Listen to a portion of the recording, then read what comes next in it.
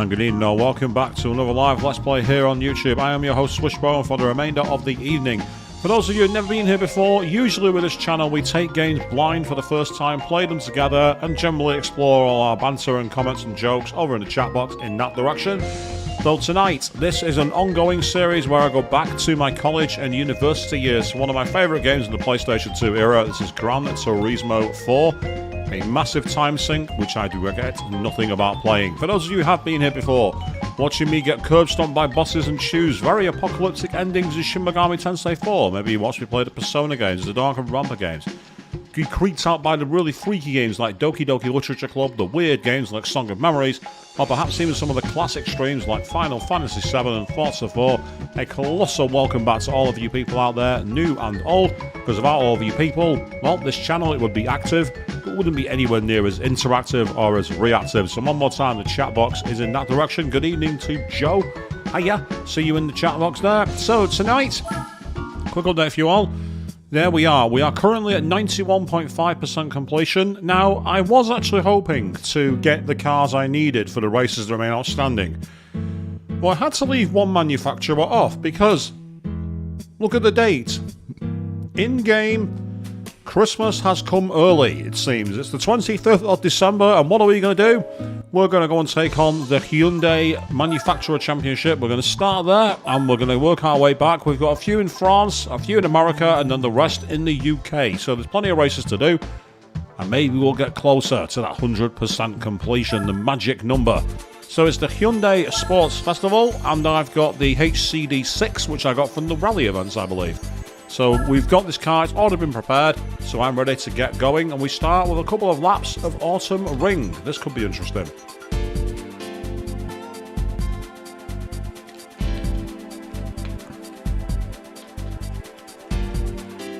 I'll just take a quick drink, and then we will go.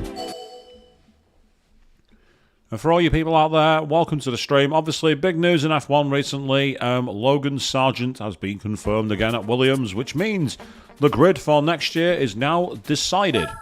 So that's in the world of motorsport in F1. The question is, who's going to remain there for the entire season? We saw that with Nick de Vries, didn't we? So just because you've got a contract does not mean you're going to be on the grid. So yes, this rather funky little car we've got with the metallic pearlescent paint job. And yes, we're going back into my in-car camera, because of course we are. Oh, well, the brakes on this thing don't work very well. Still, the karting line was fast enough to get us into the lead.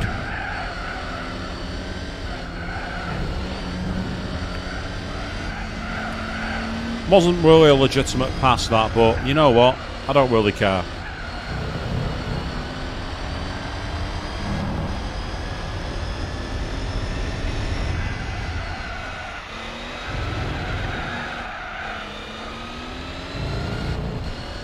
Yeah, so this circuit, not one of my favourites from the original Gran Turismo game, and I've always thought it was like an attempt at kind of trying to do Suzuka with the figure of 8 over and under configuration, but it's just not as interesting as Suzuka. Doesn't quite have the challenge or the flow. But it's not a bad circuit, it's just not a very good one.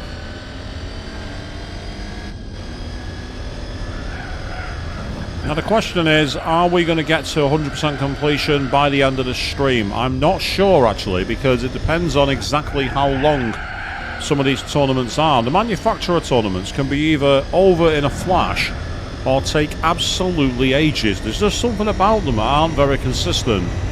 Although you can tell one thing already, I am miles faster than the field. This car is very much OP compared to theirs. And that's okay, because we go burr. So what have you all been up to in the interim, new people out there on the internet? Get your comments in the chat box and I'll be able to cycle through them as best as I can. Otherwise, sit back, relax, get a soda, and take it nice and smooth.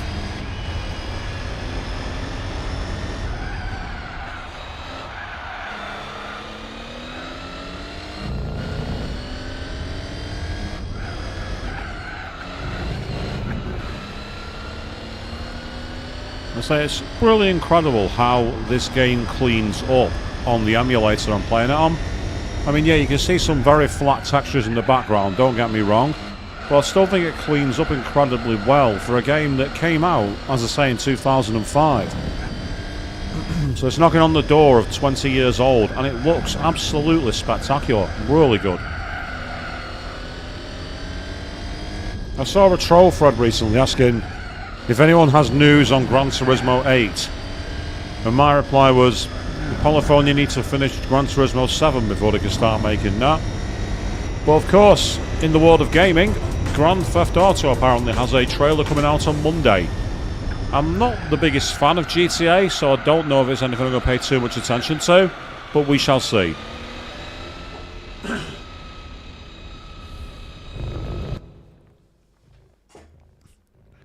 So looking at the field there, I'm the only one in the HCD6. Everybody else is in the Trurion or something like that. So we have a very default opposition to go up against. In terms of the tournaments that are due for tonight, obviously I've got here in Korea the Hyundai tournament. I've got 2 tournaments to do in France under the Renault mark. I also have the one for Chrysler and one for Shelby. And then we're going British to end the stream. We have one in Lotus, one in MG, one in Triumph, one for Mini, and one for Aston Martin. So we've got quite a variety of marquees that we're going to be exploring tonight. So we carry on, and we're going to Hong Kong. This car could look great in the streets of Hong Kong, actually, with the pearlescent paint job under lights. It could be a really nice thing to observe.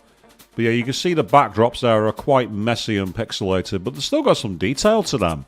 So it's kind of cool in many ways. And this is another track where there is a load of manufacturers and brands that have got essentially advertising hoardings in the back.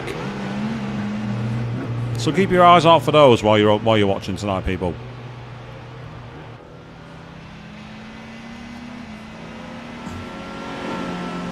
Oh, look at the flat texture of that audience. Then did you see them in the stand? In the grandstand? They were literally as flat as a cardboard. They were the flattest thing in the world.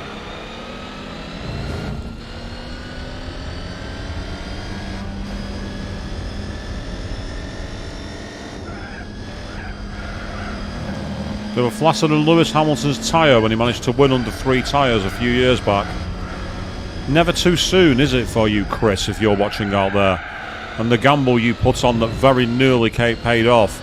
5 seconds, and Verstappen's victory would have paid a friend of mine a lot of money.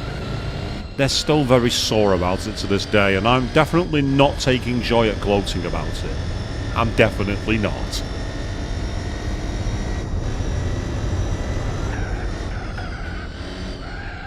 Seriously, it would have been the call of the century, and it would have been absolutely amazing. So, as I say, one of the things, if you're going to do a flutter, don't do it very often, because that's where bad habits form. In fact, I can't remember the last time I put a bet on, actually. I think it was years ago last time I put a bet on. To be honest, I've seen the destruction it causes to people's lives, so I'm not exactly a big fan of gambling. That's why I don't like playing any games that involve gacha. I recently started playing Shin Megami Tensei DX2 Liberation Army again. And the amount of times I'm being told to buy gems to pull for demons is getting on my nerves. I'm like, I just want to play the game, leave me alone. Stop trying to make me spend money on stuff that's not real. All it takes is your phone to crash or your account to get corrupted, and real money has literally gone down the drain.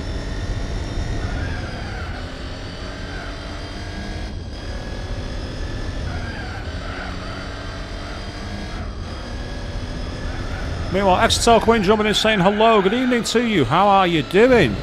I'll say I was hoping at some point to go down to Birmingham for the MCM, but when I ran the numbers and the way things are, I'm glad that I didn't go. It's just too expensive at the moment, plus with the recent turn in the weather here in the UK, I don't trust I'll be able to get home. I think it's better to stay where I am right now. But how are you doing?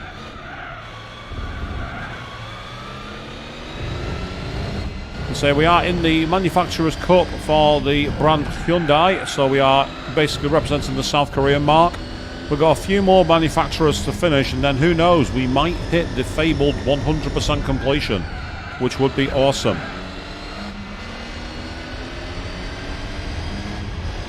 But yeah, this has been a bit of a pasting. Ah, Clash with Hataracon, that makes sense. I was Hataracon. Unless we've already had this conversation, which if we have, I apologise. Oh, you're going MegaCon London in January. That's awesome. That's fantastic. That's so cool. Is that down at the, what's it called? Is that the Axel, again, near the airport? Or is it being held somewhere else?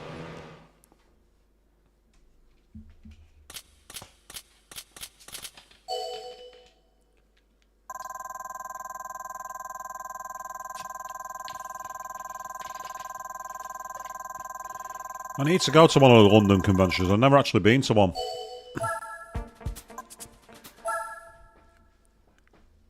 Yeah, out of the Excel Centre. To say, I bet that's an interesting ride on the DLR to get there. Everyone like cosplaying in armour and God knows what else. It could be quite an experience, I imagine. It's funny enough going around Newcastle on the weekend at SunnyCon. That's always amusing. I was walking around in 2019 at SunnyCon, Newcastle, and I was doing Leon Gangster, you know, with the trophy hat and the suit and the scarf. I had a load of builders thinking I was Michael Jackson. I'm walking past them and they're all going, hee hee.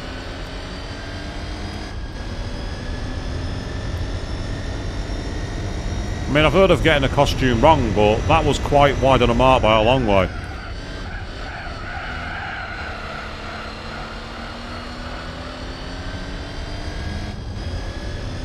Oh, that's fantastic news. You plan on hosting a Vocaloid panel. Oh, that's really, really cool.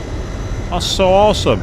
Would that include performances, or would it just be like doing an actual panel talking about it and the impact it's had on music? I say, I wish I'd seen the footage when I was on Japanese TV in 2014.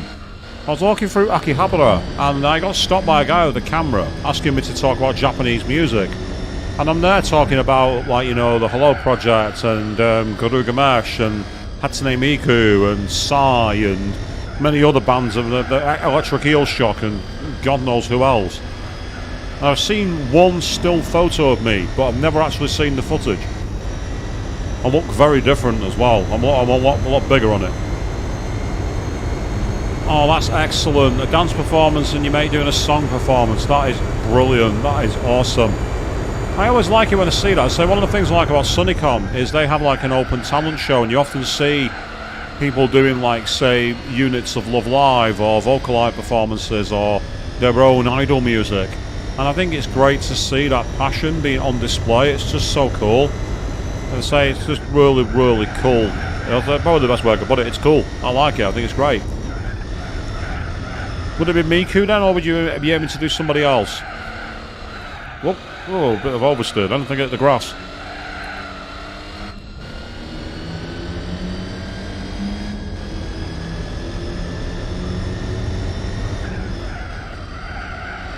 But, I mean, speaking of, like, you know, everything to do with performances and all that, I found out PS Plus Premium has Dead or Alive 5 included. There's just one problem. Online doesn't work. Can't play online with anybody. I keep getting notifications trying to join a match. It doesn't work. It's a shame. I'd like to play some Dead or Alive with somebody. Excellent. Yeah. Miku's always a good choice. Miku's always an excellent choice to do. I think it's because, say, the character's design is just so appealing and so diverse. And again, the songs are hilarious. I saw a, what was it called? The channel Honest Game Trailers did one for the game Danganronpa. And at one point they were like, what's next? Hatsune Miku? Oh god, please don't make me play Hatsune Miku. And we're all like, oh yeah, you gotta play Hatsune Miku. I say, I'd love to access it. The problem is I've not been able to get the online working. That's the issue. When I've been on, I've tried playing it, and I've had online things, and the servers just haven't connected. I don't know if it's because they've gone all in on DOA 6. Because DOA 5 got included with PlayStation Plus Extra. It was on there as a demo only for about a year and a half, and I always thought it was pointless.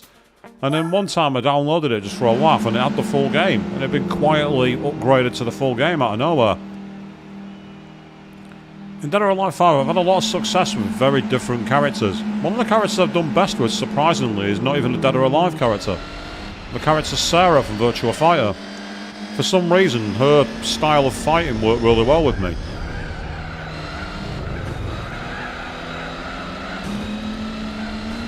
Oh, get out of my way! Move! Get out of the way! Ah, right, okay, I might try it then. If you tried it and it did get working, I'll have to see if I can get it working again. If so, that'd be awesome. I'd love to play some Dead or Alive. I'm not very good at it, mind. I'm pretty rubbish. I'm one of those people who, like, hits an amazing combo and then can't do any moves or block anything for the next half an hour. It's like I hit a peak of talent and then go deep into the doldrums for the rest of the evening. Anyone who's played me at tournament fighters and arcades will know about that. Shout out to Gamelin, who was kicking my ass at Street Fighter 2 the other month.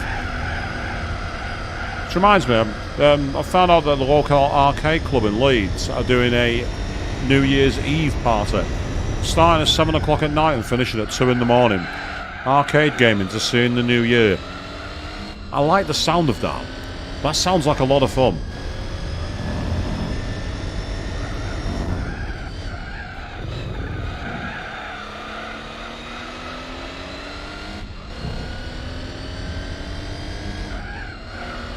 Yes, we are going long tonight. We're going to try and finish the game, so it might be a longer stream than usual.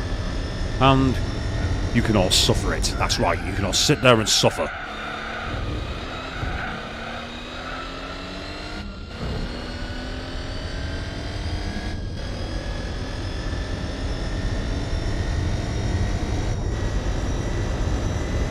So, Exetel, I know this is probably a dumb question, but is Kasumi still your favourite character in Dead or Alive 5, or do you play as another character?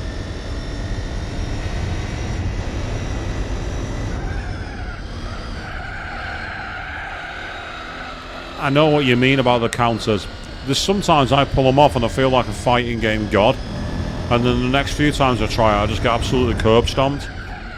It's like even the guarding I'm not very good at. Timing my guarding I'm not very good. I have fun though playing it, that's the main thing.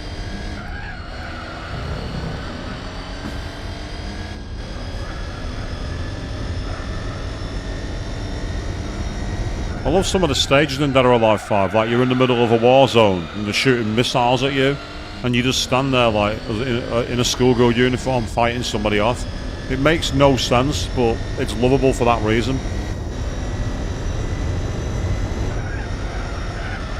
You've begun to simp over Hayabusa from Ninja Gaiden. Good choice, to be fair. He's a bit busted sometimes in the hands of the AI, I find. Ayane's always a classic, so's Kasumi. Let's say I've had like some interesting success with a variety of characters. Obviously Kasumi I've done well with. I've done well with Sarah from Virtua Fighter 5. She was a good character for me. I also surprisingly did quite well when playing as Kokoro. Meanwhile, Avian, good evening to you. So asking how goes. All goes fine for now. I has had pizza for tea tonight. And now I'm having a cola as we carry on battling through the manufacturer tournaments. How are you feeling though, Avian? That's the most important thing.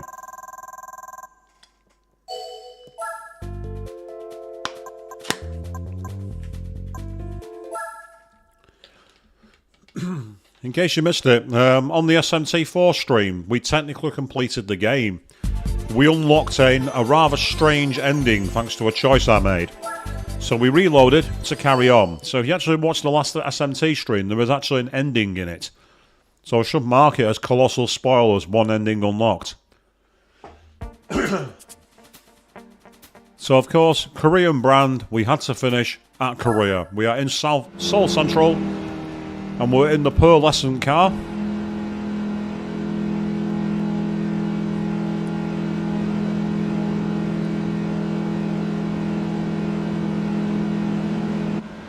That's true actually, yeah, Exetel, that the hair being out was much more Hayabusa's style, wasn't it? It was a really cool look. I think he had it in Dead or Alive 2 as well when I did the stream for that on the Dreamcast. I've got to say, it would be awesome if online DOA 2 still existed. Oh, sorry you still got a bit of a cold and it's making you feel really tired, Avian. There's nothing worse And say, just got to try and hang in there and hopefully it clears away. Are you feeling any better than you have over the last few days, though?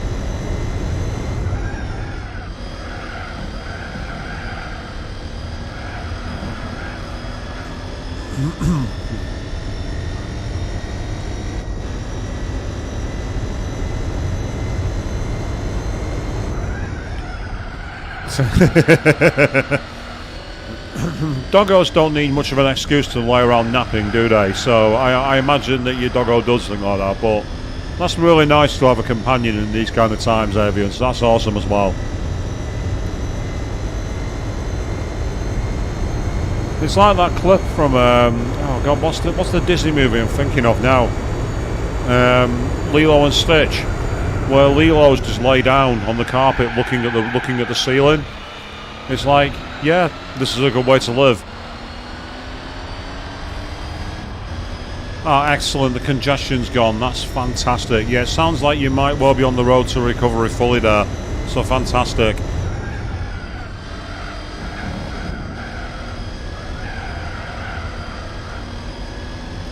Oh, well, that's cool. So the DOA 2 outfit returned in DOA 6. That's awesome. It's always nice to see a throwback costume turn up.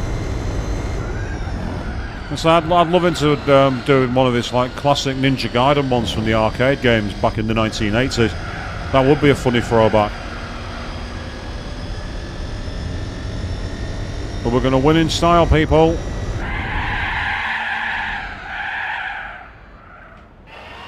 Yeah. I was going to try and donut over the line. I was going to try and do donuts, but I didn't have enough traction.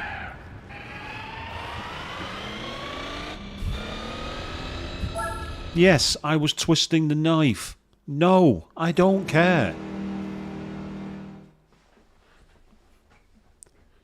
So we were at 91.5% before doing these 5 races. That's how far we were in front. So how much closer to 100% has that taken us? Well, we got a prize car, and the prize car is the Hyundai Clixo 1. What on earth is that? It looks like the kind of car that Cadillac ended up making. In fact, it looks like a Cadillac crossed with a Nissan 350Z. What a strange car. That's not what I expected as a prize car. So the Hyundai Festival has come to an end. So we need to go into Europe because we have two races in Renault. 92.3% that goes. So now we are going to take on the Renault. We've got 2 tournaments. We have the Megane tournament, and then we have the what's the other one? The Clio 16 valve. We have the Clio Cup as well to do. In terms of the next game we're going to be playing, Avian, well, I've got a few choices for this one, and I've got to decide what I'm going to do. There is one game that's coming to PlayStation Plus Essential next month, and it's a game I normally would not touch with a barge pole. Except, I understand there's free DLC for it that might make it a funny one-off stream. The game in question is called Power Wash Simulator, where you literally are power washing things. This sounds like a total shitpost, and I agree it is. But the thing is, the game was published by Square Enix, and one of the free DLC packs, apparently, is a Final Fantasy VII map. So purely for shits and giggles, I might do that as a one-off stream, just taking the piss, having fun cleaning Midgar streets, quite literally, and doing all kinds of power wash art and sharing some fire about Final Fantasy. So that might be something I do as a stream as the next one. It could be quite amusing. Meanwhile, good evening, Archie Jad. Just seen you come in. It's Merry Early Christmas because, yes, believe it or not, the game's in-game calendar went past Christmas Day. So you're naturally not wrong. Yes, so now you know the context for that a little bit, hopefully, Marister Jack. Next month's PlayStation Plus Essentials lists. Not the best choices of games, to say the least, but it could just be fun. Oh, Exetel, I really don't want to read that one out. That's making me think of something totally different. Cloud power washing, yes. I'm going to leave that right where it is. I'm going to leave that right where it is. My brain's in the gutter on that one, people. It's my fault, not yours.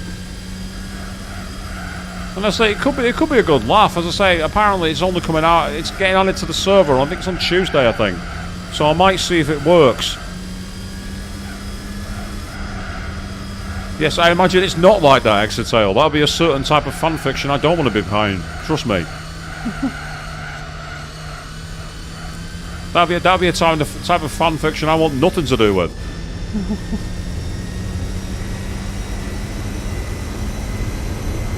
You can tell I've been on fanfiction.net since 2001 or so, can't you, people? Oh yes, I've seen the horror stories of that site, believe me. I've seen the worst of humanity on that website. I'm sure Queen can relate to my pain on that one, actually. As can probably anybody else who's around here, to be honest. Yes, fanfiction.net. It sometimes has some good stories, but there's a rabbit hole of stuff you don't want to touch. Oh no, Avian. Stop mentioning fan art. If you're not careful, I'm going to start mentioning another type of fan art. You don't want to try derailing my stream, Avian. It will end badly for you.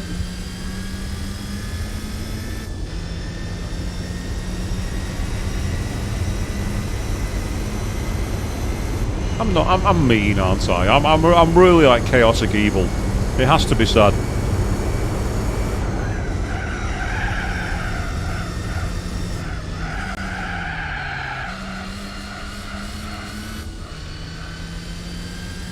Well, this has been a bit of a steamroller, but that's okay, because if we can steamroll these championships, we can finish the game. And we're on for, looking like we're going to be on for quite some time tonight, depending on the length of these tournaments. Some of them could be quite short, others could take a real long time. It's one of the joys of the manufacturer tournaments on these games. It's also annoyingly inconsistent. There's some cars that don't have any events at all, and yet there's cars that have events that shouldn't.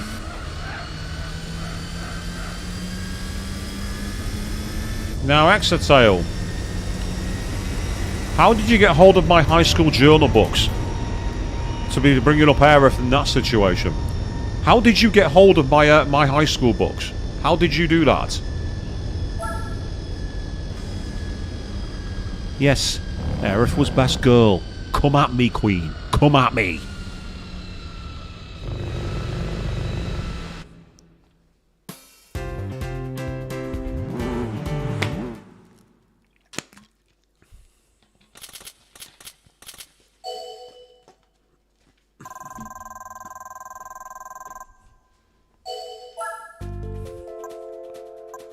Yep, next race in the championship.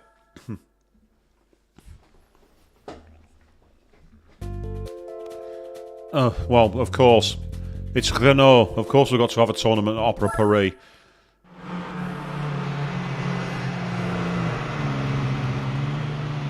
Oh, wow. My car's not pissing about here, is it? Look at that one. B-Spec Bob is saying, get out of my way. B-Spec Bob is not standing for any shit here. B-Spec Bob is attacking.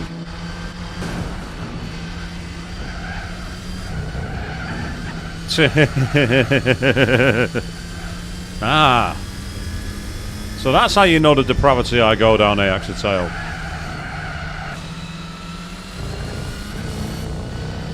Yeah, Yuffie's brilliant, actually, Avian. In the new Final Fantasy VII Remake, there was actually DLC where you played as Yuffie for 2 chapters, and it introduced her, so that's worth checking out. I could always do a recording of that as a long play, because I've actually done it. I actually played through the game. Or I could play through it again on hard and do that as a potential stream. Ooh, that might be an idea, actually, for January, because the next game comes out on 29th of February. Yes. That might be an idea, actually. I might do that. I might return to Final Fantasy VII Remake and do the Yuffie DLC.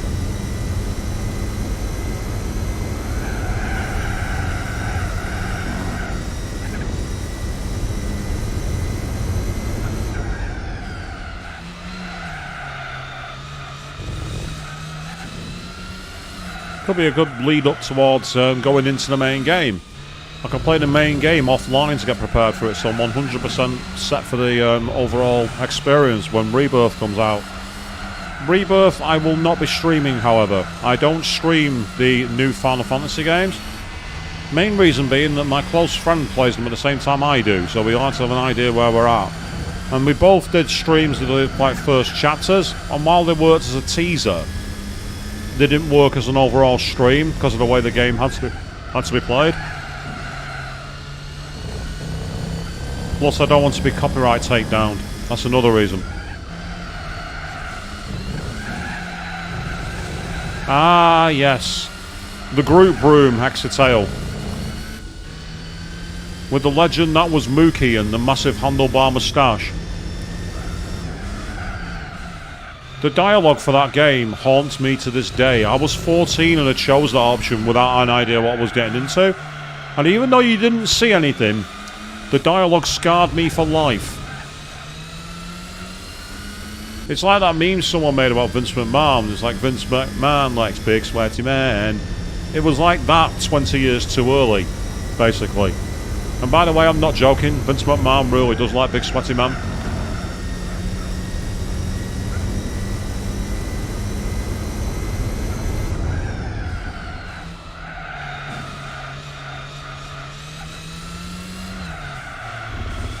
That's the one indeed, Avian. Yes, the bath scene. Mookie's handlebar moustache is the only thing that's good in it. That is a moustache I am jealous of. I will freely admit that.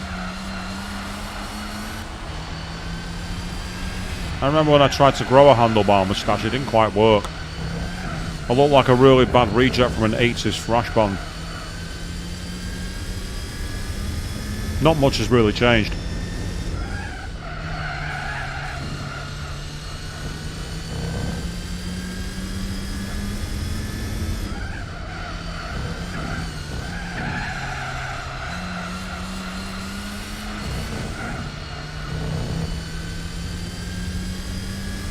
Well, this race has been an absolute curb stomp, hasn't it? It did not come close to me in this. My Megane is way more overpowered compared to theirs.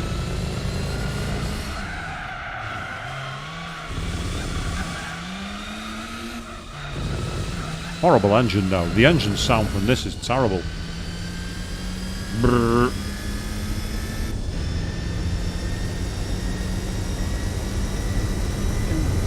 Avian, I don't know what's put that in your head. Should I be concerned? Why are you visualising that of all things? Are you okay? What evil have you done to be cursed by that image in your brain? And no, I'm not doing it. Don't even try. It's not going to happen. I wouldn't look cute enough.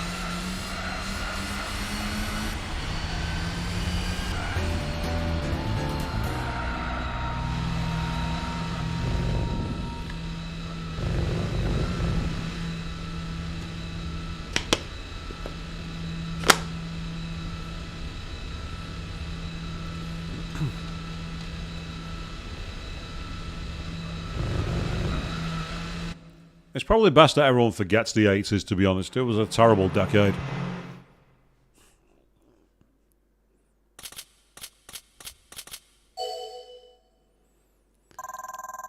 I mean, Exatale, if that was a stream that you really were interested in, it could be done, but it would be basically like trolling the worst things that can be found on godawfulfanfiction.net.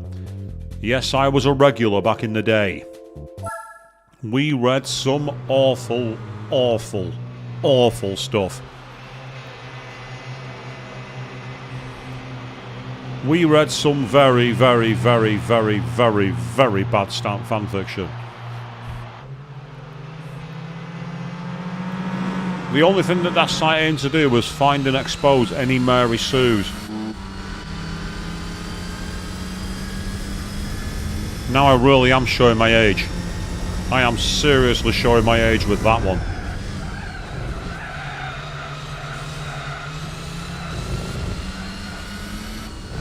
Well, that really would be a hell stream. Didn't read that one, but I've heard all about it. I once read one where I didn't have any context for it, which was one called Hermione and the Pizza Boy. I still don't understand what that story was based on. All I know is that when I read it, I thought, this is actually quite nasty. What was the writer thinking?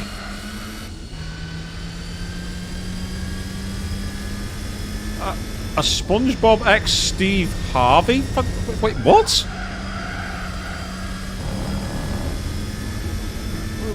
How did you take that hard turn, Exeter? What took you down that avenue? How did you even find it?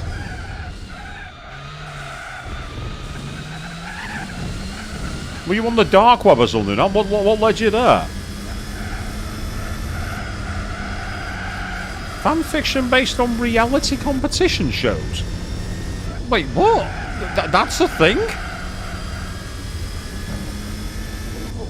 I mean, not to yuck someone's yum, but I don't get that. Isn't reality TV mostly fake anyway, from what I understand?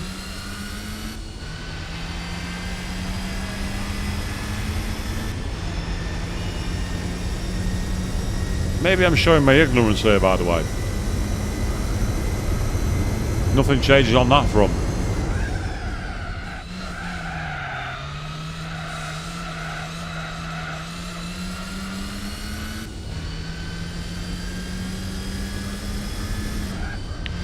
Yes, the old mistaken identity and you regretted what you found. It's easily done. Very, very easily done. You sometimes do that with anime and manga. That can be a terrible, terrible one for getting a nasty surprise. Like when I bought Urotsuki Doji, Legend of the Overfiend. I was 13 years old. That took a major part of my childhood that I never got back, that film. To call it a film is probably a disservice to cinema media, to be honest. It was the most thinly veiled tentacle porn movie I've ever seen in my life. It is on YouTube. I don't recommend you go looking for it. If you do, the consequences are not on my head.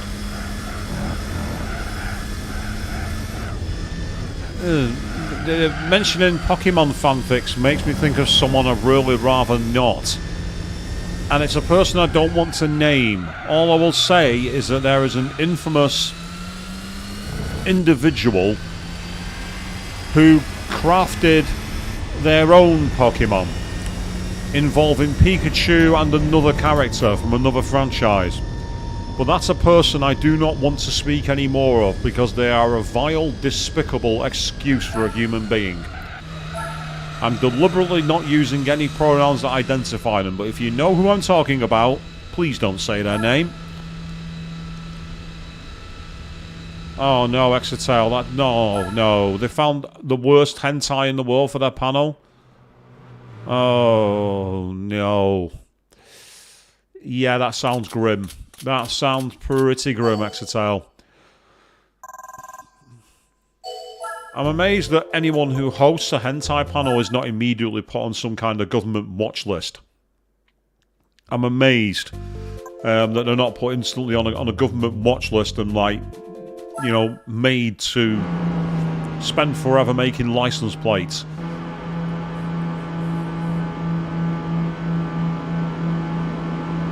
Ah, well, fair enough, Avian. If you've watched a documentary on them, fingers crossed that it didn't disturb you too much, because they are despicable. That's all I'm going to say. Yes, disturbing is probably an understatement for that one, Avian. Very much so.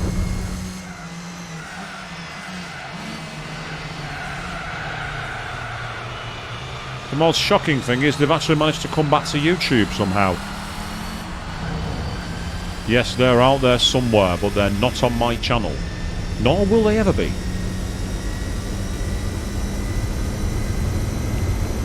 It's become a recent thing, actually, that, surprisingly. YouTube documentaries about famous YouTubers.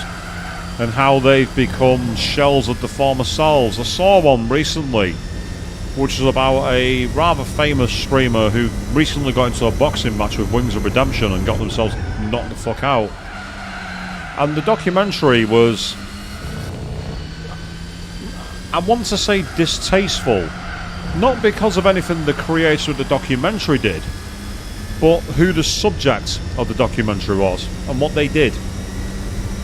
It was an advertisement for being a sad, pathetic individual who takes no responsibility for their actions. And being surprisingly dangerous as well.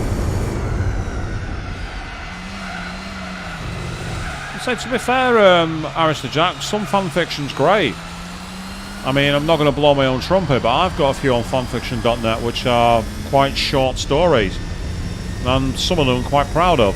Others are more cringy edgelord worthy, I want to be honest.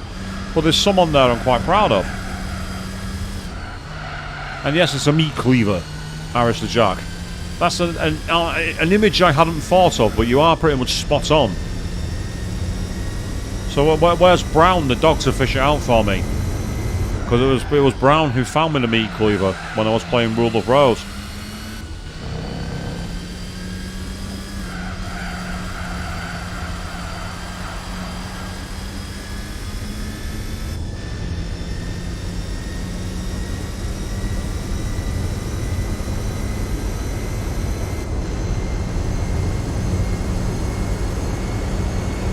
Yep, this is going to be a walkover, this tournament, people.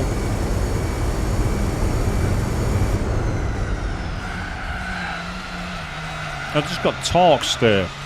Very annoying feature of front-wheel drive cars, where they turn automatically with the force going through the front wheels. Interesting name for a YouTube channel, that Avian. Considering most people use that particular type of name as a negative, it's a good way of embracing hate, I suppose. Now I think about it, though.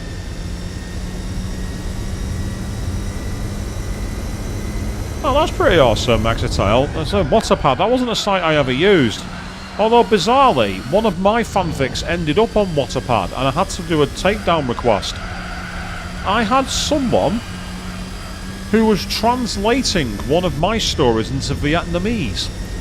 And I thought this was pretty awesome. I can't remember how the hell I found it, and I was like, well, that's awesome. A totally new audience I didn't even know existed were going to get access to my work. But then I ran it through a translation software, and I realised it added a load of scenes which were nothing like my writing style and were in tones I did not approve of. So I bizarrely had to do a takedown request of a story that was cloning my story, which was based on an intellectual property I didn't own. And amazingly it worked.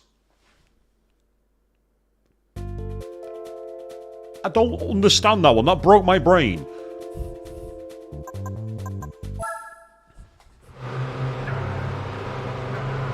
So that's pretty cool, have you? You say you used to write it yourself. No, it's pretty cool to do. It's still a nice way to get some writing out there. It's an easy thing to do. It is a bit Wild West because obviously you could put anything up there. Hence why the likes of My Immortal existed. Thank you for that one, Exitail. And the likes of Hermione and the Pizza Boy and many more. But for most people who took it relatively seriously, the stories were actually good fun to read. Like, I wrote one of all things on Need for Speed. I've got a one-chapter, one-shot story based on one of the games from Need for Speed.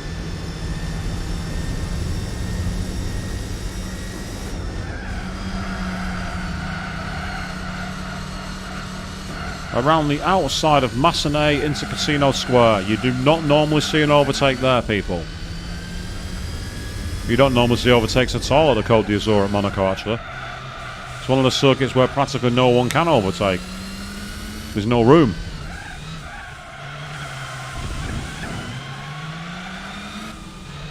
Through the Fairmont Hotel into Portier 1, understeer wide because I'm in a front-wheel drive car, and that's all they know how to do, understeer. I understand that, Avian. I don't really know that franchise. I've got no desire to know it. My family are massive nerds for it. I'm just like, meh, wasn't my thing, sorry.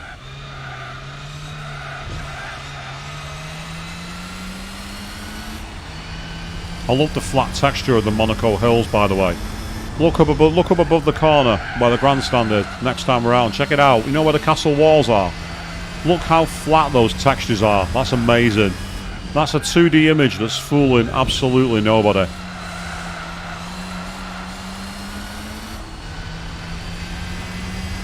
And then around the Sportscars Cafe, a very expensive place to watch the Grand Prix from,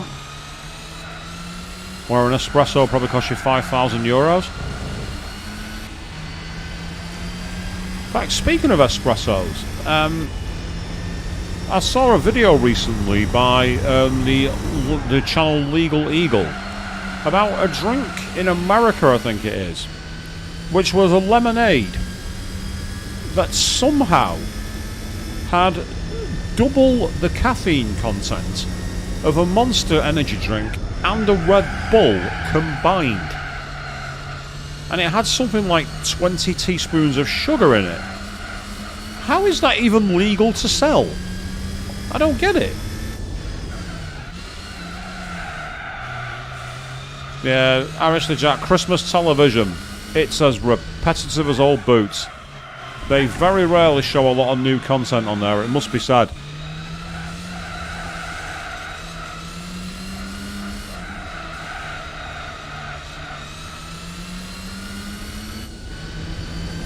To be fair, it will never turn me off coffee either, Avian. To be fair, I had a soda tonight rather than a coffee. It won't turn me off it, but the amount of caffeine in that was just obscene. And apparently people were having like 2 or 3 drinks of it. I'm amazed that people didn't like immediately go into cardiac arrest. With or without a condition. I'm looking at it, I'm like, that's the most irresponsible drink I've ever seen.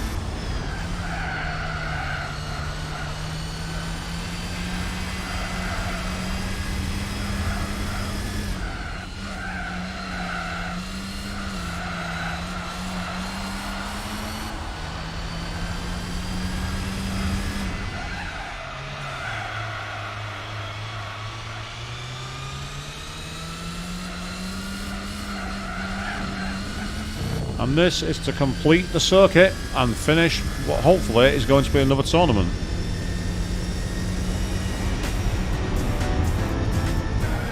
Or is it? I don't know. Yes.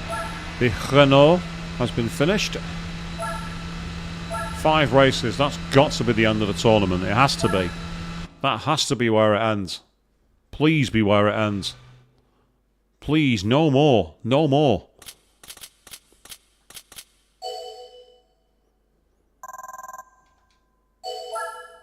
Yes, it's the end of the tournament. 35,000 credits. Thank you very much. And so now we'll find out what our prize car is going to be. Probably some kind of Renault Megane touring car, I'm guessing.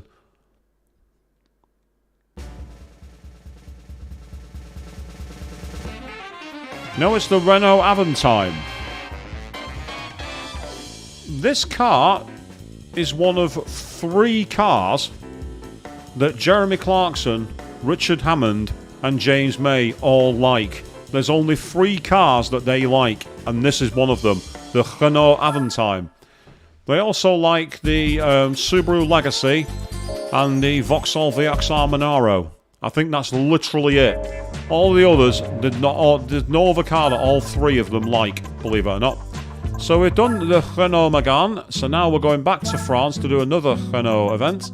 We will be doing the Clio Renault Sport. So I've got the V6 one. And this car, for those of you who played racing games in this era, every game tried to make this its poster child. And I never understood why, because it was not very good, to say the least. It just wasn't very good. But we're at 93.3%, we passed the new year, and we are heading on our way to carry on the manufacturer tournament. That's a great way to thumb the nose at it there, Avian. Trying to turn you off cover, go straight for the coffee. Awesome. Right, okay, it's another tournament. Small chassis, but packed with extremes. Yes, extreme sluggishness. It's a very strange car to drive, this, from memory. But I've not drove it in a while, so we'll see how we go. Ooh, we're starting with Suzuka. 3 laps of the full circuit. Wow, okay.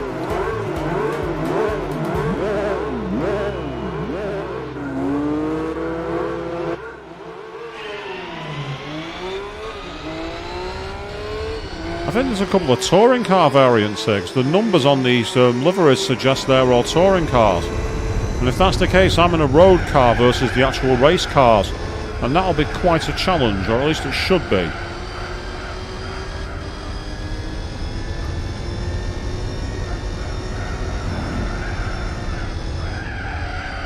See, the car has a very strange design to it. It has a mid-engine rear-wheel drive layout, but the pitch of the car seems very sensitive, and it likes to hang its tail out more than most cars of this ilk. Now, to be fair, it's handling relatively okay thus far. It's getting a bit slidey though, so I've got to be careful with this. Let's look around the degners here, because it's very easy to get stuck in the sand. We don't want that.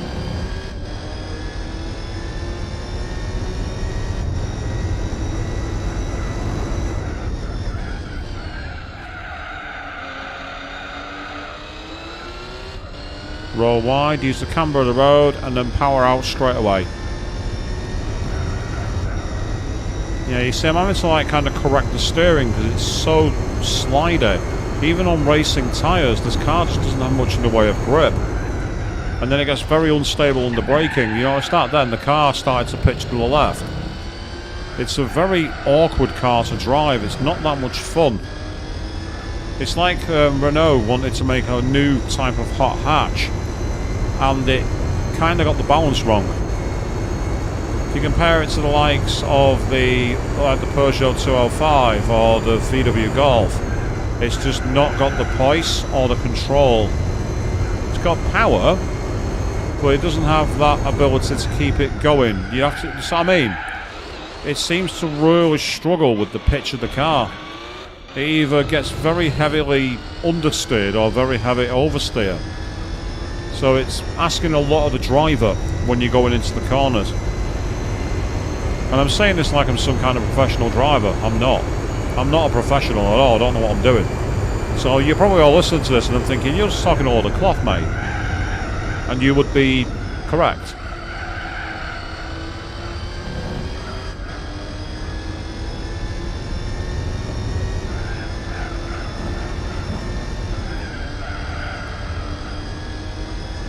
Though this is the circuit that at the time a lot of players did not like doing. They thought it was way too technical. And the reason for that is, it is very technical. It's one of the most demanding circuits in the world, Suzuka. For those of you who've seen the likes of Formula 1 races, the World Endurance races, DTM, they all struggle at this circuit in times because it's such a tight, old-fashioned, narrow track. So if you get it wrong, you get it wrong in big style.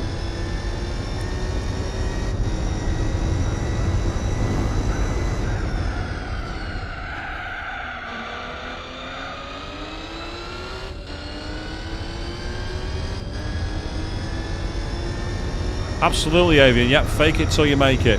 That's the way to do it. It's how I managed to remain employed all these years.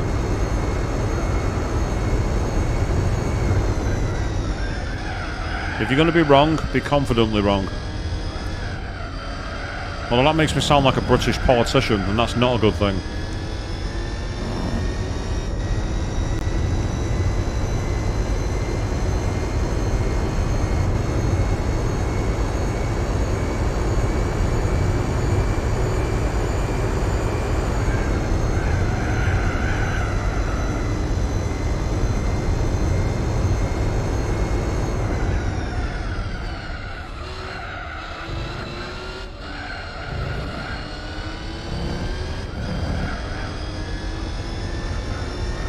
Hug the inside here, it's the shortest line distance. And that's a much faster lap.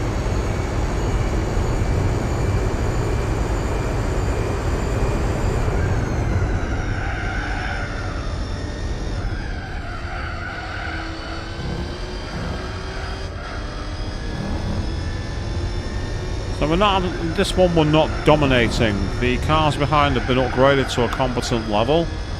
They're still much easier to beat than they should be, but there's evidently a lot more power in these cars that's keeping them going. Yep, works for me, Avian. Sounds like the perfect strategy, that. Choose the common sense answer, make sure it fits, go with confidence, get the support you need. Absolutely. And when all goes wrong, blame someone else.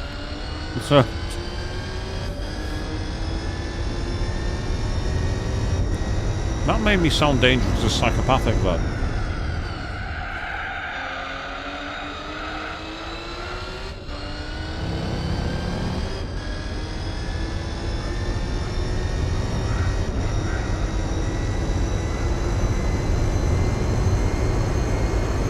Into the final lap. We've just got to go around Spoon, 130R, and then the Casio Triangle. Yep, they're the names of the corners. So this is Spoon Curve, and we go down the hill to 130R, and after that it's the chicane known as the Casio Triangle, and we will be out of Suzuka and onto the next circuit. You see that the tyres have taken a pounding. The rear tyres are already yellow on this car. That's what I mean about, you know, being very slidey and very unpredictable. It takes a lot out of the tyres. So it was brazen for Renault to make a mid-engined rear-wheel drive hot hatch car, but it's just not worked. Or at least in my opinion it hasn't worked.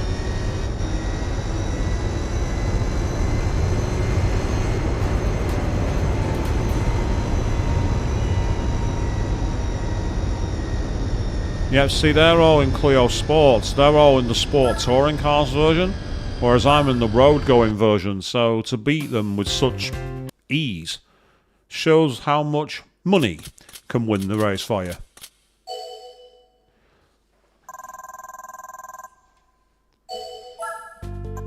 So on to the next tournament here.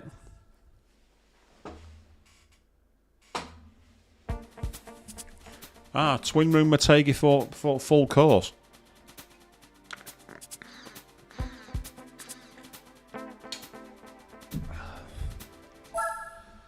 So then.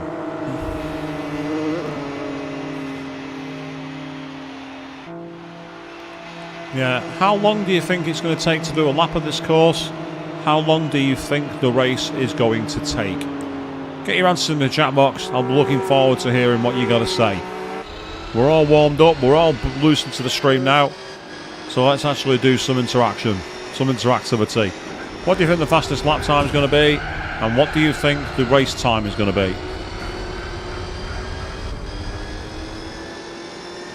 Bear in mind this is quite a long course, so you'll be looking to get some decent lengths in your guesses here. Oh, that's not good. That might have just cost me the race. I mean, we'll see, but that's not a good start. This might be one of those races I'll have to redo after the championship's over, because I need to win every race. This isn't just me trying to be like an Ayrton Senna wannabe, where second is first of the losers or anything like that. I need to win. If I want to try and get to 100%, I have to win the race. 1 minute 33, that's an interesting guess, but we've got 4 laps to get there, and also if I stay on the island, we might be closer than we think we are.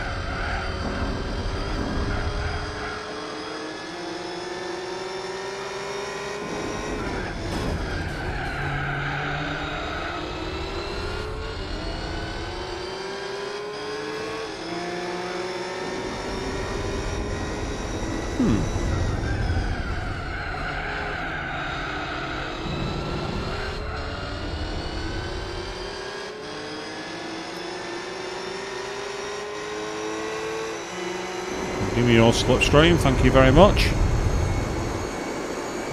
Right, just after the 100 metre board. That's an overtake. Downhill into the braking zone. I think it's going to be more like, personally, I think it's going to be more like 8 minutes 15 seconds for a race.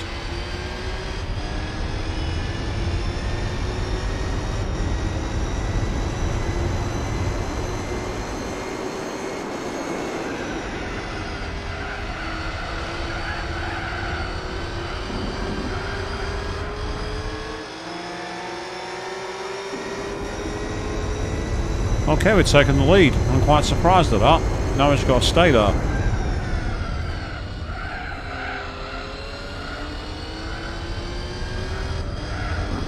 I think their cars are better under braking than mine, but mine seems to be better out on the straightaways. On a circuit like this, which has got a lot of long straights, my car's quite well suited. So, thus far, we're in a decent position. It's not too bad. And it might be hard to believe, but we're already an hour into the stream. It doesn't feel like it, but that's fantastic news.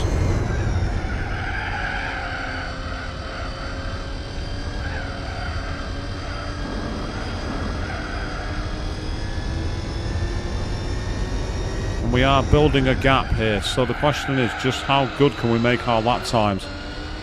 I really don't think we're going to find 40 seconds a lap, so I think 1:33 is a bit ambitious. But we might find 10 or 13 seconds, so somewhere between 1:55 and 2:10.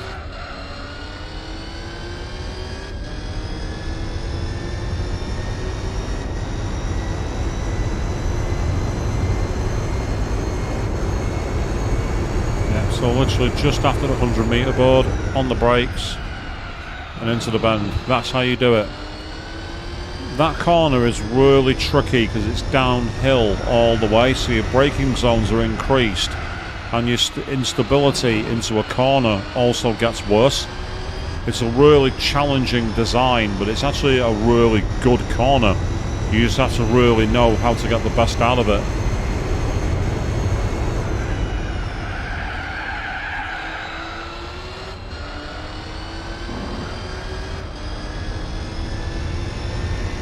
So now we're getting forward. We're making good on our promises.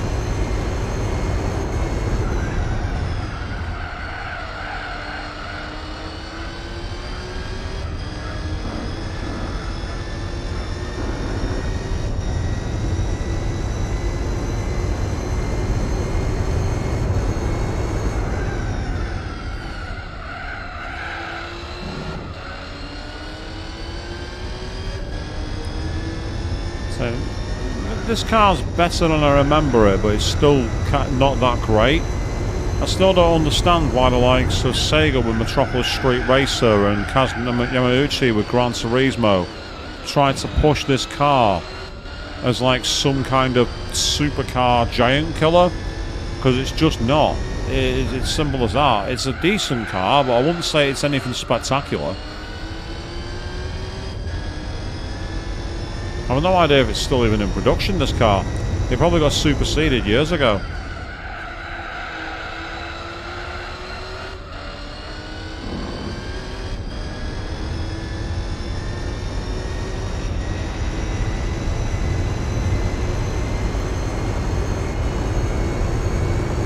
.150 and on the brakes.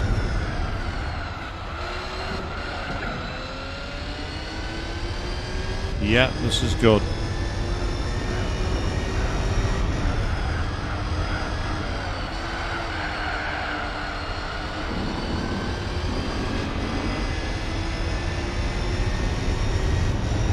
So we did briefly go off the circuit, but we still set a good time. So we are on board to potentially finish in just shy of 8 minutes.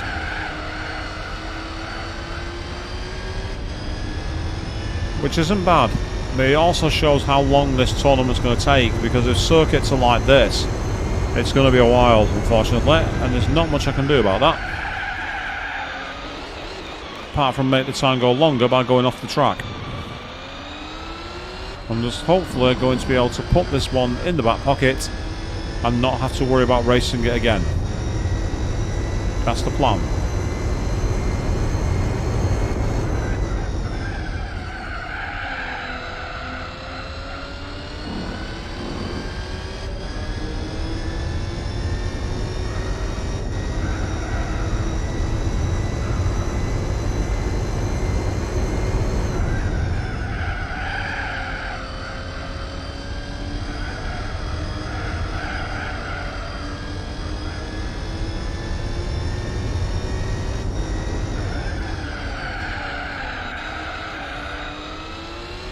Was a bit wide, but it's okay, we made it work.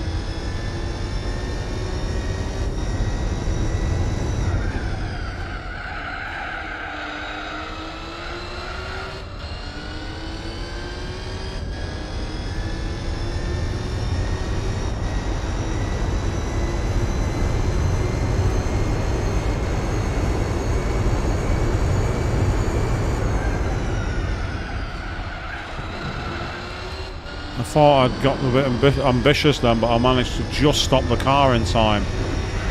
I'm quite surprised that I didn't go off the circuit then.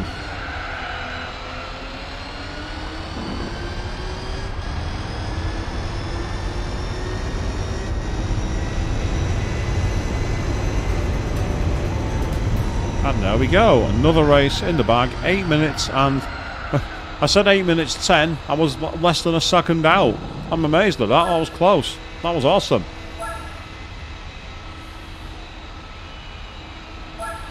So the road car is dominating the track cars, which is a bit of an embarrassment for Renault. They will be very disappointed that their Clio sport cars are being dominated by the road car, which should have more weight and less power.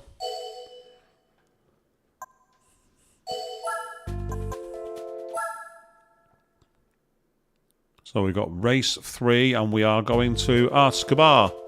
And now we've got 7 laps. This could get quite intense actually in this car. But we're going to go for it and we're going to start from the back.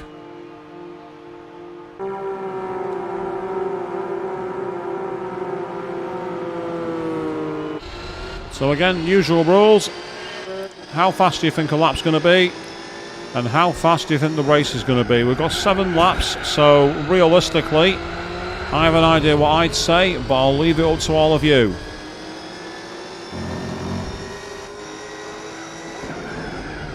Oh, that wasn't very cricket of me. Yeah, no worries.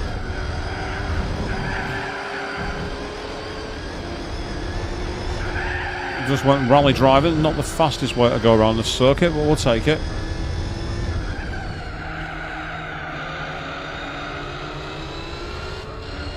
Ah, well, coffee's important, get it made. I hope you guys feeling better soon, it's not cool. Headaches are nasty. Ow. Ah, no worries, I can tell. Baking. Awesome, what kind of cakes you baking?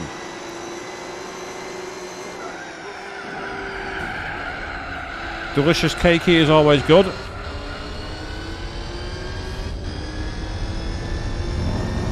I'd say, if no one guesses, it's fine, don't worry about it. It's just a little bit of fun that people can take part in if they want to. As we keep on attacking at Escobar.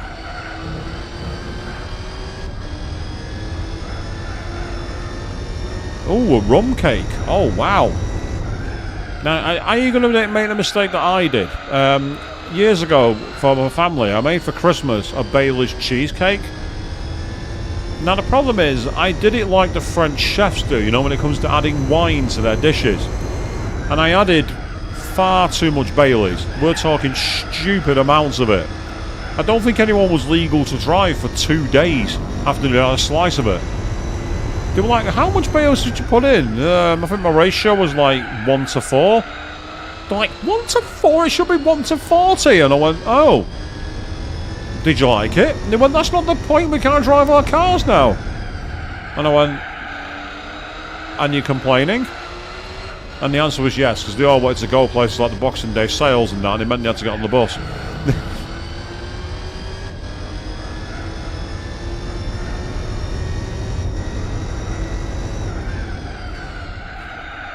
Yeah, so don't make my mistake on that one, people. If you're adding alcohol to your food, add the right amount.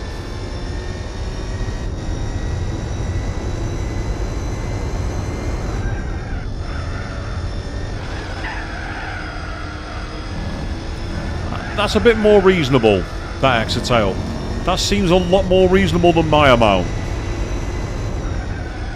Mine was like almost like the Jeremy Clarkson approach. It was like, I'm there making shame to waste the bottle, pouring it all in.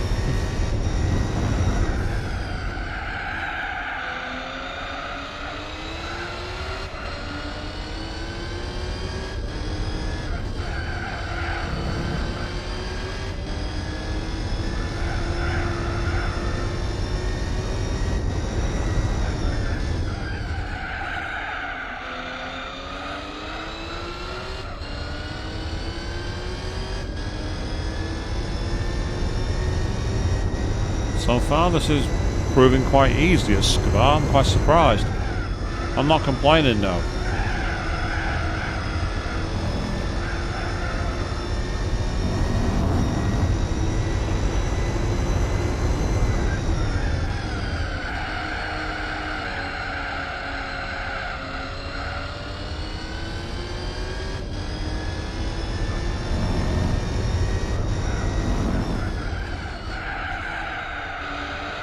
Just got to be careful we don't fall off the circuit here at any point. I don't want to give the win back to them by a mistake.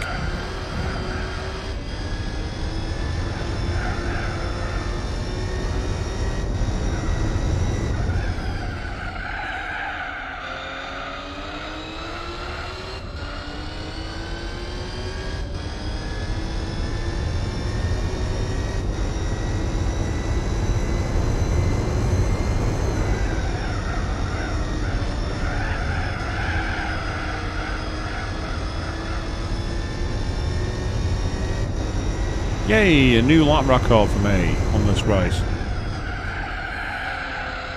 Thus far we are on to finish this in under 7 minutes. Probably around about 6.5 minutes, which would be pretty awesome.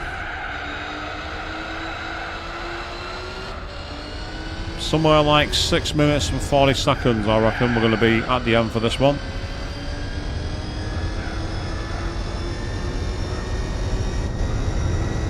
So a low-powered car, it's amusing, but it's annoying at the same time.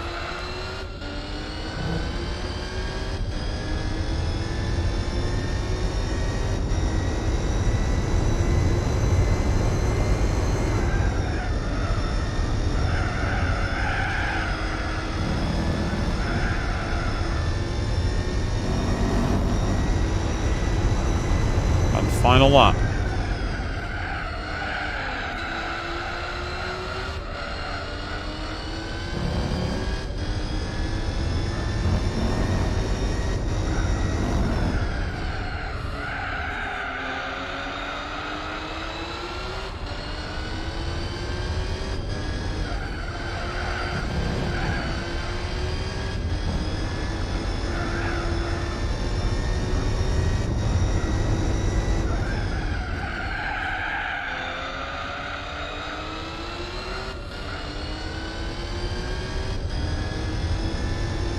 Getting closer.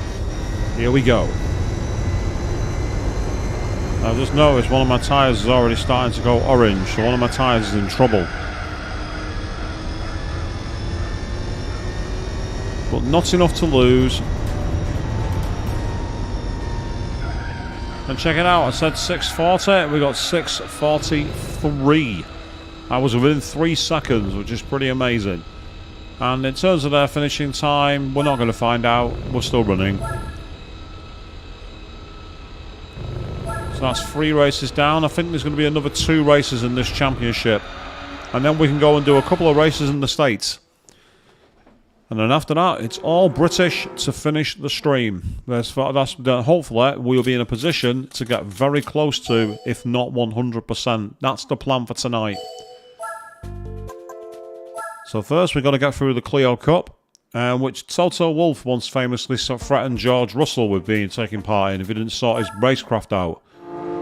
He was like, if he doesn't sort his driving, he'll be in the Clio Cup. And guess what? He never did. I'd have signed up for a guest driver if I was George Russell when I got that threat. I'd have got in contact with one of the teams and said, can you give us a guest driver for the next race? I'd have bought into the joke.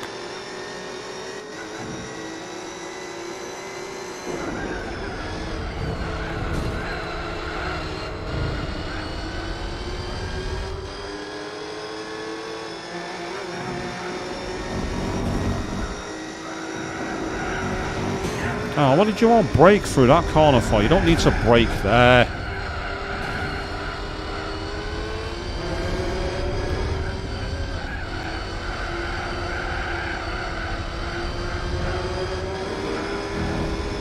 Guess I'll take you there because once again you like to brake when you don't need to.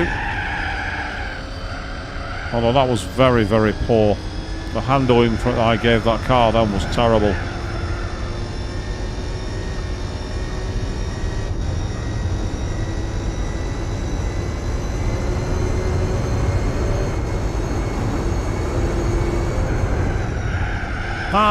welcome back, Joe. You say your connection took a break, did it? So you missed me getting through the Renault Megane tournament where we unlocked the Renault Aventime, which very few people realise is one of only 3 cars in the world, to my knowledge, that all 3 of Jeremy Clarkson, James May and Richard Hammond like, along with the Subaru Legacy and the Vauxhall VXR Monaro of all cars. There's plenty of cars where 2 of them like it, but for all 3 of them, the Renault Aventime is one of only a handful in the world. Which is strange, because when you look at that car and what it does, it's actually nothing special. But they loved it, they thought it was a great car.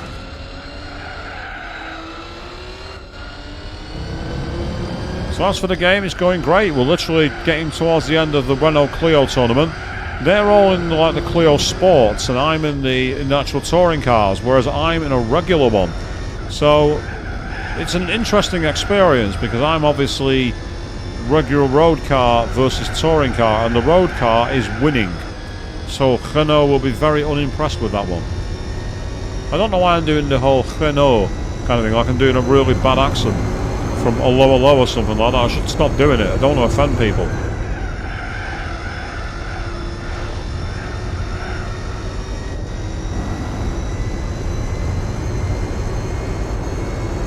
Oh, it was a huge failure. Yeah, the Aventime was a massive failure. You're not wrong. The Renault Aventime was a colossal failure in the eyes of the public. It gained almost no traction at all. Well, when I watched the Top Gear thing where they tried to make it faster, there were features of it I did actually like. I like the idea that you could push a button and all the windows would drop down. It had a very 1980s music video kind of vibe for that respect. I also like the double hinged doors, which were perfect for inside car parks. It seemed like a good mix between a regular car and an MPV, but as I say, it just was nowhere near anywhere successful.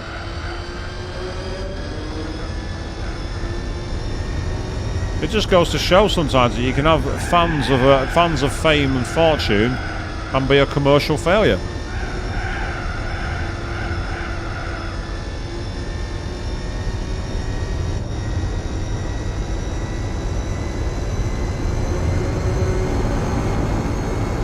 Yes, hit that rumble strip.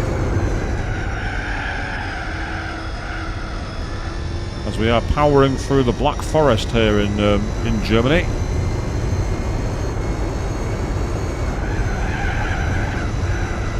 At least I think that's where this game's meant to be set. This track's meant to be set. I think in GT7 it makes no sense, but it's in Switzerland. It makes no sense for a big reason. In Switzerland, motorsport's banned. The only motorsport's been allowed there in any time recently was time trials and the Formula E. Actual track racing that we're doing now has been banned ever since. When was it? I think it was in the 80s in the F1. Dijon, I think, was the reason. Which is doubly funny because that's in France.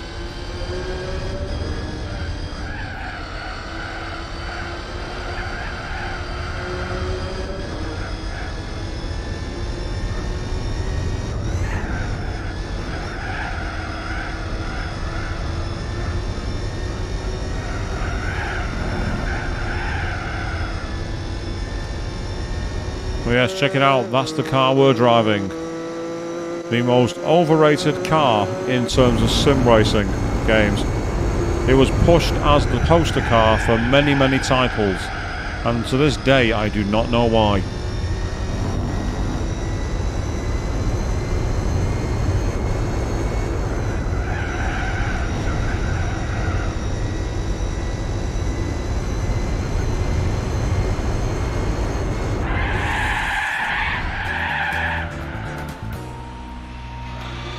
Completely needless, but I wanted to celebrate.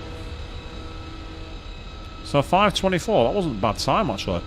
But yeah, so you can see there, I'm in the Phase 2 road car and they're in all race cars.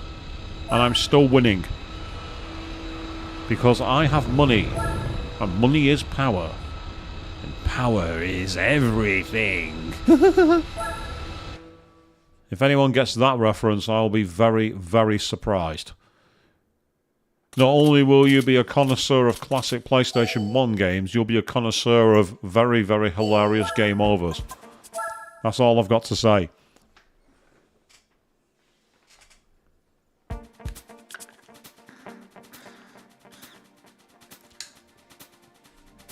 Oh, that's a surprise. We're going to El Capitan. Okay.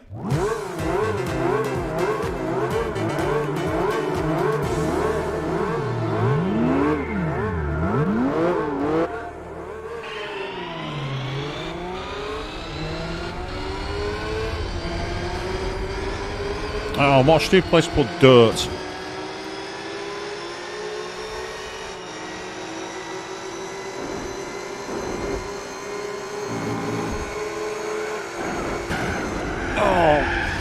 You all don't need to brake there. Yes, we are getting closer. Last time we did a race, Joe, last time we did a tournament, we were 93.3%. So I'm hoping that this is going to have got us into the 94s. As I say, after this, we've got a tournament with Chrysler, a tournament with Shelby, and then we have a tournament for Lotus, one for MG, one for Mini, one for Triumph, and one for Aston Martin. They're the only ones I can find that I don't think I've done. I did a deep dive of the game earlier to see what race I hadn't done, and they were the only ones I didn't see a trophy for. Doesn't mean that I'm going to get to 100% though, because there might be an obscure thing I've not done. So let's get through the races first. That's the main thing. Yes, this has been a bit of a tricky race in this car. It's actually not found it as easy as the other tracks, but now we've got a chance to make some smoke. Oh! Yeah, we've gone over the hills. We're far away. We've wiped out in style there, people.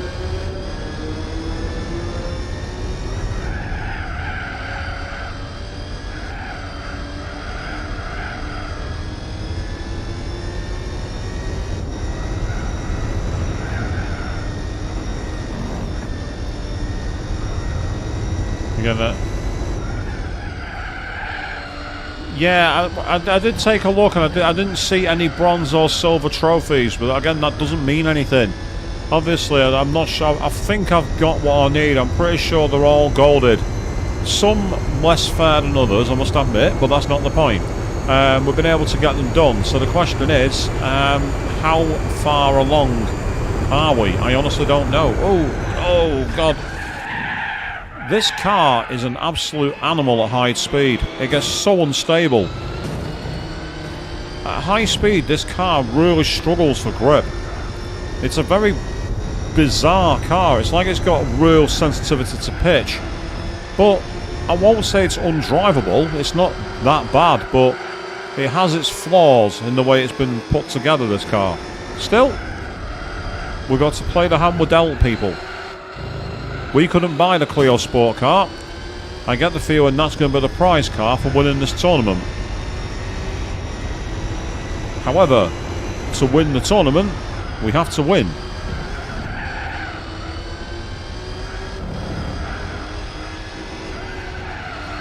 True, yep, I'm surprised the car didn't catch fire. I actually got heat on GT Planet because I was talking about how one of the upcoming Vision Gran Turismos gave me flashbacks to the Ford GT90 and how it was not a good thing. And people were like, how dare you, the Ford GT90 was a beautiful machine. And I went, it had a top speed of 40 miles an hour before it caught fire. And it handled like a cartoon. It was a terrible car.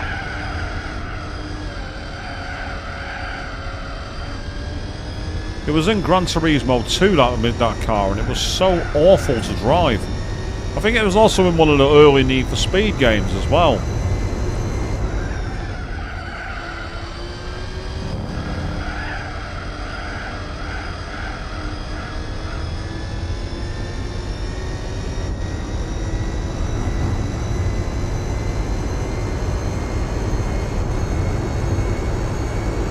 Okay, 2 laps to go. And we're in the lead by only a few seconds, so... Yeah, see, that time I tried to deliberately hang back on the braking so I could make it a bit more stable, and that worked. I'm not even sure how you got it in GT2. I think it was a prize car. I remember trying to drive it once and sat there going, this is the car of the future? It's horrible. And I went straight back to driving my FTO Limited Edition instead. Yes, the FTO Limited Edition. Gran Turismo 1's most broken car. That car was broken on Gran Turismo 1.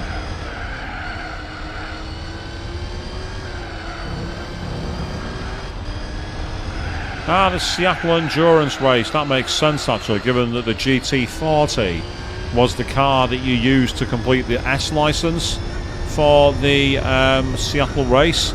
So the Seattle level, like the fourth one in S4, I think it was.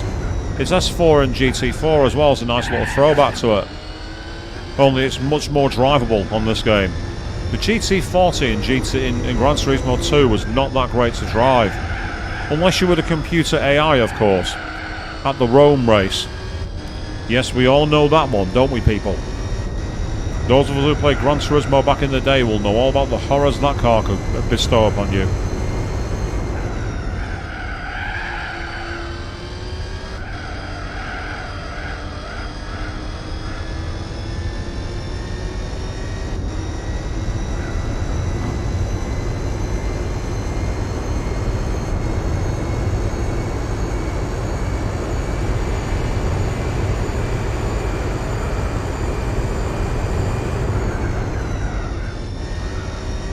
That sounds about right, actually. Yeah, the sliding. Because remember the S license being almost impossible because of it.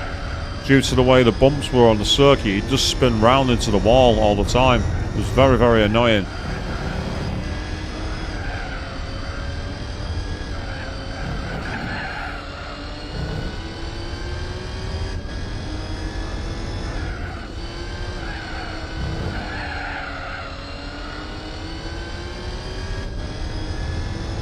Of course, I say that the Mitsubishi FTO is one of the most broken cars.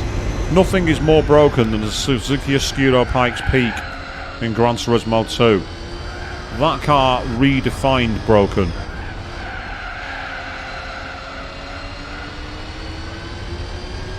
Use the Red Rock Valley trick to buy that car early and absolutely dominate. That's what I did.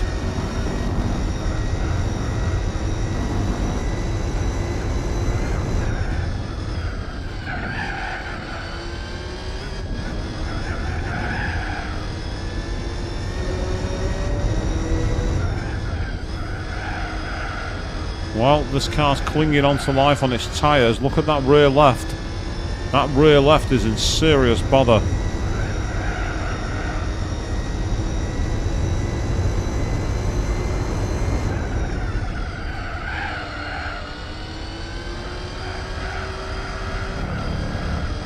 But I'm not giving up, because this looks like a victory to me.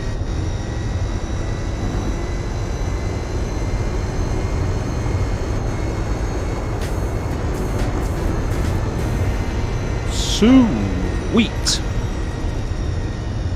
That's what I'm talking about. Finished 9.5 seconds clear. Excellent. More than 2 seconds a lap faster than the field. Welcome back, Avian. How's your coffee? I'm assuming you got yourself coffee.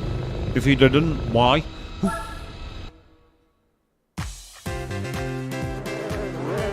Now the question is that the final race of this championship? Or do we have more to go? It's the final race. We are done.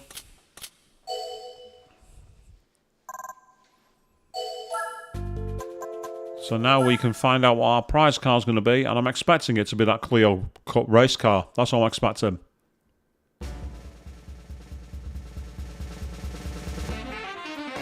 Yep, there it is. And oh, nice. We got it in my favourite colour. We got the yellow one. You see that look? It looks kind of cool. It's just not very good fun to drive. It just doesn't really work. It's a nice looking machine. It's just not a very good one.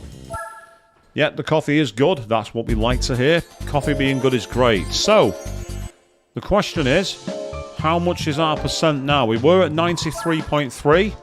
We are now 94.3. We're getting closer, people. We are getting closer. So, it's time for us to get some speed. That's the car we're taking for a ride. The AC Shelby Cobra. This is a behemoth of a car. It's a classic. Many people use it to absolutely dominate the 1,000 miles, unlike me in my Jag. when I took the Jag instead. But this has a tournament, so we're doing the Shelby Cobra. Looks like it's a 5-race series. So the question is, are they all single race? So we start with Seattle. This could be quite interesting. Makes sense, we're an American manufacturer in an American tour, so an American circuit makes perfect sense.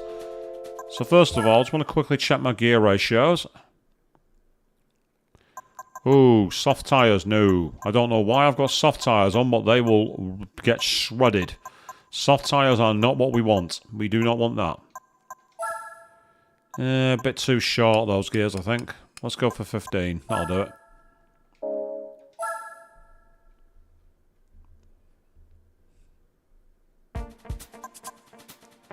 So here we go. We start.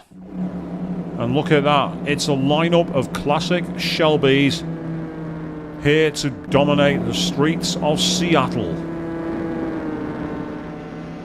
I think it is a pretty replicated car. Yeah, it's a GT40 as well actually gets replicated a lot. The GT40 gets replicated a lot using the, oddly enough, the Buick engine that's in the Rover SD1, the V8, the V8 Vitesse engine. A lot of replicas of the GT40 get made with that car as well. But look at this. This is an absolute animal to drive.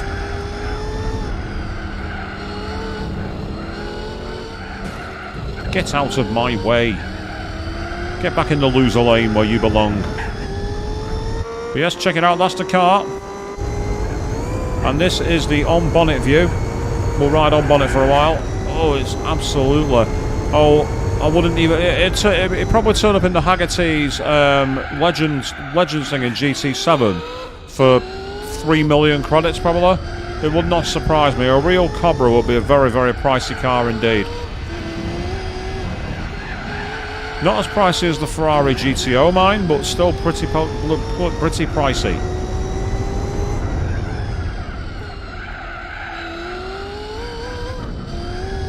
Time to take off, people. Get ready.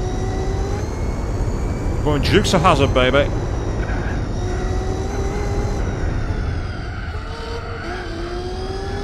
I'll tell you what, I'm liking the speed of the car. It's quite fun to drive.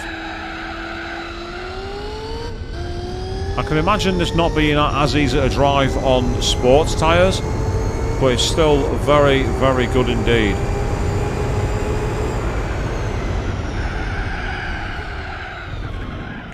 Oh, I felt the rear end go then, and I was just able to arrest it. Now we get the under... You see this? I mean, this car's a strange one. It either understeers or badly oversteers. It's a classic, like, animal of a machine. It's an absolute beast to drive. You are always on the edge of the thinnest of knives in this car. So the question is, what's the prize car going to be? I mean, it's a Shelby, so maybe the Shelby GT500 Mustang, possibly, or a modern Mustang that was modified by Shelby. I don't think it's going to be a Shelby race car. So imagine if it was one like the Le Mans cars driven by Shelby. That'd be pretty awesome, but I get the feeling it won't be.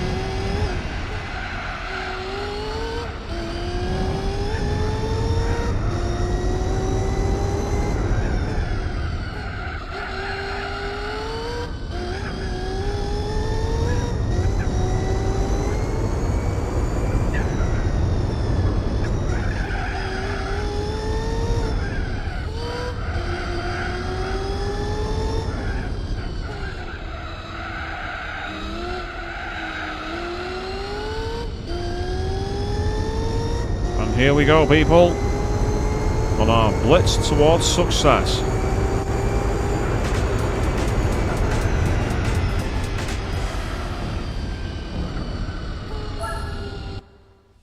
Yep, that's giving you an idea of how fast this car can go. So on the next race, I want to see your guesses, people. What do you think the fastest lap time is going to be?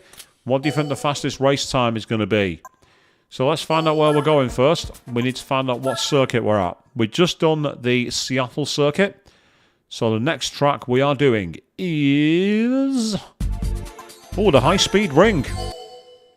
This could be interesting in the Shelby Cobra. The high-speed ring, people.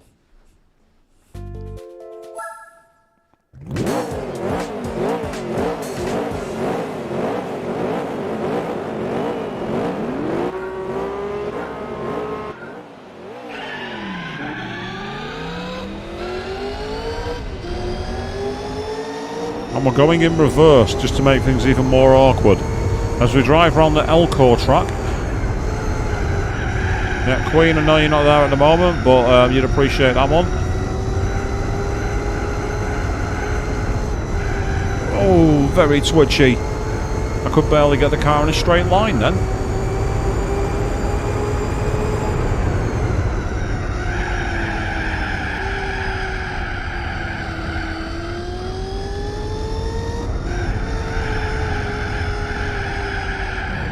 Oh god, this thing's... Oh, what the hell? I'm stuck. Well, you guessed a 105 and the total time of 220, but I've not helped you there with that one. That piece of parking I just managed to do. The car just seems to get stuck in a drift. That's the problem. It's fun to drive, but my god, is it a knife edge.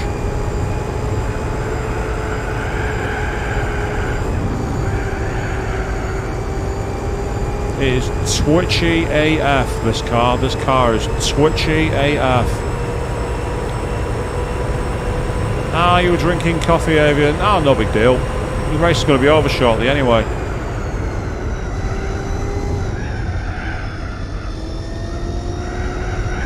So your guess probably would have been a good one, Joe, if I'd not been a clot and parked my car.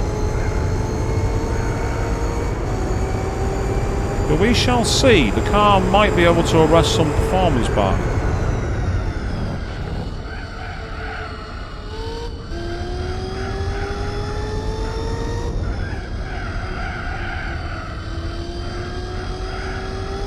Yep, this time I got nowhere near that particular point. So that's made a big difference.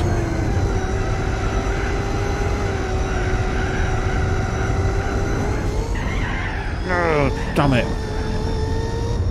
Caught the edge of the rumble strip and it just spat the car out.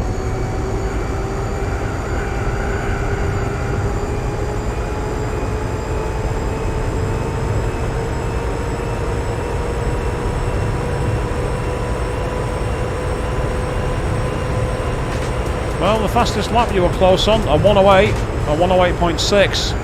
And 229, so you were actually pretty damn close, Joe, despite my making a mess of the first lap.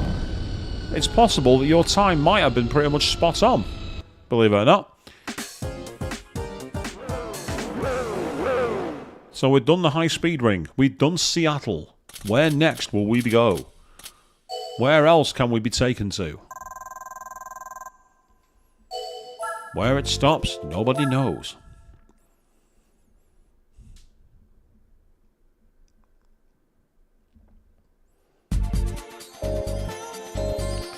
I didn't mean to do that. I didn't mean to back out. So the next race takes us to New York. That makes perfect sense. So we're going around the streets of New York, people. Again, 2 laps on this one. Just 2 laps. So what's the fastest lap time going to be? And what is the race time? You got 30 seconds after the race starts. Oh, nice. You're going to get your switch in 2 weeks, are you? That's fantastic, Joe. Get it right at the cusp of Christmas. That's brilliant. Here we go.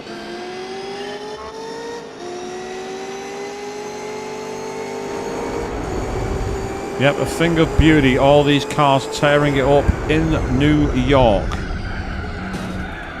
That was a bit naughty of me. I used another car as a way of getting around the corner.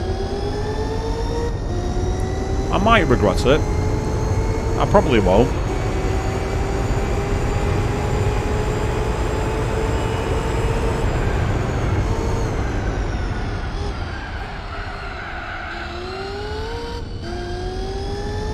Oh, interesting pair of guesses there from Joe. 130 lap and a 310 race.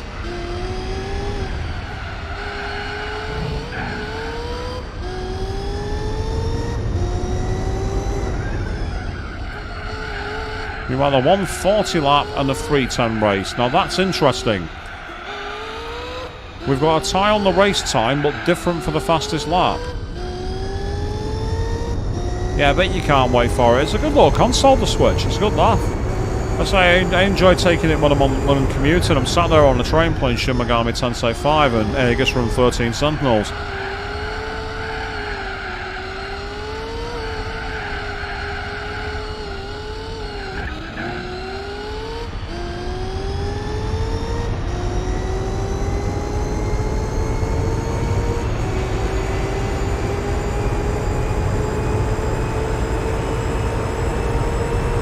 Oh, I'm going to have to get my braking distance right for this one. Because this car was going like a rocket then.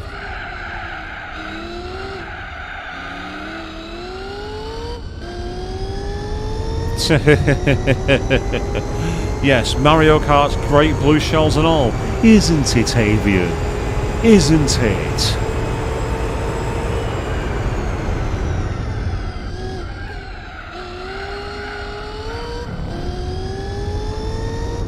Yes, I don't have any kind of issue with blue shells at all.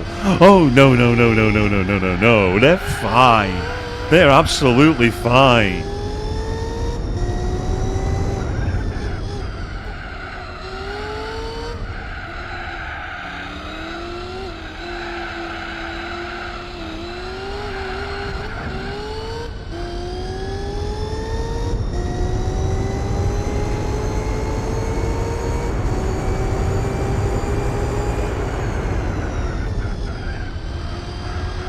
To be fair, the physics in Mario are quite fair, actually, to be honest, Joe, you'll be fine. Avian, if I couldn't win, I wasn't going to let you win. If you're not going to win, make sure you don't lose. Well, I gotta say, Joe, a 1 minute 30.547 was the fastest lap time. And the race time was a 3:07.5, so you both were incredibly close on the race time. But Joe takes the victory by getting the closest, fastest lap time. Well, that was fantastic. You were both really close with that. If anything, my first lap was faster than anticipated. So we've done New York, New York. And of course you wanted to win, Avian. Everyone wants to win, but if I know I'm not going to win, I just make sure I don't lose. Ooh, Laguna Seca and the Shelby Cobra. This is going to be really quite awkward. This car's not going to like this circuit. This is going to be an absolute animal to drive. Well, you know the rules, people. Your fastest lap time and the race time, get them in the box, and we'll see who's closest. Purely for fun.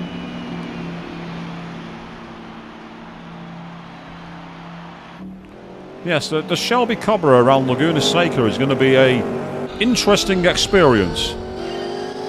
I'm going to need to channel all my talent here, people, and I'll be honest, there's not much talent to channel.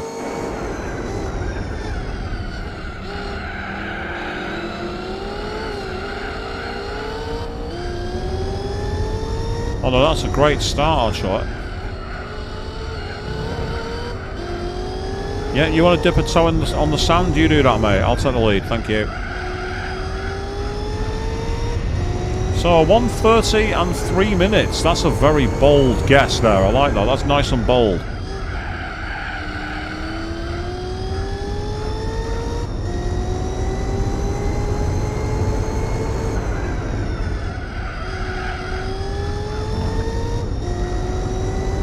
Meanwhile, Rose's jumped in saying, good evening to you, mate. How are you doing? Welcome to the stream. You catch me at the wheel of Shelby Cobra from the 1960s, taking on Laguna Seca. And oh, a 1:38 lap to a 3:07 race. Nice and specific, I like that.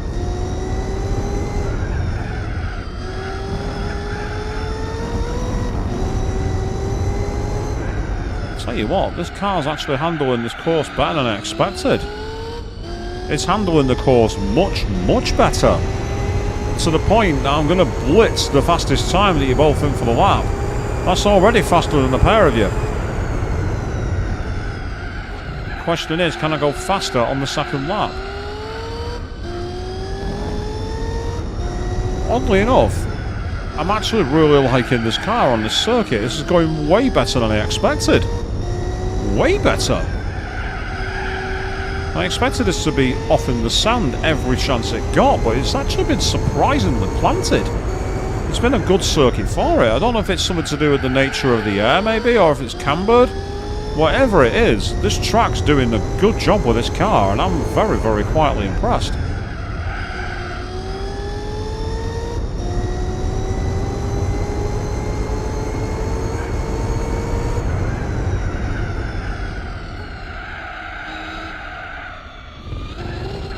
I had to do some kind of half trail braking and I felt the car just lock up and start going sideways at the back end. But I think the problem is, I think this car, even if you choose racing suspension, has what's called a live axle, which is basically just a huge girder between both tyres.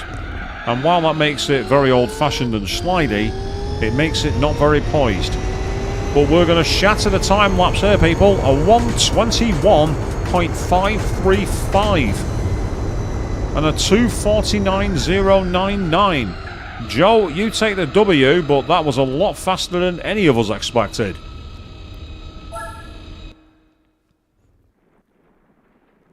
Yes, check out this fleet of Shelby Cobras. What a sight, eh, people? Isn't that lovely? That's amazing.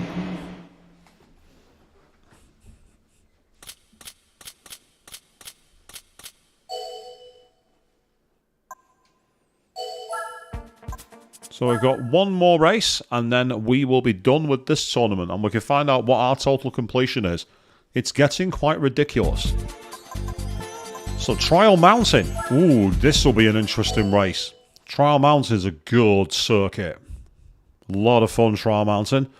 So one more time, you will need to showcase your love by telling me what my fastest lap time is expected to be and what you expect the race time to be. Purely for bragging rights. No prizes, none of that nonsense here. Because that'll mean me spending money, and I'm British, I don't spend money. But also, you know, it's like I just want you all to have fun. So let's get going. We're doing the reverse course, so that's going to be very difficult. Oh, get out of my way. Don't you dare chop across my car. Right, fine. Yes, it's cheating, but they all chopped across me. They started it.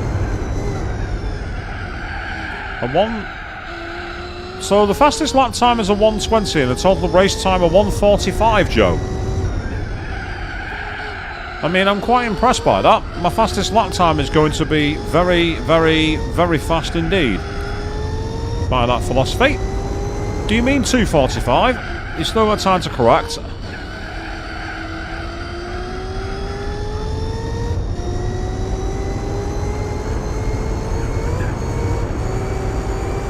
Ah, the GT40 Rose. I say in the old games, the GT40 was great fun.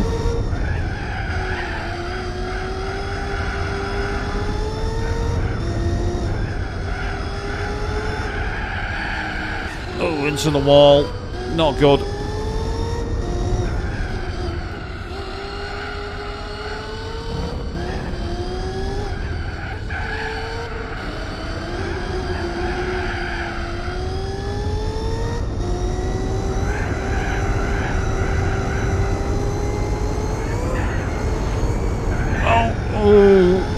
I don't know how I kept that going then. I very nearly crashed.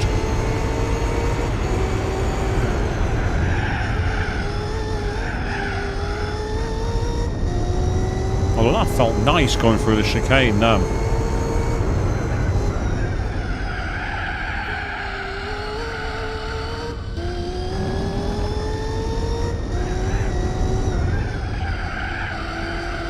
Very much a seat of the pants save, that one, Joe, but I'll take it.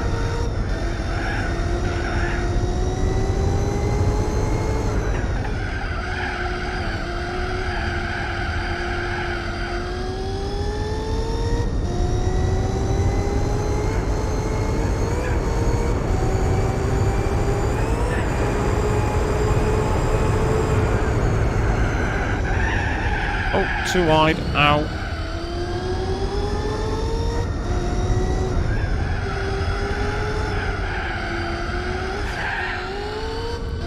Yeah, getting a bit of like annoying understeer midway through a corner in this car. It's great fun, I'll say that much. For an old car from the 60s, this feels like an absolute lightning jet to drive.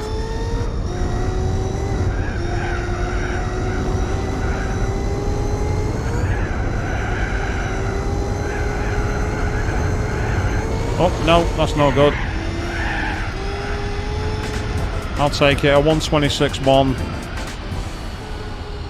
2:59, just under 3 minutes. So we made it. Now the question is, what's our prize car going to be? I'm guessing it's going to be something like the Shelby GT500 Mustang. It's the most classic Shelby that I can think of, apart from the Cobra.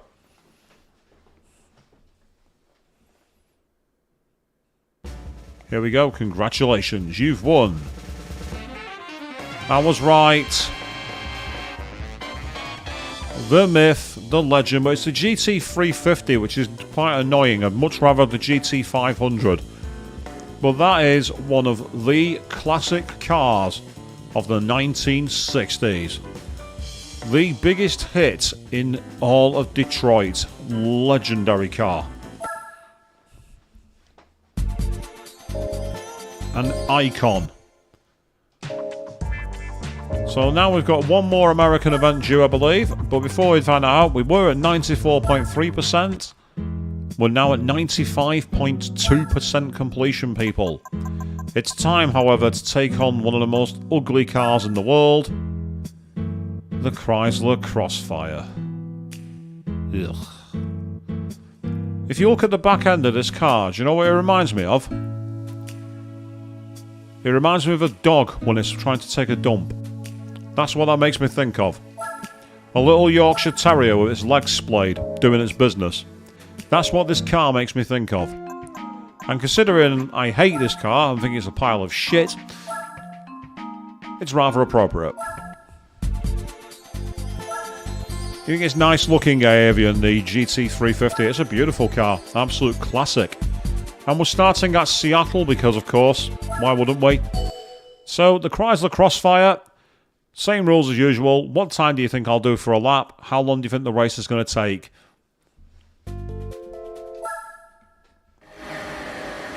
And listen to the sound of that engine.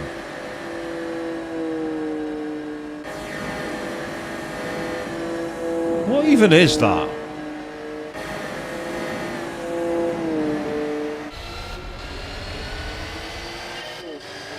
It sounds like it's turbocharged, except my car is naturally aspirated because you can't put a turbo in the Chrysler Crossfire.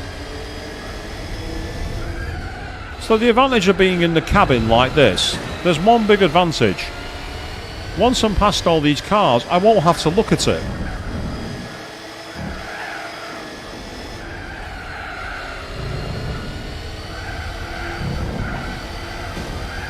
Get off my car, you. Who do you think you are?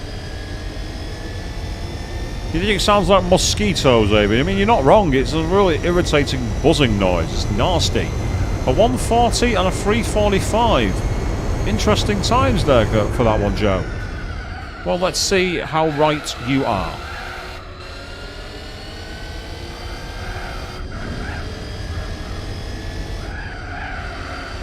A 132 and a 252. It's interesting that because you think my fastest lap is going to take more than half the time you've chosen.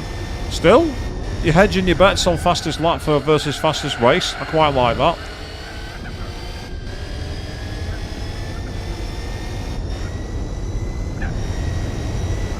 You think it's like those old buzzing neons, do you, Joe? I mean, it could be a homage to that, I suppose, but I'll be surprised if that's what they're aiming for.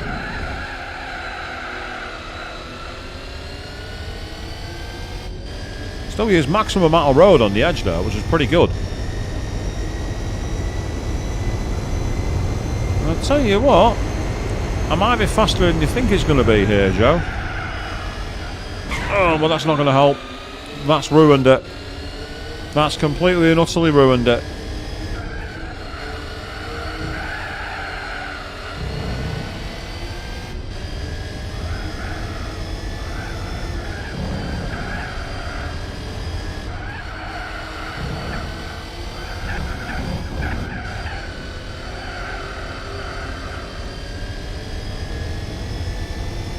Yeah, this is a rather dismal car. It feels gutless. I mean, it's easy to control, I'll give it that much. It's a pleasant experience in that respect, and I imagine if I was just driving it for regular business, it wouldn't bother me too much. It just has a very mushy, uninspired feel. It's like they tried to go for European chic and completely missed the mark with it.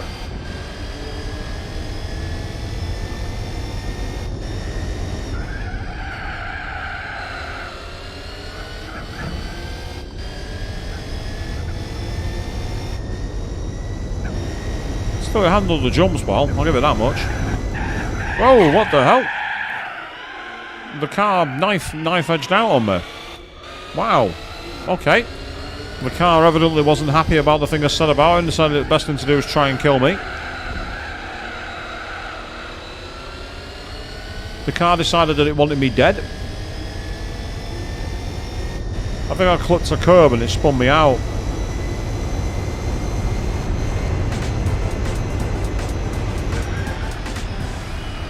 But still, look at that for a total time. 3 minutes 30. So, pretty consistent there.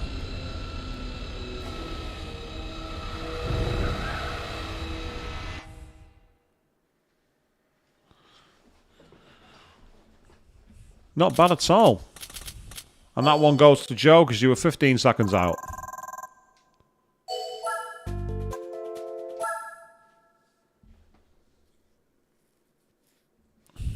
Yeah, I praised the car and it didn't like it. It was, how dare you give me praise? Who do you think you're trying to pull? Right, we've got 3 races at the Mategi, but it's 3 laps. Which one are we doing? Which layout? Oh, we're doing the Speedway. Oh, what? Why? Why the Speedway? What's the point of this? Right, okay, what's your fastest lap times, people? And how long do you think it's going to take to do the race? Because this is bizarre. I'm surprised at this. This is not a track I would have expected to be in it. Why are we here? Are they trying to syndicate, like, a club version of IndyCar or something? Is that it? Is that what they're going for? I don't know.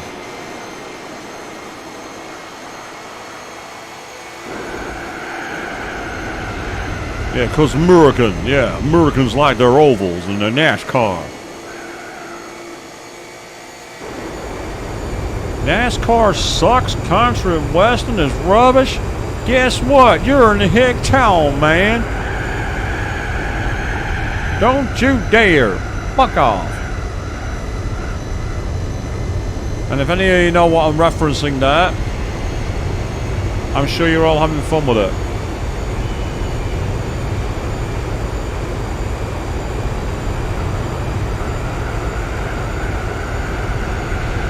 So 45-second lap on the 2:15 race, Avian. Very consistent there.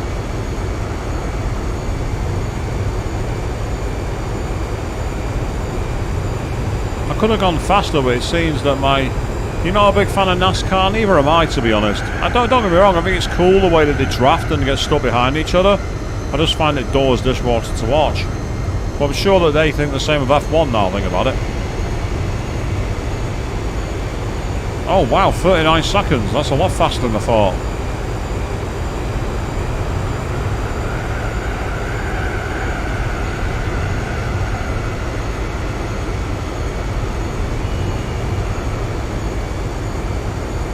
No, we don't need invincibility stars and banana peels and blue shells, Avian. Not on my Gran Turismo. Not on my Gran Turismo.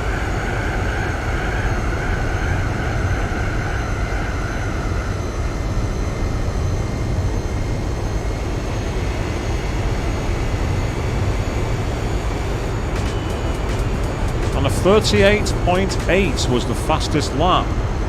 A 2:05 though, you're only 10 seconds out, Avian. That was awesome. Great guess.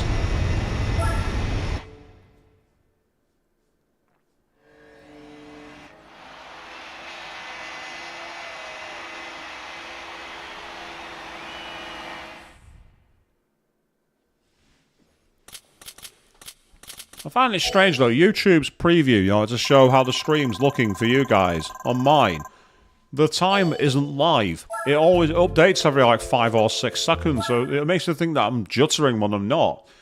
I can see the footage is actually moving at normal speed, but the timer isn't. It's really, really confusing me. Right, Trial Mountain, we're back here again. So one more time, round the Old Forest of Trial Mountain. What do you think the fastest lap time is going to be? How fast do you think the race is going to take? Get your messages in there. We'll do what we can to get them validated. This time we're going Are we going the rear way again? Yes, we are. We're going the alternate route.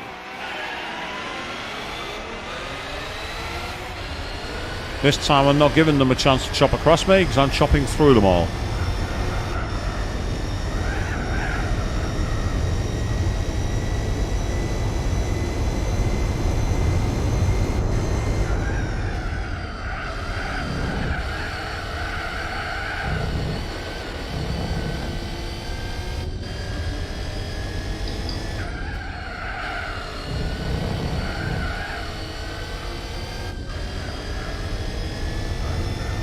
So 1:35 for lap time and a total race of 3 minutes 20. Interesting guess there, Joe.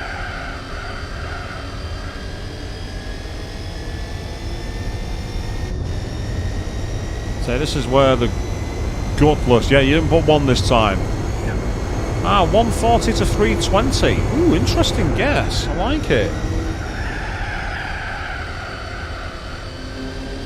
So the guesses are in. Who's going to be the victor? Spoiler, me. I'm in first place. Oh, well, that's not going to help. I always seem to understeer at that corner on this version of the track. Going backwards, I just don't seem to get it right at all.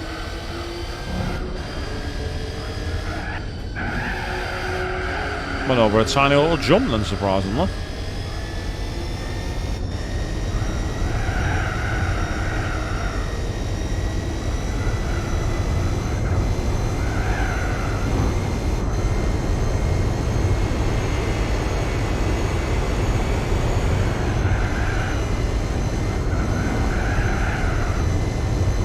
They handled that very well. They handled that remarkably well. They took that better than I expected. So the price for this is going to be, I think, the terrible PT Cruiser. That's the car I think the prize car is going to be. I hope I'm wrong. I really do.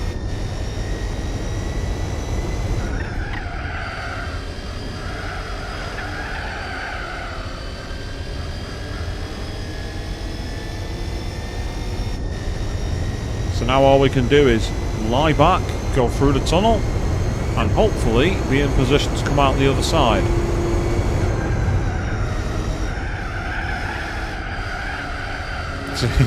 The PT loser, yes, totally agree. Terrible car.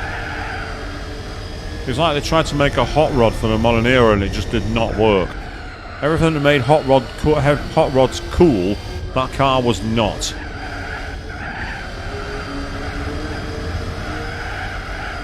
You've got cars like ZZ Top's Eliminator and things like that and compare it to the PT Cruiser. There's no contest. Absolutely none.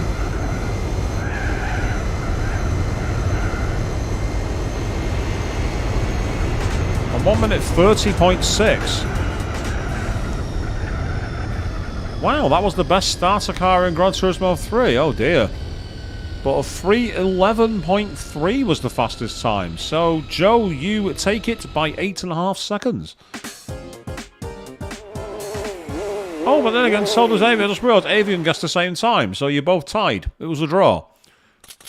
But by being closer on fastest lap time, you take the overall victory on that one, Joe, because 1:35 was closer than 1:40. I just realised that you both guessed the same time. I corrected myself, though. That's the main thing. Here's our prize car. Oh! That's a very pleasant surprise. That's like a road-going Le Mans Viper. That's amazing. I love the huge diffuser it's got at the back of the car. That's fantastic. That actually looks like a proper angry Viper. That's brilliant. That's an awesome car.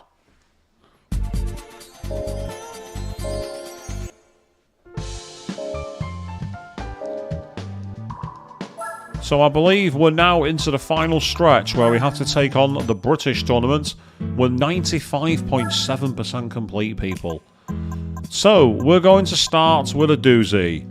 We're going back to the 70s. Check it out. It's a British Racing Green Triumph Spitfire. That's one of the classic British sports cars.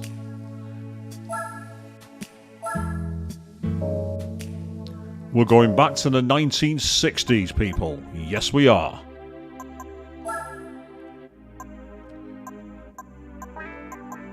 Because Triumph, unbelievably, actually have a cup. And it's not a championship, and we start at El Capitan. When you think of classic races, El Capitan is a good place to go. I said that in a really annoying voice as well. El Capitan. I don't know what kind of voice I was going for with that. Some kind of weird attempt at a French... Oh, what? Are you serious? Get me some proper gear ratios. What the hell is that? Get me some proper gear ratios.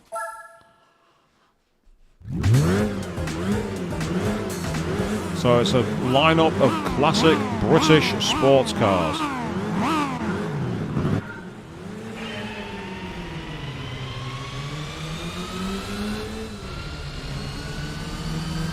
Oh, they just had a crash. They just crashed into each other. And of course it's the best colour, it's British Racing Green. There is no more colour that you want on a car like this. I'll be interested to see what kind of car we get as a prize car for this. But you can see it's actually quite a planted car. It's quite nice to drive. Although the engine sounds horrible. Sounds like it does sound like a rally car. It sounds like it's got the gearbox from a rally car with the turbo. I do have a turbo in this car. I put a turbo in it. I did a lot of the upgrading of all my cars off stream apart from one. I will need to buy an Aston Martin. And it will be a DB9. We are going to finish this series in style. I'm aiming for the final races, if I can, to be the Aston Martin Cup. Assuming that I'm right, and the races I've got will be enough to get to the end of the game.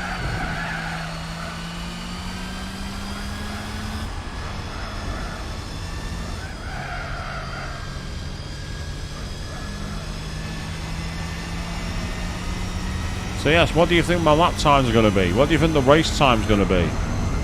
In this car, it's hard to predict, really. You might be better off sitting this round out and using this as a banker. There's an idea of the kind of pace. And then from there, make your guesses.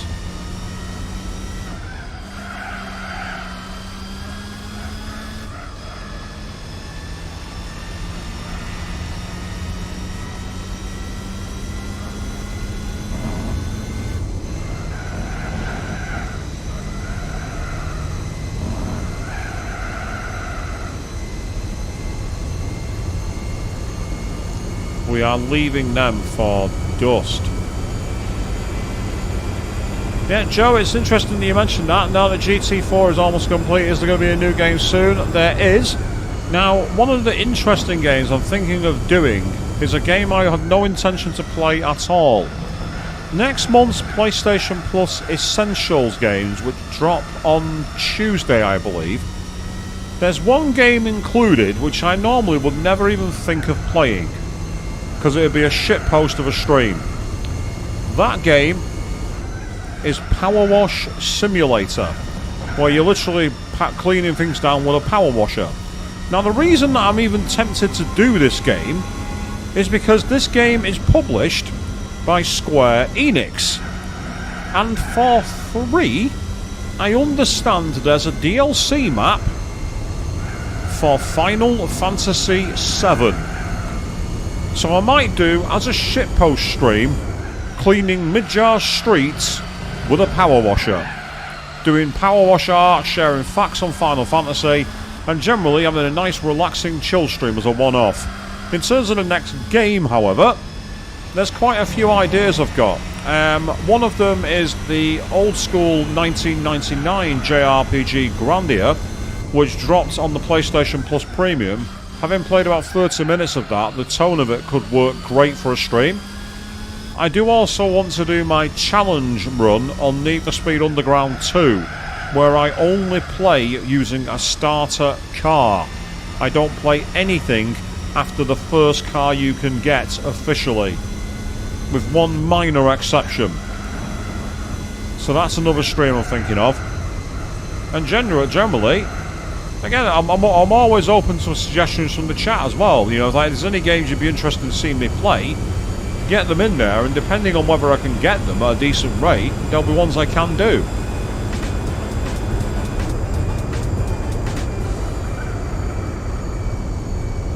I mean, the reason we ended up doing the first Uncharted games, because everyone suggested it. The reason we ended up doing Danganronpa is because I got that suggestion a long time ago. I ended up doing all 4 Danganronpa games. All the Persona and Shin Megami Tensei games came because I got recommended to try playing Persona 5 Royal. So I'm always open to people making suggestions for games. So don't feel afraid to say you should give this a try. There are some games I won't play. I'm not interested in playing any of the Five Nights at Freddy's games. I'm not interested in playing Minecraft. I've got no interest in any of those kind of like loot box shooter games like Fortnite or anything like that. But with reasonable suggestions, I will do them.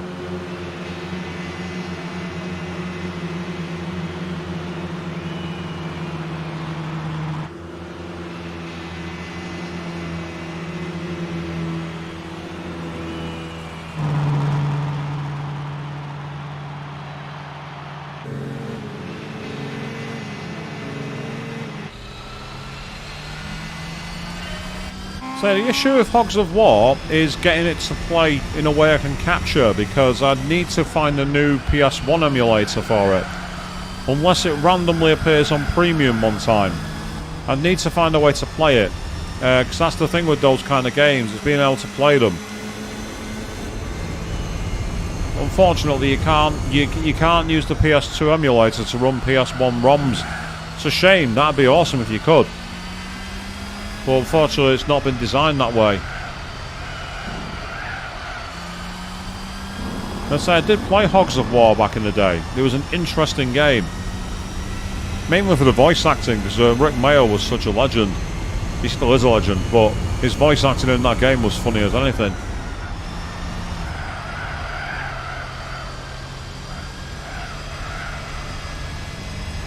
Well, the thing is, I have done PS1 games before, Joe.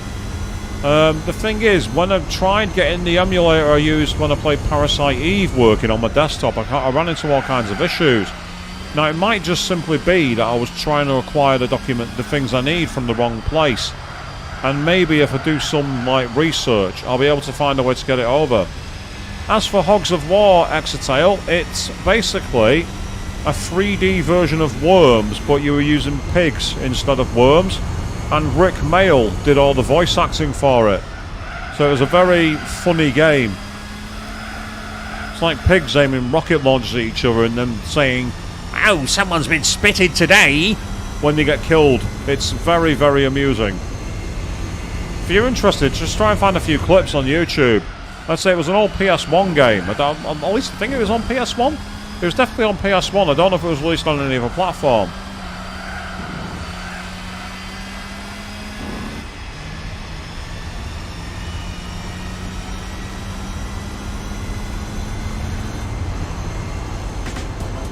I was actually on my way to lap the field then, believe it or not. I wasn't far off lapping the field.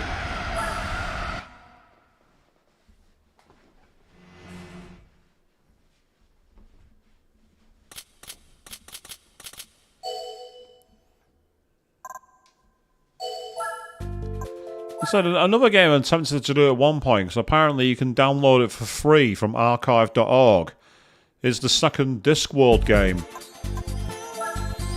Discworld, of course, the legendary novels written by Terry Pratchett, R.I.P. And in that game, the main character, Rincewind, is voiced by the Monty Python legend Eric Idle.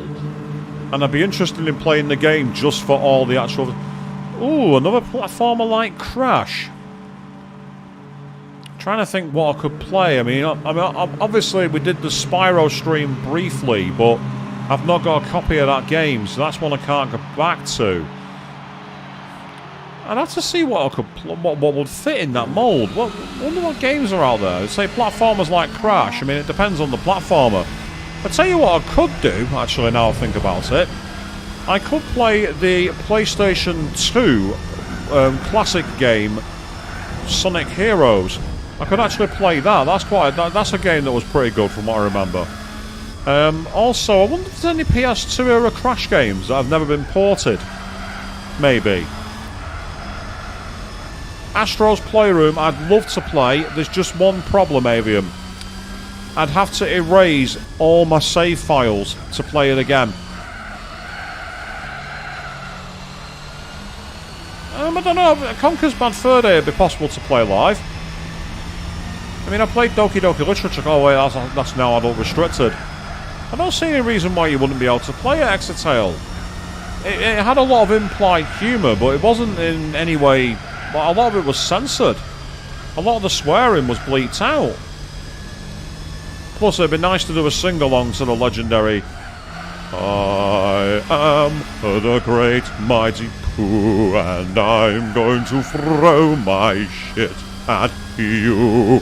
A huge supply of tish come from my chocolate starfish.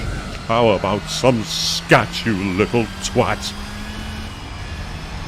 The most legendary boss of all time, a singing pile of shit. And no, I am not making that up. I have seen that clip. It is genius.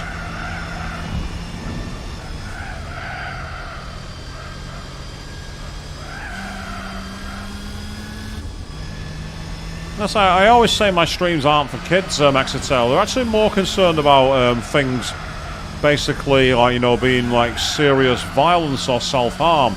It's why my Doki Doki Literature Club streams are unfortunately age-restricted. They're age-restricted because apparently I was encouraging people to commit...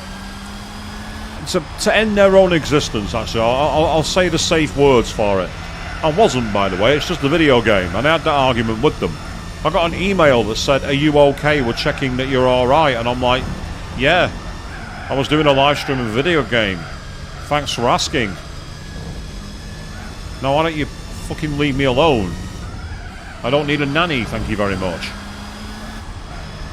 And yes, Exetel, from what I've seen of that clip, it is actually very funny. So, the only problem with it, to my knowledge, is the Xbox remaster of it is not very good. And I don't have an N64, so I don't know how easy it would be to play. I'd have to do some research for it. It's a great suggestion, though, it really is. If I can find a way to play it, I'll do it. I also know that Nintendo are mad about taking down their own proprietary licenses. Unfortunately for them, Conker are not owned by Nintendo. I mean, speaking of Nintendo, they've gained a lot of heat recently because apparently they decided that anyone who uses the latest Smash Brothers games at a fighting game tournament now have to have proceeds donated to charity only and other stuff. It's got very strange. So the competitive fighting scene have lost all kinds of stuff. And what's Omori, Avian? I can't claim to know that one. I've never heard of it. I mean, to be fair, I'm still surprised that I got away with Steins Gate, considering one of the particular points in that game, which I really still to this day am seething about. I'm actually surprised I got away broadcasting Steins Gate.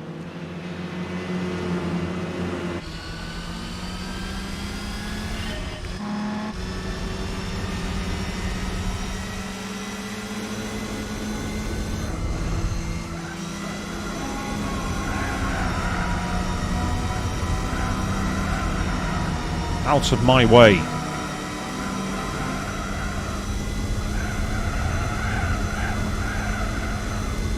While this thing's not very fast, it's actually very nice to drive, the Triumph. Yeah, it definitely sounds fun, Avian. From what I've seen of it, it could be a good laugh. The problem, as I said before, is I've not got a way at the moment to play it, I don't think. I'd have to see if it's possible to emulate it, and if it is possible, then I would, because it'd be a good laugh to play.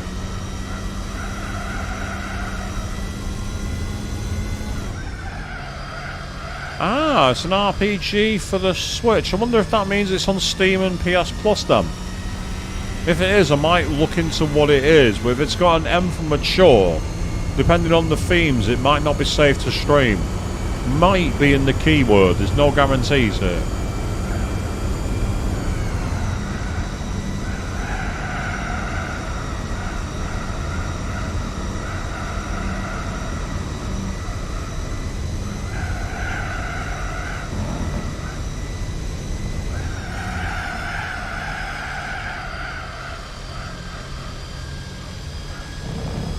Hideous understeer then.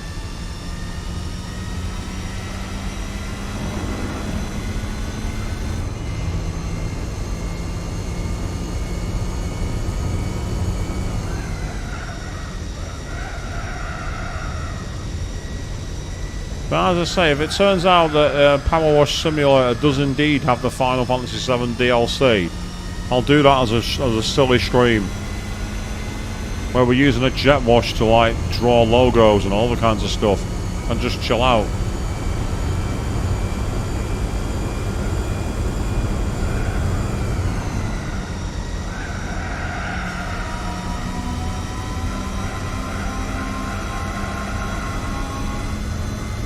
Oh yes, I'll also make it clear there's another game I'll never play. I will not ever play Desert Bus. Do not ask. As I say, I'll look into it on Tuesday, because that's when the games drop on Essential, and then I'll know. And if it turns out that I'm right and they are a DLC pack for it, I'll download it and I'll do it as a laugh, as a fun stream.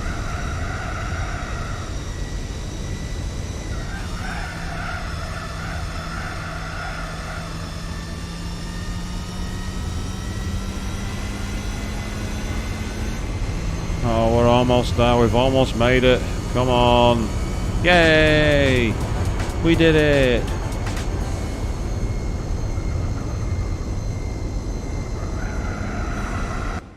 The problem with Resident Evil 5 Exotale is it was a game that was made for co-op that should never have been made for co-op.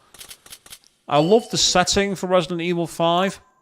I think they wasted a brilliant setting, and they made the game mechanics too reliant on co-op, and it was such a shame.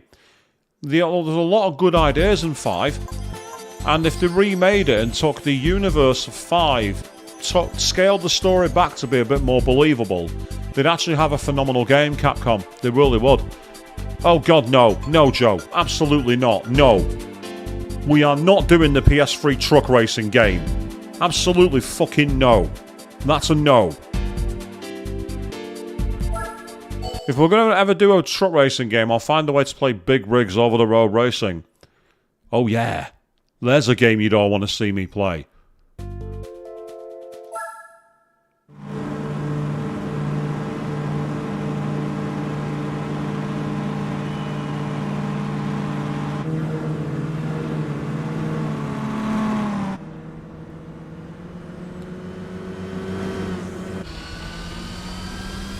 Axel, you're not wrong. It's not only that it's not only that it was stiff mechanics. It's that the AI was shite. So unless you were playing with a second player, you almost always got killed for stupid reasons. Because the AI had the self-preservation of Wile E. Coyote. Actually, no. Sorry, I'll take that back. That's not fair on Wile E. Coyote. So someone who knows what big rigs is, Exotale. I've seen the footage of it. I want to know what kind of like development cycle was going on with that game. It was one of the most ridiculous games I've ever seen.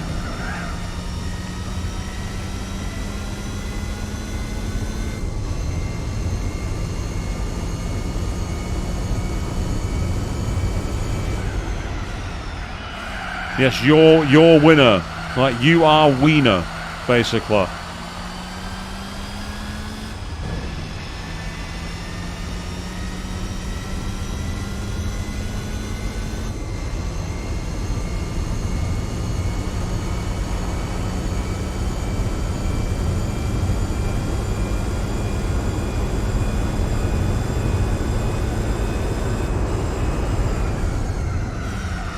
So it's a nice track to finish on, Soul Central.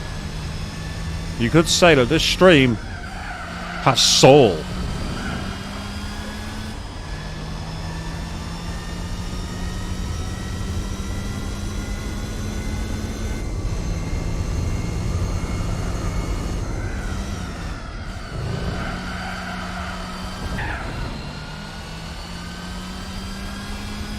Would I ever play Mad Father? What the hell's Mad Father?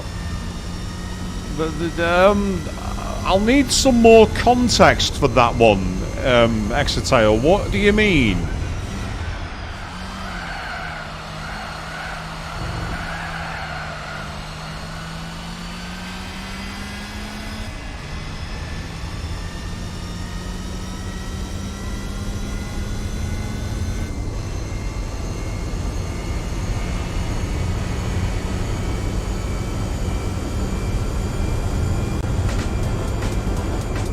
A JRPG horror game? A JRPG horror game? That sounds eerily close to SMT, to be honest. I'll have to do some research for that. I've never heard of it. I've never heard of that game before. A JRPG horror game? It's certainly got me interested. Ah, the storyline's so good but so sad. Bit like Rule of Rose, really. Rule of Rose is like that. Great storyline, but very sad. Although it triggers Queen when I mentioned that game because of all the reading you had to do to get all the story. And we've got exactly the same car, but with a beige vinyl roof. How utterly pointless. What's the point? The point is, it's more percentage towards completion. That's the point. So, we shall briefly go back to the home. We were at 95 point something. We are now at 96.6%, people. We're getting there. So it's time to get in the Lotus Motorsport Elise. This is a car I need for the Lotus Challenge. I've not done the Elise Challenge. Special colour maybe, Joe, but it still feels a bit pointless. It's really nice though, I'll say that much. Made a game called Misao. Interesting, Exeter. I can't say I've heard of either game, but that certainly gets my interest. Yep, the Elise Trophy. We are entering in the Elise. I've never played Corpse Party, but I've heard a lot about it. I've heard a lot about Corpse Party. Never played it, but I've heard a lot. It was ironical because some people were discussing that during one of my Danganronpa streams that I decided to try Doki Doki Literature Club. And that gave no one any mental scars at all, did it, Avian? No. No one was scared about a certain thing that happened at one point in the third stream of that game. Yeah, it's interesting. I think it was like with the... I can't remember what car it was. There was another car where I got that, the special colour. So here we are. We've got a... Oh, it's only a one-lap race.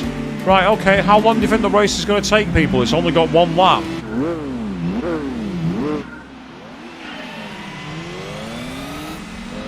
Oh, straight into the third. Yep. Goodbye. See you later.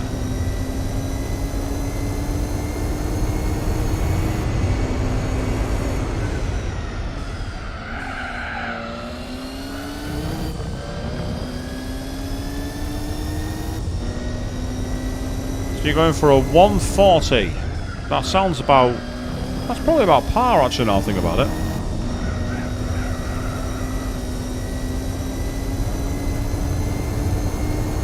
Yeah, the engine sounds a bit better in this car, unlike the one that we had in the Triumph or in the Crossfire.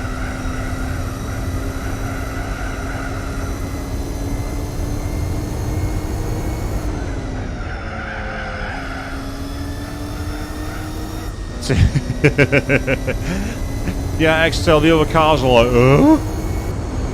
how did that happen? And I'm like, haha, Motorsport Release go, boo. Although whenever I think of that joke now, I always think of Shin Megami Tensei 3 Nocturne, the Demi-Fiend. No, you can't max your agility and start of the match, sort of lose turns because I can't hear you. It's not fun, it's cheap. Matador, Red Capote goes, boo.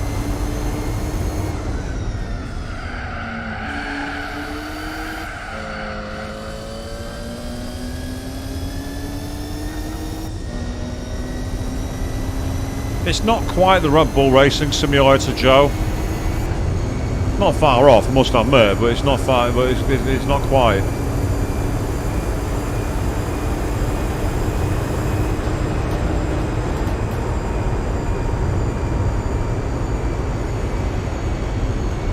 So 153.1. Not a bad start at all. Oh, we crashed into the wall. Oh, Tokyo Mirage Sessions. I've heard about that game, actually. I've heard a few people mention Tokyo Mirage Sessions.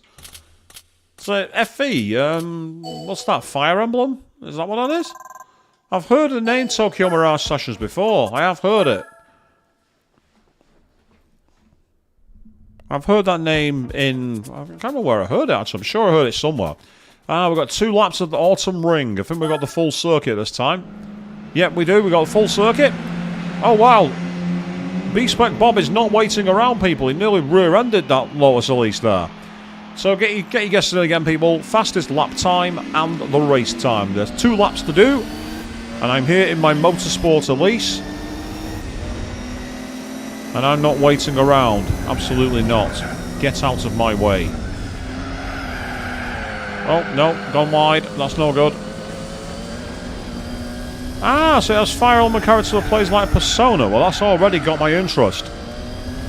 I don't really know much about Fire Emblem. I'm the first to admit that. What are you doing? Get off my apex, you. Move.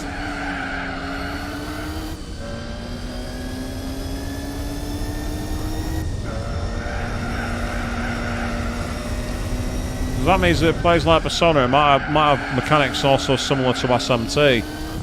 As I say, for those who weren't there the other night, by the way, we actually unlocked one of the endings of Shin Megami Tensei 4.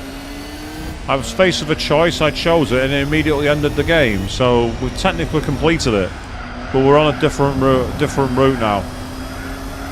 Life is Strange, Joe. I've never played it, but I've seen a lot of it. I've seen a lot of clips of it. I don't know if it's my kind of game. It looks interesting, but I'm not sure. It's one of those games where I just was like, I don't know. I think it might be included in PS Plus Premium though, now I think about it.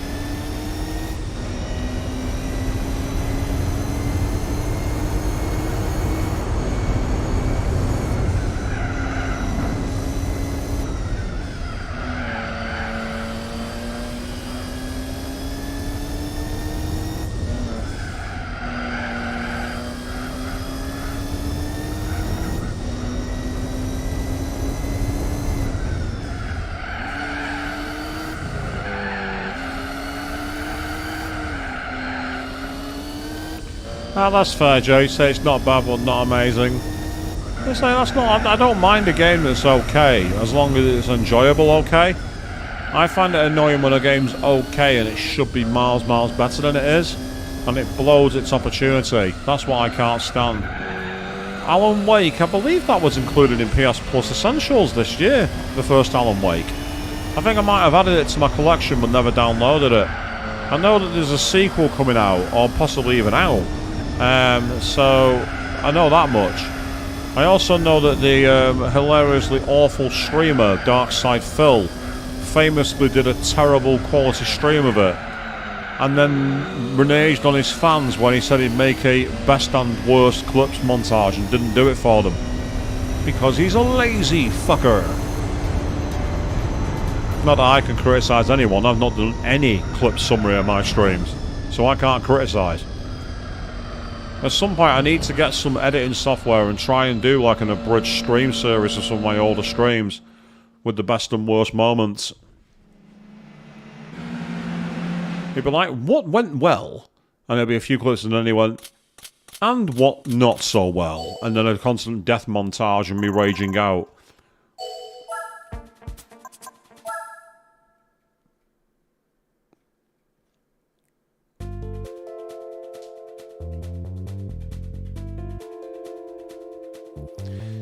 Only Chambara. Not heard of that game, but it's... Yeah, you say good story, good fighting style, but the atmosphere and progression is a chore.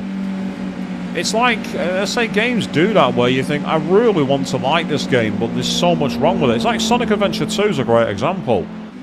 I thought the storyline, as ridiculous as it was fine for a Sonic game. And some of the occasional moments felt fun to play, but there was so much wrong with it. In terms of the mechanics of the camera, and the way the characters worked, and the boss mechanics, and the glitches. And it just felt like a game that was rushed out the door. to be the send-off for the Dreamcast, and it just was never as good as it should have been. So I do thank that I've got it in my collection, because it's a pretty pricey game now. It's appreciated by like 30 quid. It's worth way more than what I bought it for.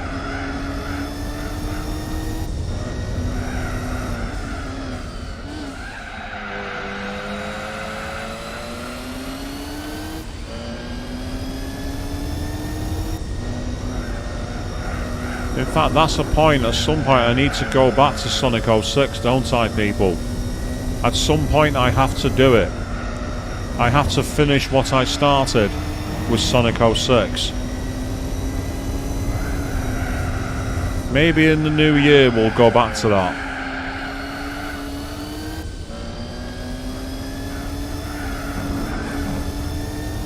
So I gotta say, that game was not as disappointing to play as Sonic Forces. And I didn't expect to be saying that.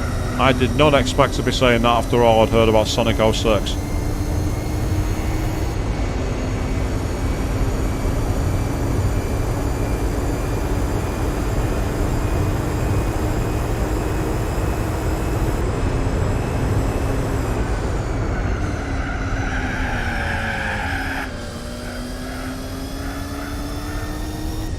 A festive game stream, I'd be up for hearing suggestions of what to play for it. The issue is that over Christmas I am going back to my mother's. However, there might be a possibility that I could possibly stream on the 23rd of December as a pre-Christmas stream, depending on what games people would want to see me do, because I'm not really familiar with that many games that are Christmas games that fit, to be honest. I mean, we could do like, you know, like a silly games jam or something. It's like hell, what you can all do actually is drop some suggestions into the chats, and I can always put a poll up for it. And for the festive game jam, we'll try and find one.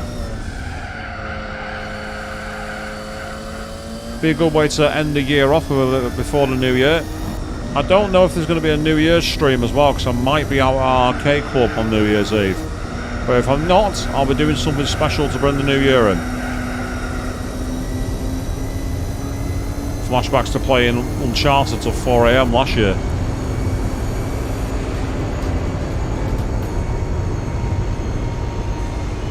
I don't make a Christmas wish list, Joe.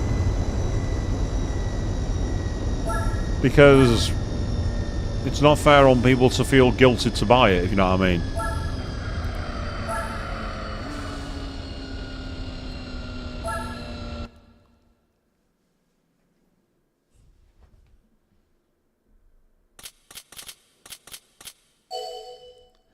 So, Naomi's jumped in and literally starts to ask, is there any plans for a Swissmas stream? I like the name actually, Swissmas stream, I like that. As I said, at the moment I've not got any plans immediately, because I'm going to be away at my mother's for Christmas. But the 23rd of December, 2 days before, is a potential day that I can stream for the final time before Christmas. And I say, yes, Parasite Eve itself does take place on Christmas Axe a Tale. I did it last year, I've already played Parasite Eve. I played it all the way through. There's an archive let's play of that on my channel. I've already played it. It was amazing. I loved it. It was fantastic. Well, I played it as the Halloween, ironically. The Halloween stream from last year was Parasite Eve. I had no idea it was set at Christmas. I played it blind. I'm like, oh, I should have saved this for the Christmas stream.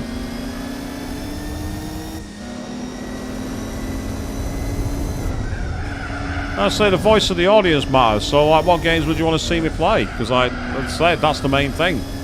It's all well and good me being indulgent and saying what I want to play, but, you know, the audience matter to me.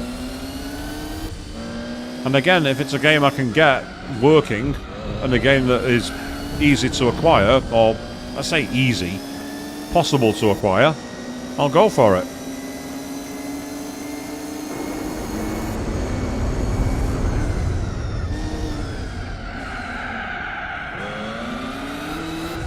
I know that the Sega Saturn game, Knights, had a Christmas spin-off, which could have been interesting, but I don't know how that works.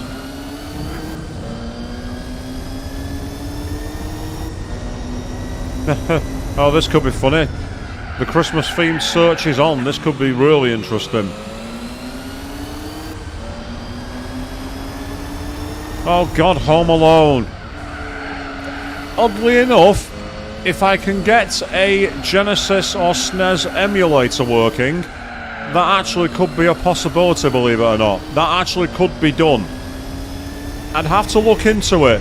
I'd have to see if I can find a ROM for it, and if I can, we could well do that for a laugh. Play the Home Alone game. I know for a fact there was one on, I think it was either on the Genesis or on the Super Nintendo. That game did exist. I doubt it's been ported to any platforms since, but you never know.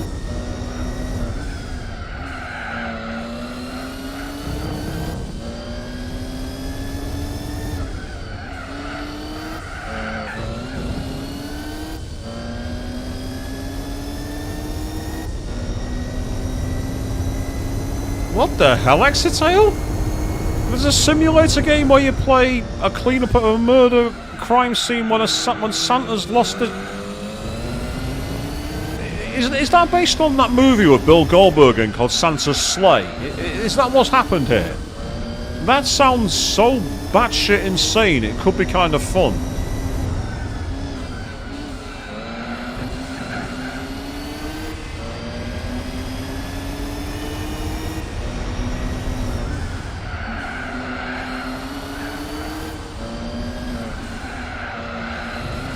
Santa's Rampage.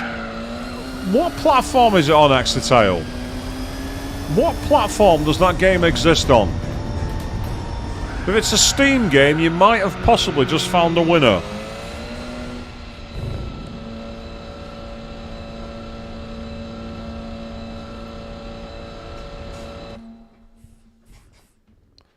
And I will say, Naomi, the suggestion of Home Alone is also a good one. I do confess that's actually a very good one. Considering Macaulay Culkin got his Hollywood Walk of Fame star this week.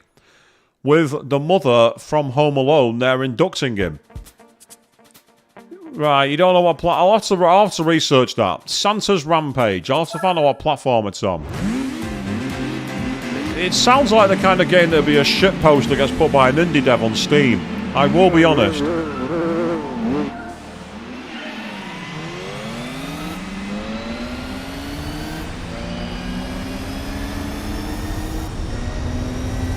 That sounds absolutely mental, Exitail. That sounds crackers. You say it's on PC, it's a question of how it was on PC. If it's an old PC game but you ran off DOS or something like that, we're going to be shit out of luck.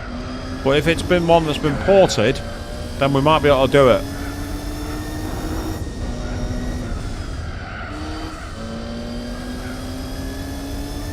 Yeah, Batman Arkham Origins I wouldn't play. Die Hard Trilogy, that's a classic game series. I remember Die Hard Trilogy, that was amazing, that was awesome.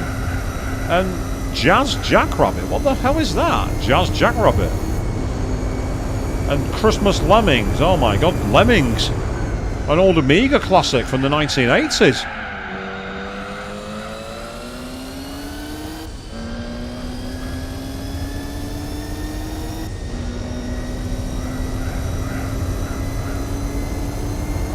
Fahrenheit. I mean, yeah, I mean, if it's just like a game set of winter, that's not quite the same. It'd be good if we were doing a Christmas stream.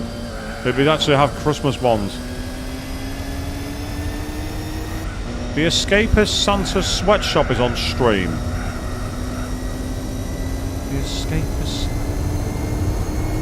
The Escapist Santa's Sweatshop? Ah, and right, okay, so we've got some great suggestions. I'll tell you what I'll do then, people. I will actually take all of these from the chat and I will put up a community poll. And from there, we'll see where we go with it. Either that, or I'll just make a note of them and I'll just play them. Just for laughs. Just for shits and giggles. Because that's also make sure I can capture them, which shouldn't be too much of a challenge, to be honest. I've been able to capture RE4 and Steins Gate and everything else, so no reason I can't capture any of those.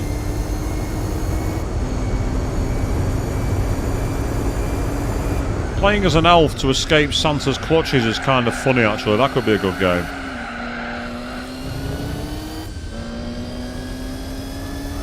It's like, speaking of strange games that shouldn't exist, did you know there is a visual novel dating game based on Colonel Sanders from Kentucky Fried Chicken?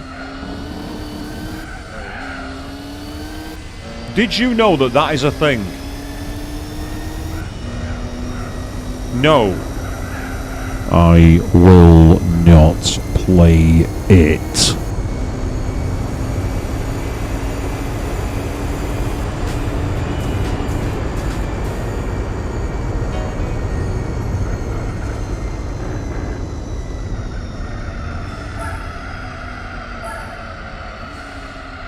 Yep, so that's another W in the column for the Lotus Motorsport Race. And that, I believe, might be the end of the championship. If it is, that's awesome.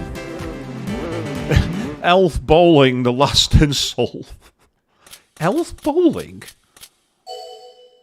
Oh god, Naomi, you actually have that game? Wow. Oh no. You can date Adam Sandler? I mean, he'd have plenty of money from his years on Saturday Night Live with gigs and movies, I suppose, so...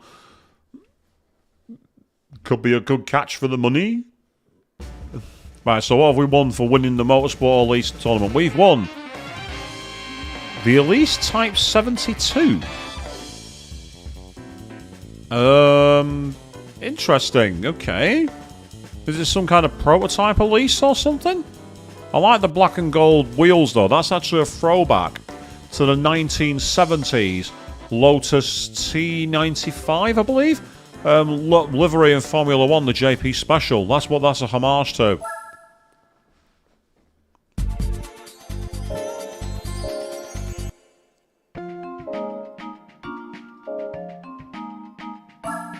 There's a bath product that you dissolve in a bath that has you smelling like KFC chicken.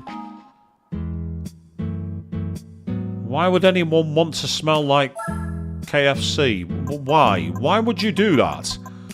Okay, so we're now going to get in an MG. Oh yes, check this out. Naomi, let me say this right now. You would not ever want to date me. I am the most annoying motherfucker in the world. I'm the kind of guy where someone acts in a way and I'll go, what's wrong? And I'll go, nothing. And I'll be like, oh, well, judging by your reaction just a moment ago, there's clearly something wrong. I'm that kind of guy. Trust me, you do not ever want to date me. I am the most annoying fucker in the world. I am insufferable.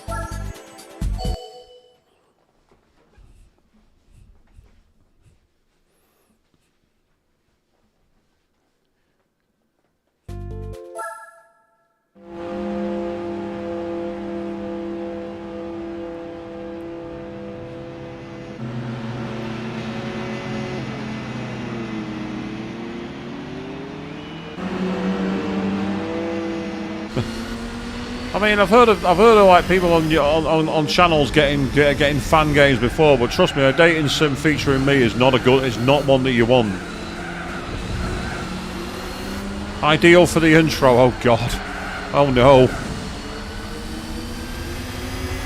What evil have you summoned on the world, people? What have you done?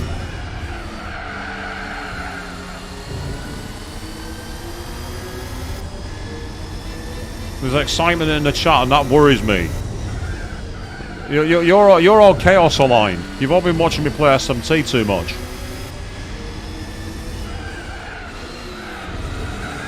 Oh, that was understeer and a half, then, wasn't it? That was bad.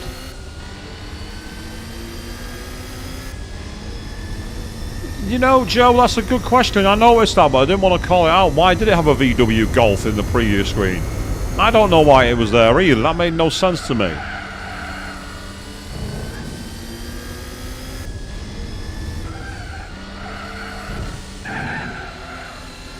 Yeah, I took the wrong line there and flew right into the wall. Top tip, kids, if you're driving your dad's car, don't crash it into a wall. Your dad will kill you. Or your mom. Or your friend. Basically, if you're driving a car, don't crash. That's my advice. Don't be like one of these idiots that shows one of these dash cam clips where someone's like, dash cam, dash cam. Don't be like one of those people.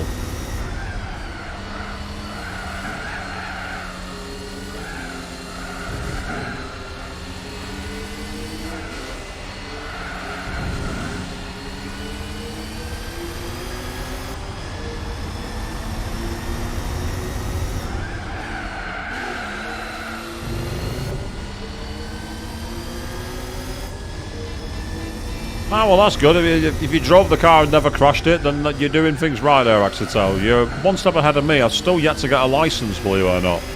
I really should. I really should get a license.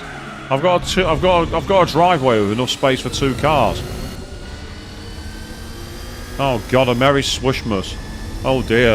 And I thought my jokes were bad. Actually, no, my jokes are bad. There's no thought about it. My jokes have no thought.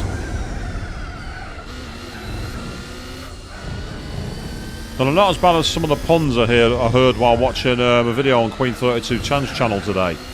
One character came out with jokes that even Ikutski in Persona 3 would be ashamed of. Yes, that happened, believe it or not, people.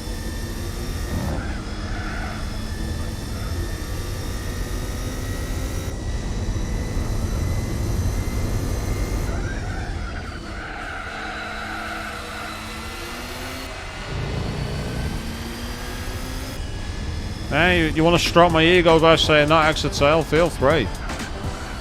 I like having my ego stroked. I like people telling me I'm good.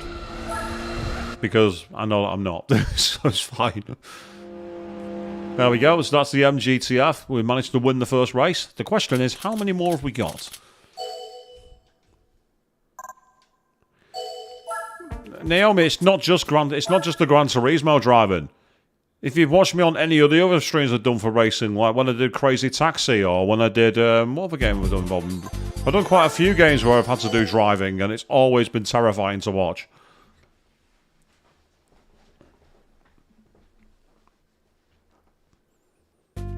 Though I still drive better than Queen does in Mass Effect.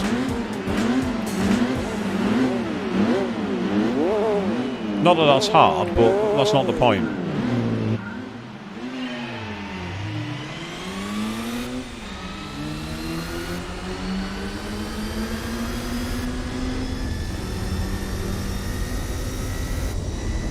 One lap of Suzuka in the MG.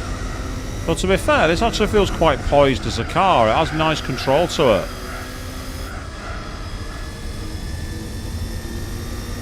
I doubt I'm better than you, Joe. Don't sell yourself short.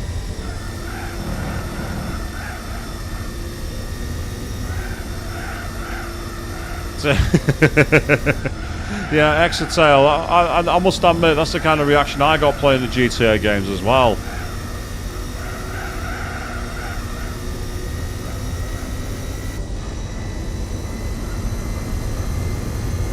So my response to that, Naomi, would be, I'm just driving like everybody else. I'm ignoring the roundabout. Like, there's no other cars on the road to get in the way. I'm saving distance. I'm saving fuel. What's your problem?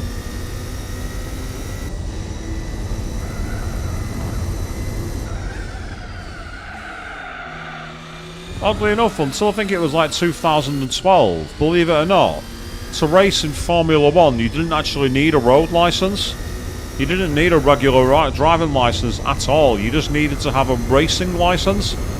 I remember this because Juan Pablo Montoya famously got disqualified from driving because of like something he'd done in his road car, but was still allowed to drive for McLaren because they argued he was on a closed circuit, so he wasn't actually on the road.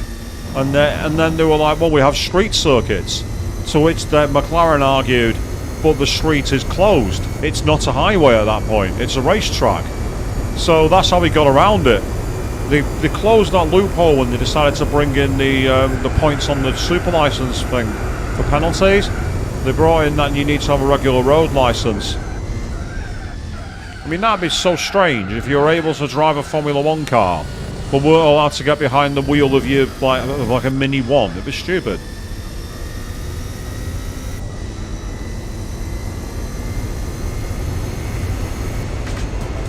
Oh god, Exeter, your boyfriend's advice there is how everyone drives a mini roundabout at the moment. There's a colloquialism called the overbout, because no one goes round them, they just drive over them. If you ever watch any of the dashcam channels, if you just run a search like Dashcam UK, you can find clips of people on the road with things they've captured on the dashcams. And I reckon about 50% of the clips are people going over mini roundabouts. It is the most common thing I've ever seen. So I imagine that if I was driving, I'd be the guy who's like, what the fuck are you doing, you fucking wanker?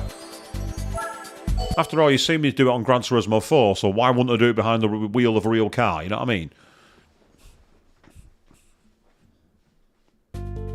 Oh, Opera Paris. Ugh. We're back on this shithole of a course.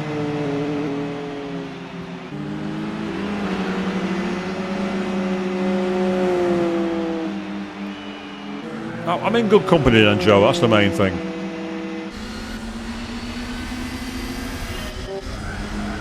Yeah, if you know anyone who's an instructor, they wouldn't let you get away with it, Exeter. You're not wrong. They'd be like, under my roof you'll drive properly, and then you're like, but I can't drive under your roof. I can only drive on the road. Oh, yeah, that's another reason why you do not want to date me. I always have stupid comebacks which piss people off. My mother used to get annoyed when I was sarcastic towards her. She'd be like, don't use sarcasm, it's the lowest form of wit. And I just reply, but he needs intelligence to use sarcasm, so I had to be witty to use it. She hated that.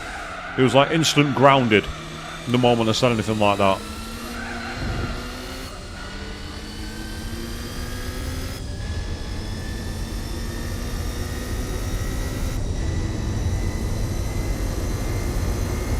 Ooh, yeah, Joe, that sounds pretty bad. Around about 130 kilometers an hour. I wouldn't recommend trying that. You're likely to not get around it. And Exeter, a lot of people on the highway do that where I'm from. They're literally like, you know, someone's waiting at a crosswalk. Blow your horn, send them back behind the line and keep driving through. That happens all the effing time.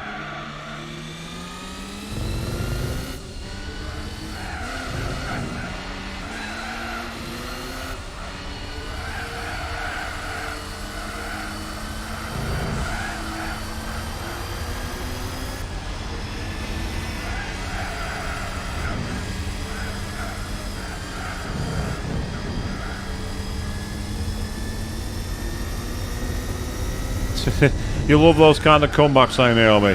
They're funny when they're used to someone else. They're never funny when they're used to you, towards you.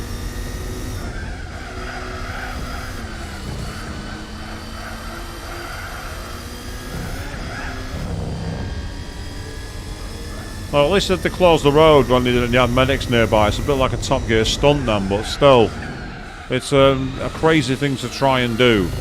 And say I saw a clip of someone who basically went towards a roundabout, didn't slow down, and they ended up like doing a rally style jump over it, broke the chassis and everything, and it's like, you absolute clot, what were you trying to do? Take off?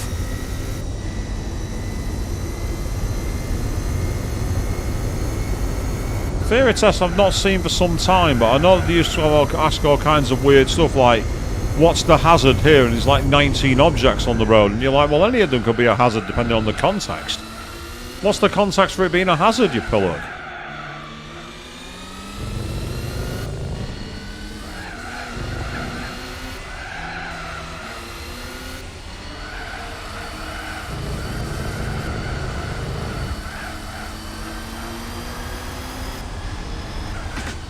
Yay, we won again. Oh yeah. Well, you see, Exeter, it's quite funny because, like you say, you see a slow-moving vehicle in front of you, what do? Well, give us more context. Where are we? Are we on the left-hand lane of a three-lane motorway where we can overtake them? Are we going down a country road where there's solid white lines and you're not allowed to overtake? Are we approaching a blind corner where even if you can overtake them, you're not allowed to because it's dangerous to overtake on the outside of a blind bend? That question's not got the context. There's so many different actions you can choose. That's not a fair question, because there's a million different contexts of where you change when there's a slow car ahead of you. I mean, your answer, to be fair, is like honking your horn and showing your aggression. I mean, that's what 90% of dash cameras do, to be fair. So, you know, it's like I've seen that before. Exetel, you mentioned doing 20 and a 40-mile-an-hour one. My uncle once famously ended up on the TV show Police Camera Action. For those of you who don't know, in the UK, there's a TV show, it's long been off the air now, called Police Camera Action. And it was basically footage from highway patrol cops in the UK about dangerous driving. And it was everything from people who just flew through red lights, to armed robbers trying to get away from a crime, to boy racers who modified the car in ways that meant the road chewed the car to bits when they tried to drive through it. And it was all about dangerous, aggressive driving. However, at one point, the show goes on and it says this: normally on this show, we show you the dangers of excessive speed. But in the following terrifying clip, there are times where you can have excessively low speed. And it cut to a cop cam, blues and twos blaring, following an old Vauxhall Nova in the outside lane of a highway. Maximum speed, or the recommended speed for the highway, 70 miles an hour. My uncle, in charge of this Vauxhall, 27 miles an hour. On the outside lane, aka the fast lane, of a highway. I remember seeing it and going, Mum, isn't that my uncle's car on TV? And I've never seen anyone die of embarrassment faster in my life. 27 miles an hour on the motorway. I mean, it's a way of saving fuel, I suppose, but it's probably not the smartest idea.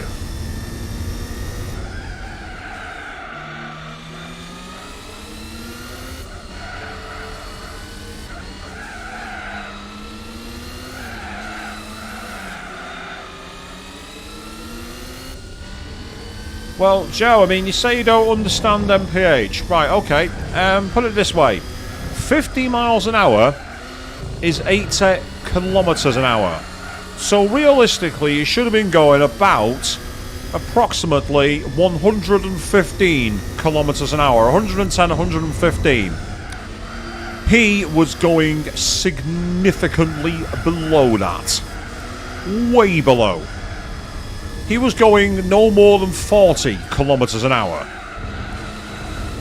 So, anywhere between 60 and 70 kilometres an hour, too slow.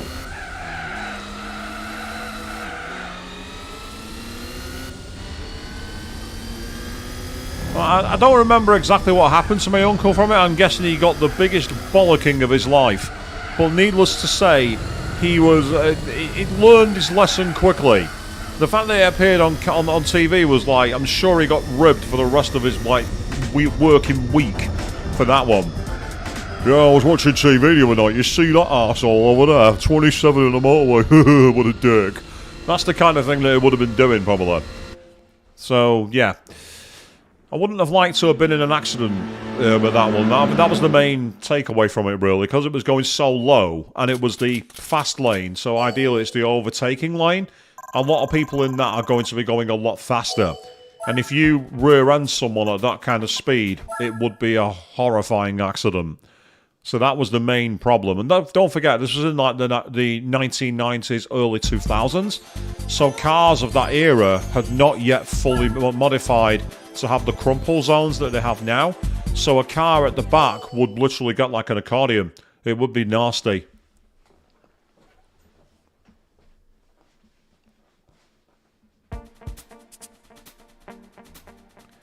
It's true, XTL, yeah, people don't like it when people go slow. They'd much rather that people go fast.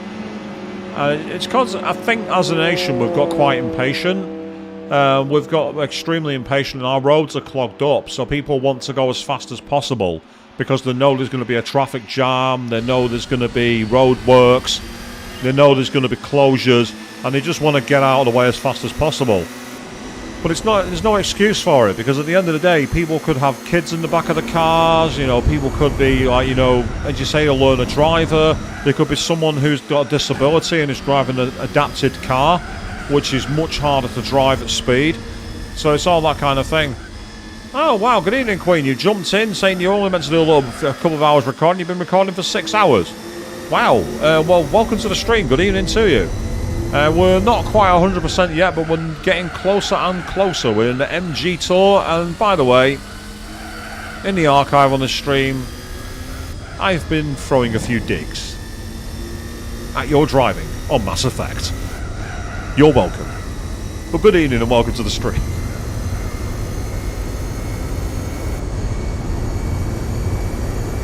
That's like the thing is, like, my mother one time, she was driving in a car going between the town where she lives now and the next town over where my grandmother lived at the time while she was still with us. And when we're on the way back to my mum's, we're just going like down this road, and we're in like a VW Golf or a Honda Civic, something like that, a decent car, going at a relatively reasonable speed. And all of a sudden, this guy in a Range Rover is behind us and puts their lights on full beam, as if they're trying to blind us and intimidate us off the road. And I just said to my mum, I said, slow down. Go bang on the speed limit. Go bang on the speed limit. Really ruin his evening. And she's like, oh, he's not. If he wants to get any closer, he's going to be in my back boot. And well, if he does, I'll be putting in the biggest injury claim he's got. Don't worry about it. So it's like, I hate that. It's like, oh, I'm in a big 4x4. You should be able to get out of my way. But I did have one time where I used to be a handler for UK automobile accidents claims, and one time one of my clients was in a van, pulled out of a T-junction, so a side road basically, ploughed into this poor woman's car, spun it round, sent it on the curb, like oil, fuel, blood, pus, court case, the works basically. And afterwards he called in, made the claim. And I just said to him, right, well, we'll deal with your repair, that's fine, but just to make you aware, you've converged from the side road, you've hit the car that's coming in the right direction. I'm afraid this is going to be a claim where you're liable. No, I'm not. I'm afraid, sir, you've gone over the giveaway lines and hit the car that's got right of way. I don't care, I'm not at fault. This goes on for 20 minutes. I'm quoting the highway code at him, I'm quoting court cases at him, I'm saying that the rules of the road are you have to stop at the dotted lines. There's no dotted lines on her road. Prize car, what have we got? We've got another MGF. Woo. It's in the yellow colour though, so it's giving me a yellow car, and that's awesome because I love yellow.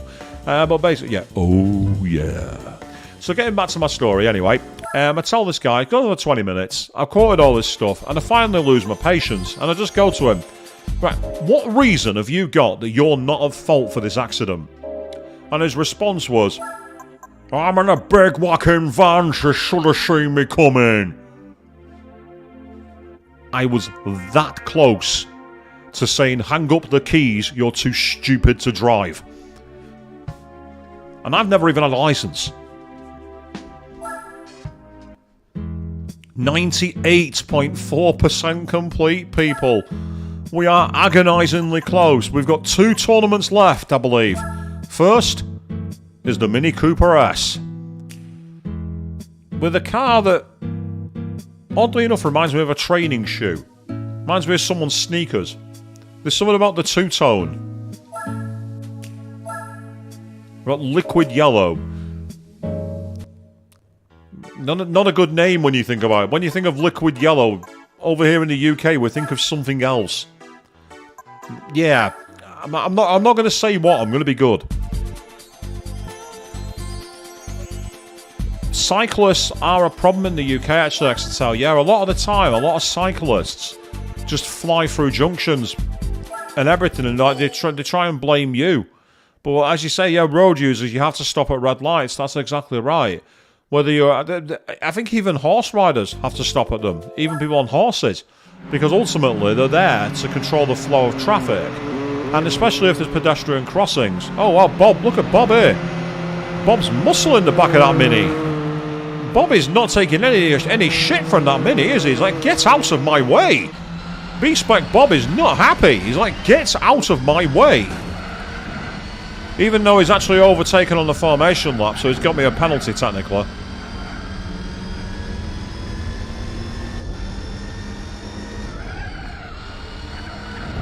Tell you what, for a front-wheel drive car, this is actually turning like it's on rails. I'm actually really surprised by this. I'm able to point and squirt it with ease. Oh no, I just said that live on the internet. I can point and squirt. Ew, what am I doing? Why the hell did I say that for?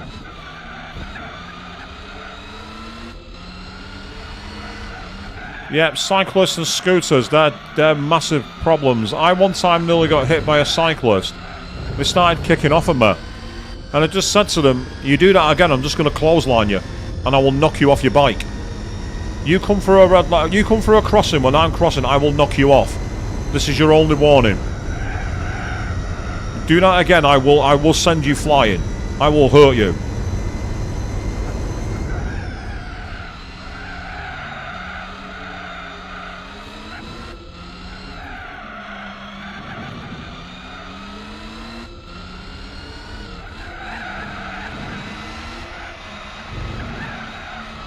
Oh, Joe, that's a nightmare when your car breaks down and you can't get it started and all you get is heat from people. It's like, what am I supposed to do? It's not working. I can't do anything. Leave me alone.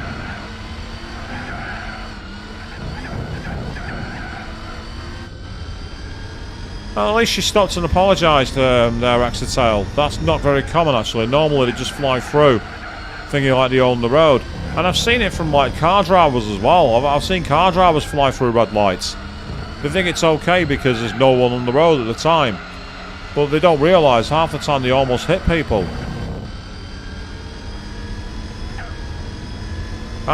The right of way argument, Exeter, that's the interesting point. I've seen plenty of accidents caused because people have been established and correctly proceeding. And it's obvious a car in the next lane over is coming into their lane. And you can see it from a mile away. And they won't let them in. They'll just speed up so they have a crash. And it's like, right, you had right of way, well done. You've also wrecked your car, wrecked your insurance claims history, possibly injured yourself, and ruined your day. Was it really worth it for one extra car being ahead of you in a queue? Was it really going to make your difference to your day that much, one car? If it is, set off earlier. You know what I mean? It's like, I don't understand why people do it. It's like, I'm going to have an accident because I have the right of way. My friend calls it defensive driving, which is assume that people on the roads are going to be arseholes. Let them be arseholes and have their own accidents somewhere else. You're not doing it with my car. And that's exactly the way to do it. Think, that twat who's about to come into this lane is going to have a crash. I don't want to be the car he crashes into. It's a simple philosophy. And if everyone drove that way, we would have nowhere near the amount of accidents that we do on the roads. Nowhere near it.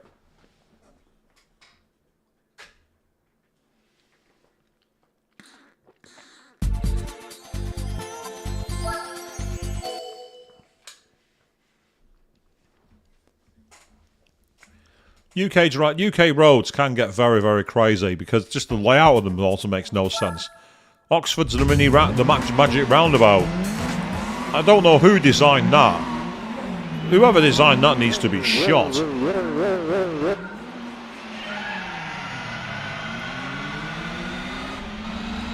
Ooh, that's nasty, Exeter. That's very bad parenting.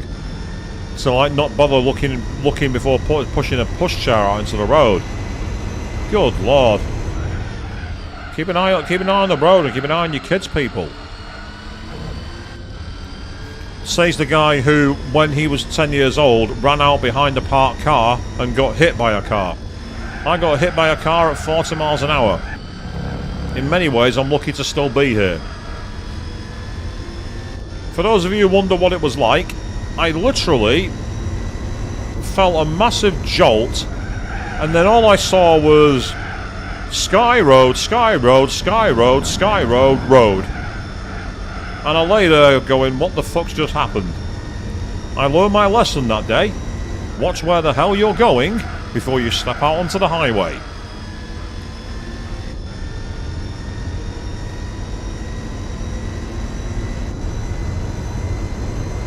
I don't know what happened to the driver of the car. My mum told me at the time that he was in bits, and I'm not surprised. As I say, it was I'm the one that caused it. It was me who caused the incident. So, as I say, I learned my lesson that day. I'll tell you that for free.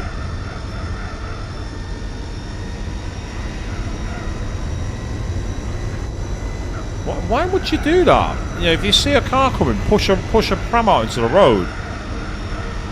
Why would you do that? That's just that's a someone called social services moment. That's ridiculous. Very true. Yeah, Queen. I spent 3 weeks in hospital with my legs laid up. I fractured my pelvis. I didn't even think that was possible. But then again, as a kid, I was never out of hospital. I was in hospital that many times as a kid. It was ridiculous. I think I need to change my gear ratios on this car. They seem a little short. Topping out at 130 miles an hour on that straightaway is too low.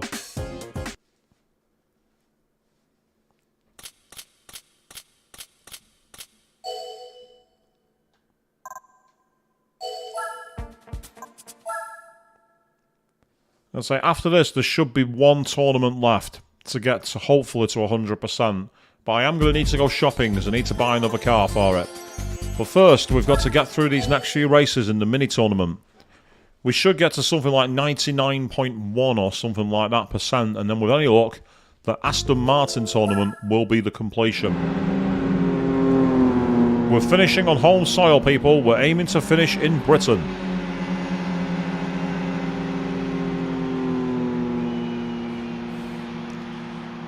I can understand that. I'll be honest, when I stayed in hospital, they weren't nice. They weren't nice places, and I imagine they've only got worse. I've been into hospital to have things done to my arm and things like that, and again, I've never liked it, to be honest. No one likes hospital.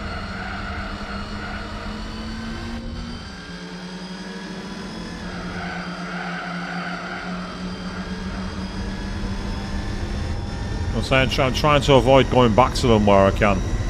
No one likes being there for them.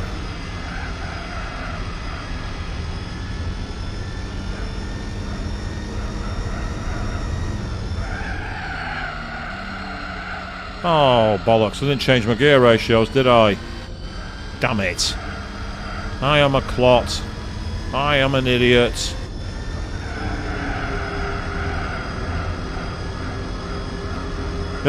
Nah, XSL, I don't mean that this is the UK. What I mean is we're doing UK tournaments. We're finishing with UK tournaments. We're hopefully going to finish the game with this manufacturer tournament based on Mini, and then there's one more manufacturer tournament based on Aston Martin.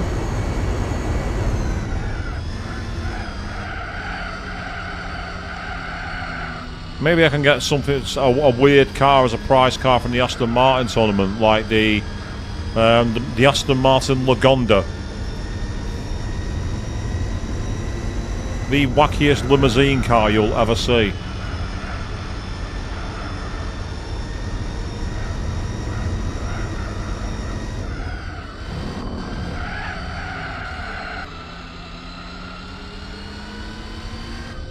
So Minis are no longer as small as they used to be, but they're good little cars. Basically BMWs, but like hatchback versions of BMWs. Pretty reliable. Although some of the modern Minis aren't Mini at all. Like, what's it called? Is it called the Mini Countryman, which is like a gigantic MPV? How can a Mini be an MPV? That's ridiculous.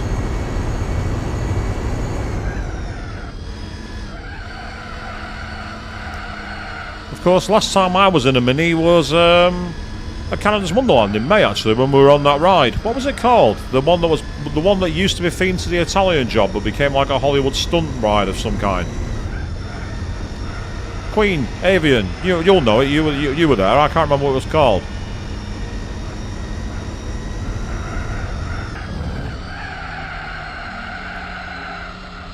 If you never had to stay overnight at a hospital, Queen, you are lucky indeed. They are not fun places. They are not fun at all.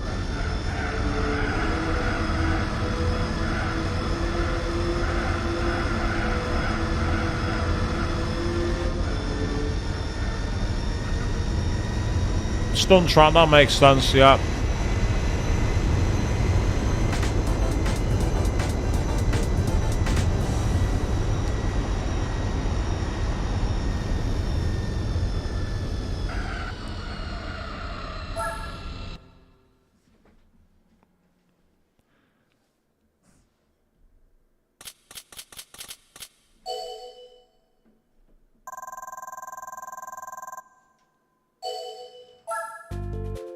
Oh, I've had one of them, Naomi.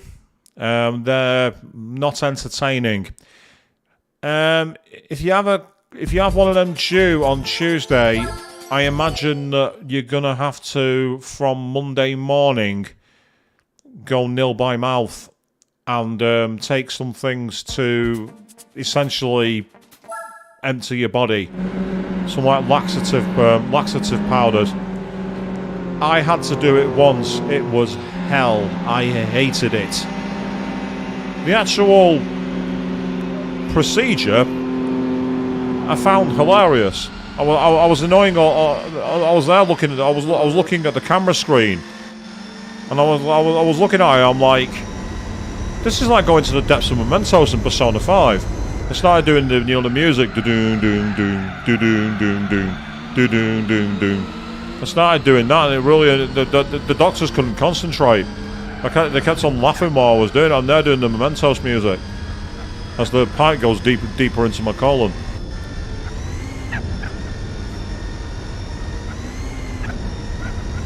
Possibly quite crude when you think about it, but it was a good way of like coping with the stress and the invasion.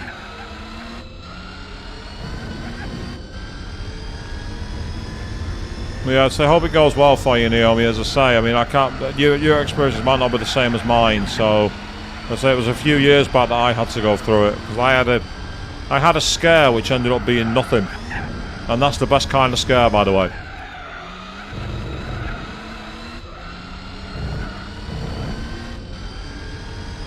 Say it's the. I won't say it's funny. The initial part is not funny at all, but if you embrace the humour of it and just like I found it as a way of coping. That was the thing for that one, Naomi. I found it as a way to cope with the intrusion.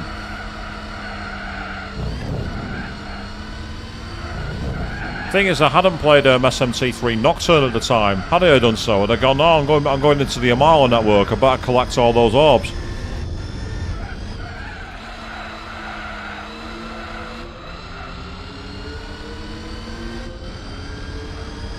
Ah, you got an EEG and ASD assessment. If your second one's what I'm thinking it's an assessment for, Exetail, I prefer the term ASC, but it's purely because I don't like what the D is used for. Assuming it's the same one, I might be thinking it's something else.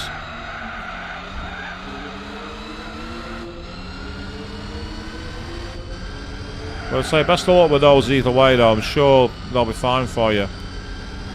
Yeah, Naomi, that's one way to do it. Thinking you're about to do Sonic 2, the Sonic 2 bonus stage. That's the way to do it. Lie there on the bed going... doing the music for that theme.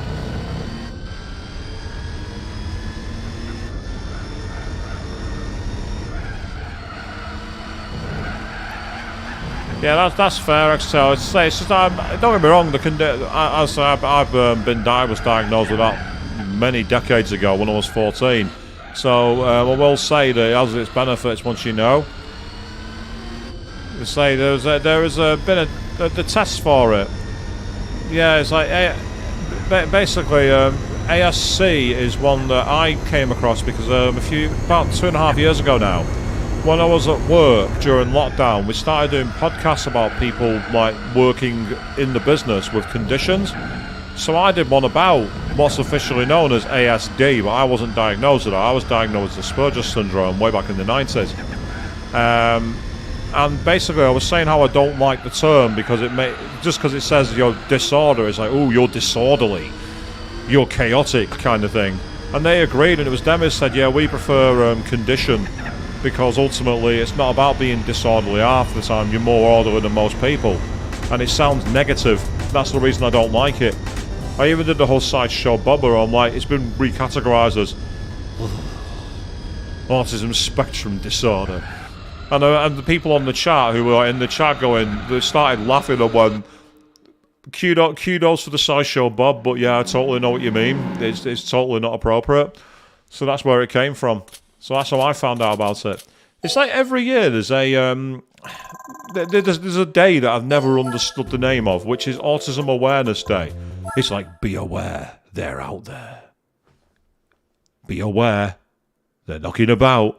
That's the kind of thinking, connotation that most people who don't understand it take away from it. It's that kind of stuff. I can laugh at it because I've had it for that many decades now. I've been the butt of all the jokes. So I can laugh at it, but I can understand how it also causes major problems for people. And it's like, it's like, if these people who come up with these titles, if they think for more than 0 seconds, they might understand the impact it can have.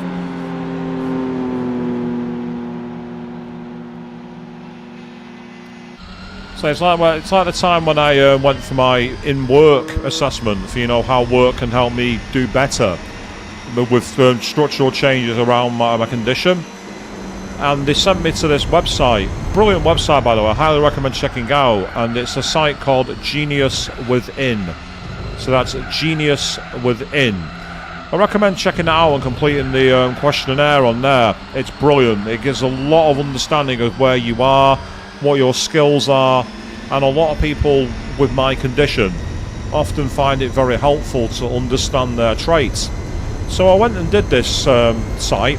I took the results in with me, and it caused a bit of a awkward moment because what had happened is, before I went to this meeting, my boss had emailed me the link to this website. So obviously I clicked it, completed it, job done. When it came to the meeting, the first question that the assessor asked us all was, so, the website, Genius Within, yeah, you went and used it, did you? Yes, I did. How did you find the site? And I replied, I didn't. I opened the email from my boss and clicked the link. And there was this awkward silence. Everyone's kind of like looking at each other like this. And I'm sat there going, have I done something wrong? Have I said something inappropriate? Have I taken the piss out of you? What's going wrong here? And then the piece clicked in my brain, and I went, do you mean did I find the website useful? And he went, yeah, that's exactly what I mean. And we were away to the races after that. We were away to the races once I asked that question, but immediately, if they'd have thought for more than 0 seconds, saying how did I find the website, I didn't need to, I clicked the link. My answer wasn't wrong. It was totally not what they were looking for, and they set themselves up for that awkward moment. And I'm hoping that they took that away and went, if we find ourselves talking to people with this kind of condition, be more specific in our questions so that they don't interpret it in a way we don't understand. But the LMAO, that's the most appropriate response, Queen. If there'd have been other people observing it, I reckon it would have been like a punchline in an SNL sketch. It would have been, everyone would have been laughing their heads off. And it is bad language, Naomi, exactly. It's non-specific language. And for someone with autism spectrum condition, that can be a major problem. Not being really clear and precise in what's being asked. You get the answer the wrong way, and it causes major problems. I know that in schools, that's a huge problem, where kids with conditions similar to mine are seen as troublemakers because they answer something in a specific way. When I was only 3 years old, according to my mother, and she's got no reason to lie about this, when I was at what we call nursery, but obviously it's kind of like preschool, elementary school over in North America, one day I was there, and my particular nursery had a climbing frame on the grass. And because I was only 3 years old and I was a bit of an adventurer, I wanted to play on it. And they kept on telling me, apparently, you can't play on the climbing frame. And I was like, Well, why is it on the grass if I can't... well, you can't play on the grass. Well, why is there a climbing frame on the grass? And they kept on putting me on the naughty step. And eventually my mum comes to collect me. And they tell her this thing about how they said your son wouldn't listen to us. We told him not to play on the grass. And then he kept saying, why is there a climbing frame there? And my mum just laughed and went, well, to be fair, he actually has a point. Why couldn't he play on the grass? And he went, because it was dirty and moist. And she went, well, did you tell him that? And they said, well, no, it should have been obvious. And my mum was like, it might have been obvious to everybody else, but it's clear my son thinks in a different way to most people. Maybe you should bear that in mind for the future. Exertail, yeah, exams could be a major problem for that, I agree. Exams could be a nuisance for that, in terms of these things. But I remember one time, my alternative way of thinking might have got me extra bonus points. Oh! That's not the car I expected to get. A 1960s Mini Marcos. Very nice. So I remember one time I was in an English exam. And we were asked to, like, you know, talk about the connotations of words. And I managed to shoehorn referencing the comedian Bill Bailey into an English exam. I actually managed to do that. 99.3% people. Look at it. Look how close we are. So, there's one more place to go. It is time to buy an Aston Martin. Right, we've got either the DB9 or the Vanquish. I'm loaded. We're getting the Vanquish. It's an Aston Martin. It's got to be green. It's got a V12. It's going to be the Vanquish. We are having a classic. This should, with any luck, be the final tournament. And if that's the case, we're going all out. We're getting every upgrade we can. We are going to smash it. Meanwhile...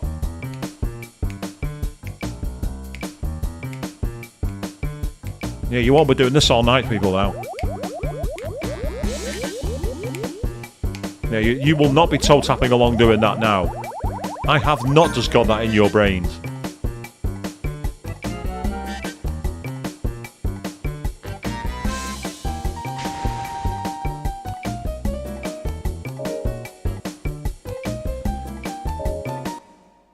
Yep, Exetel, totally get you with that. Be more specific, what do you mean by ID? What do you mean you need to see? Here we go then. Let's go crazy.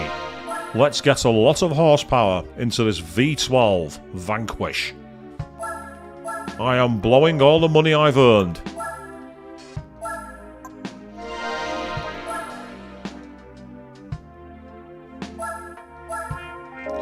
We're taking the weight out of this car. We're doing everything. Right, we can NA tune it, and we can't turbocharge it. That's fine.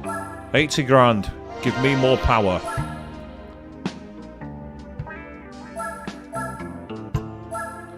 We'll put a port polish in there. We are going to have a lot of power in this car. We are going very fast indeed.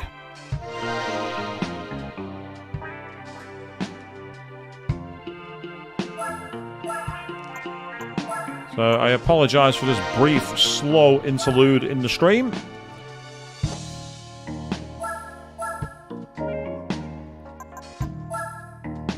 Oh. Listen to that low end.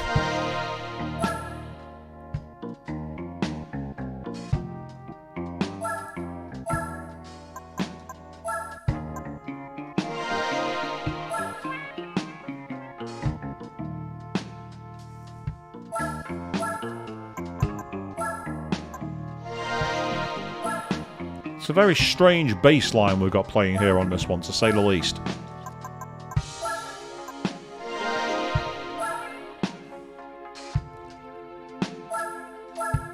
And finally, the carbon drive shaft. No expense is being spared. This Aston Martin is going to be a killer. Medium tyres should be enough. I'm half tempted to buy hards though and put mediums on the front. But I'm going to buy mediums. We're going to gamble on it. Yeah, the GT soundtracks are unique. They kind of go for like a smooth jazz kind of style. It's interesting because the very first two games had quite a lot of rock themes. Like Judas... Yeah, that's right, Judas Priest is in this game, Joe. I had to turn off the licensed music because obviously it'd get copyright claimed out the arse. But Judas Priest's Freewheel Burning is in this game. Joe Satriani's Summer Song is in this game. Yellow's Oh Yeah is in this game. In the American version of Gran Turismo 2, not only do you get Painkiller by Judas Priest, but Rob Zombie is in it with Dragula. The UK GT2 soundtrack was garbage. Quite literally, the band Garbage were on it. It was awful. But the US one was amazing. The soundtrack was fantastic.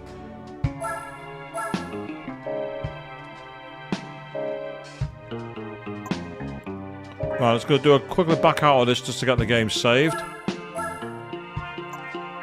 And now here we go. I'll spend all this money and the Vanquish isn't allowed.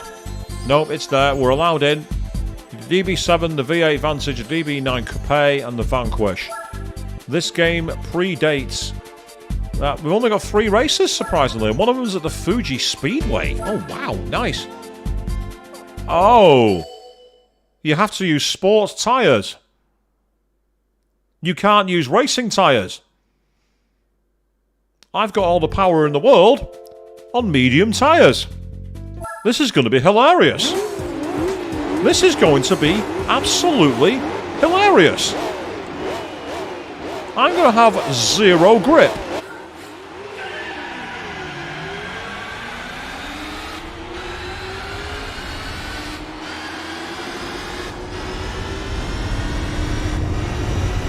Sports tyres on an Aston Martin with 700 horsepower. This is a bad idea.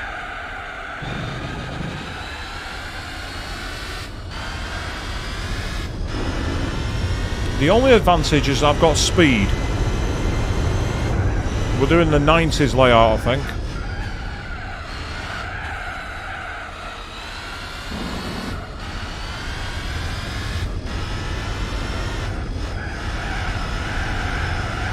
Yeah, that sounds like a common support issue, that, Naomi, where you're asking for like a block of like time and support and not getting it. That's very common. So I bought racing tyres for this car for absolutely no reason. But it's the Aston Martin Carnival.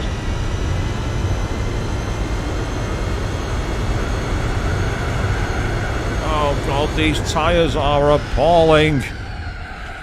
They are giving less grip than an eel in an oil slick. I've got less of a grip on these tyres than Boris Johnson had on COVID-19. Too soon?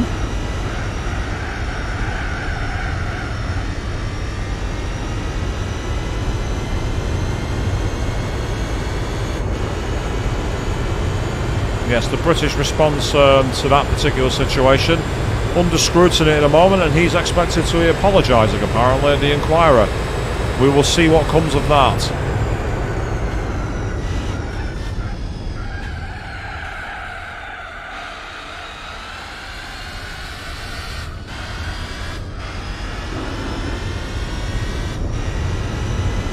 Well, amazingly, I managed to get around that corner. I'm actually quite surprised.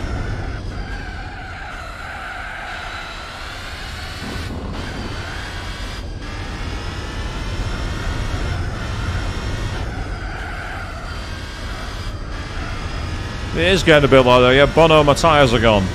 It is a bit like that. I don't think my tyres were ever here, dude, to be fair, Joe. Still, I'm going faster in the field. That's all that matters.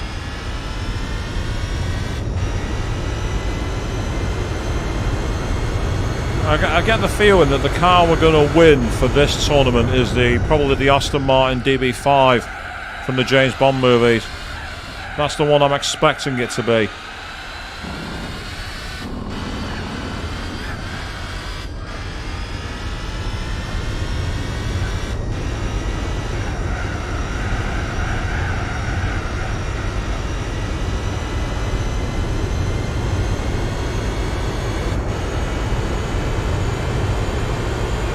Yes, this is going to be a crushing win for Aston Martin. Ironically, I could have got a much higher top speed if I changed my gear ratios, but it doesn't matter. The Vanquish tore that one to shreds. Yeah, 674 brake horsepower. Gnarly.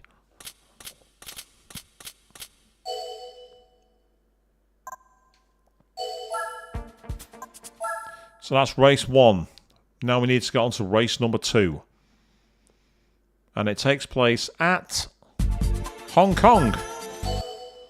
This is going to be funny. Trying to get around the Hong Kong track on these tyres is going to be a nuisance. But we're here. We're in for the long haul, people. We're well into overtime for tonight's stream. I was actually worried I'd be finishing the stream early tonight, but the races have taken a lot longer than expected. Not that I'm complaining. But we are getting close, and we're very, very near the end. We might be at the finale. But a lot's going to depend on just what our completion is going to be following this. Oh, God, you like the Signet? How can you like the Signet? Bite your tongue. The Toyota IQ with a terrible front grille. What are you on about? Bite your tongue.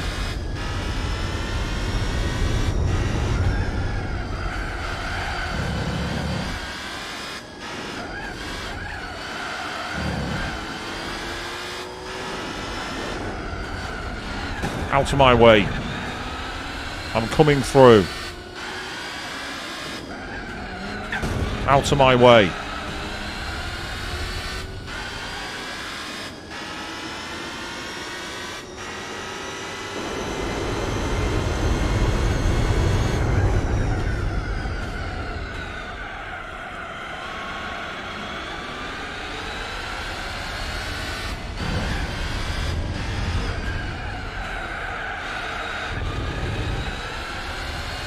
I'm glad you find it funny, but seriously, how can you like that car? It's like liking a PT Cruiser. I don't think even its own mother could like that car.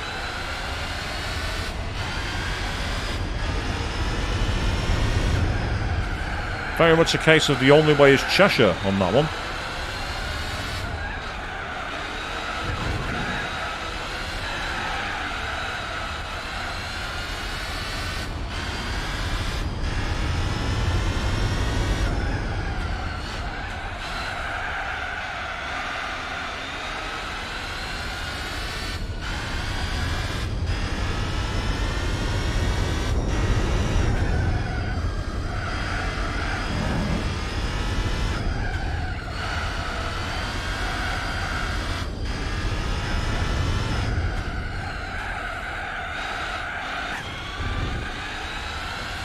Oh God, this car will be fun to drive on decent tyres. On decent tyres, I actually really like driving this car, but on these tyres, it's like driving on slick oil. It's nasty.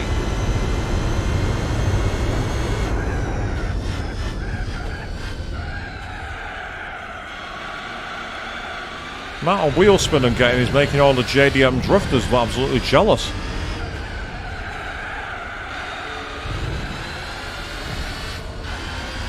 Yes, the JDMs, the Japanese drifting machines, legendary cars.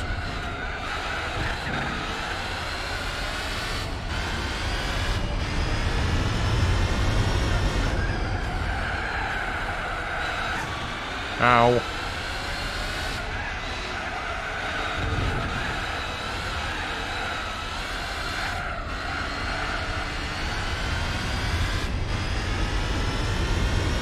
One more tour and we can forget this race has even happened. We're almost there, people.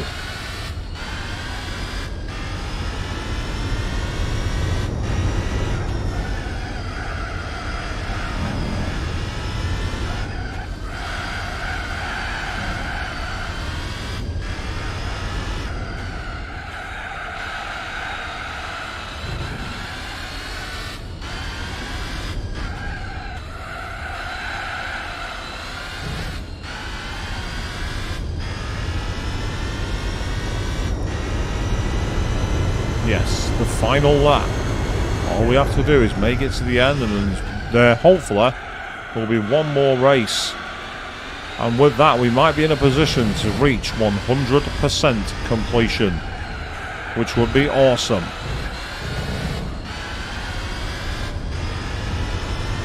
I didn't think this would become like a 30-part series. It's been such fun riding in all these cars, exploring all these tracks. Yes, Rose, that's the plan. Keep pushing. Push to the end. Enjoying a game that's just an absolute blast from the past.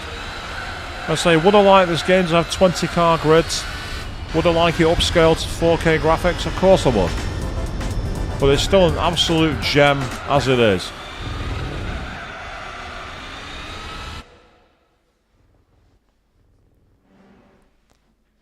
It's like going and seeing that band you've not seen for 15 years and then pulling out classic after classic. Strangely familiar, which yet so exciting. So we've got one more race. One more track. Are we going to get there? It's an of all the races to finish on, Autumn Ring. If this is 100% completion, what a damp squib of a way to finish the game at Autumn Ring. That's a climactic track for you, isn't it, people? I say GT4 is certainly one of my favourite racing games, Joe. Is it one of my favourite games? That's a difficult one because I've played that many games on that many different platforms, and it's like after my top one, Final Fantasy VII, the list can flip-flop between so many titles, and I'd say on its day GT4 would be one of them, but then on another day it'd be Sonic Adventure, on another day it'd be Mirror's Edge, on another day it'd be Danganronpa Goodbye Despair, on another day it'd be Persona 4. On another day it'd be Shin Megami Tensei 5. On another day it'd be Castlevania Symphony of the Night. You know, so it's one of those. On another day it'd be Streets of Rage 2. I always have this sense of it. There's one game that's at the top of the mountain, in my opinion, and that's Final Fantasy VII. But the rest after that, honestly, it can change day to day with me. And that's a very good thing. To be honest, it's a very good thing. It's nice to have games where you don't feel like there's a massive hierarchy. You're replaying The Witcher 3 at the moment, are you, Rose? That's a game I could never get into. I've still got a copy. A PS4 copy somewhere. I just could never get into it. I don't know why. I should have done, but just something about it meant that I couldn't connect with it. I don't know what it was. But again, it's like Mass Effect. I couldn't connect with Mass Effect. Even though there's so many things there's to be liked in that game. There's so many things that are awesome about it. Queen 3210's Let's Play was one of the things I really enjoyed watching. But when I tried playing it myself, I just did not enjoy it at all. I was like, I'm not having fun with it. And sometimes that happens, doesn't it? You can look at something and go, I should absolutely adore this. And I'm just not connecting with it. I'm not feeling it.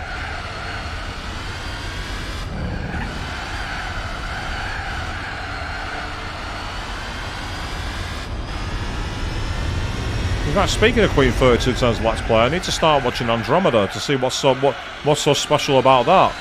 How many parts of that have you got so far, Queen? 2, 3, 4? And is that what you've been recording for 6 hours today, by the way?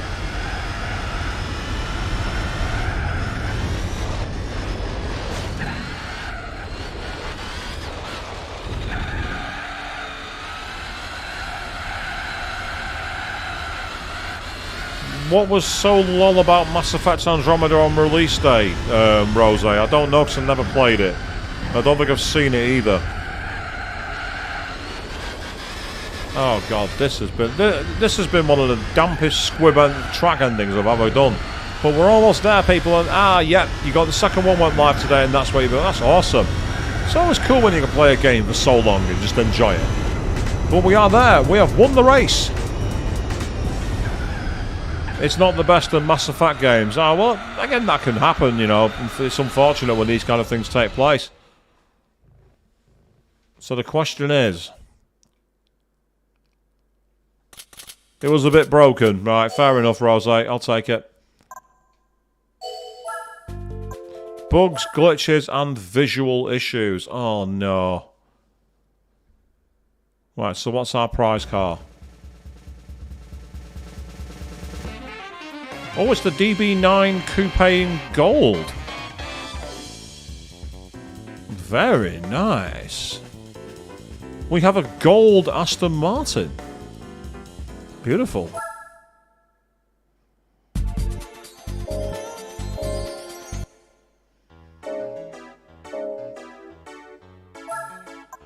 Okay, so what are we at? 99.8? There's something missing. What are we missing? What are we missing?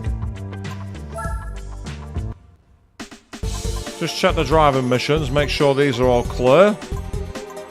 Mission clear, mission clear, mission clear, mission clear, mission clear. Okay, that's done. This is going to get boring, people, but I need to find out what I'm missing. One of the Japanese makes. Are you sure? Okay, let's quickly check the Japanese ones while we're here. Daihatsu. Nope, they're all gold, so it's definitely not that one. Honda. They're all gold as far as I can see, so it's not Honda. Okay. Isuzu. I'm pretty sure these were all golded. Yep, they're gold. Okay, Nissan? Is it any of these? No, they all appear to be golded as well from what I can tell.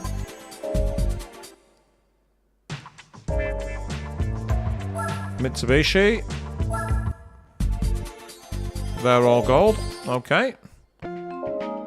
Enjoy the rotating soundtrack, by the way, people. There's not much I can do about it at the moment. Aha! The RX-8 Cup. It's right there. It's silver. Okay.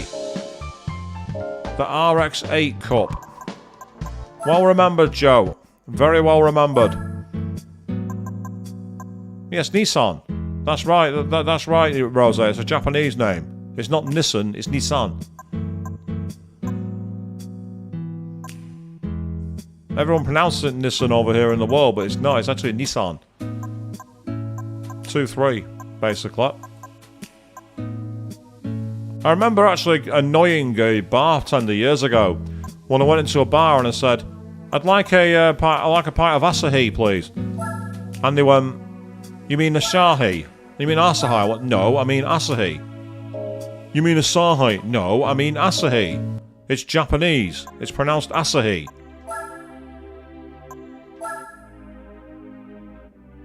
The jump scare Evo, we don't want that. Right, is there any upgrades I've not bought on this car? Race and brakes. I'm not messing around. If that's what's stopping me from getting 100%, I am going to beat it properly. NA tune, I've not got the computer chip. We're finishing with rotary, indeed we are. It looks that way. Well, I did say Autumn Ring would be a damp squib way to end, so maybe we're going to end with something decent. That's all acquired, that's okay. Turbo kit. Ironically, I could make the car a lot faster. Bollocks to it, we're doing it. We're going to triple turbocharge it. Screw it. We're going big. Oh, wow, there's a lot. No wonder I struggle with this car. I must have been trying to do it as a challenge run and get maximum A-spec points for some reason. Answer, because I'm a clot. Yeah, I think you need to use sport tyres, but let's just double check. No restrictions. Right, fine. There's no restrictions. I'm having racing tyres. Joe, I'm hoping to God it's not there. That would be a very bad place to end. Assuming that this is the only race we're missing. If I'm right, this will be 100%. There it is, Mazda. One on the far right. At Tsukuba. It's at Tsukuba. That's where we're finishing. Even that's a bit of a troll in terms of a place to finish. At Tsukuba.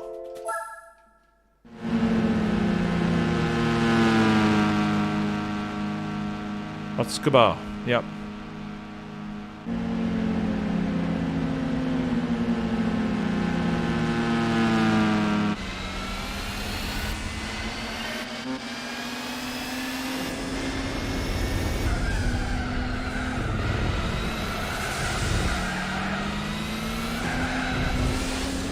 Out of my way.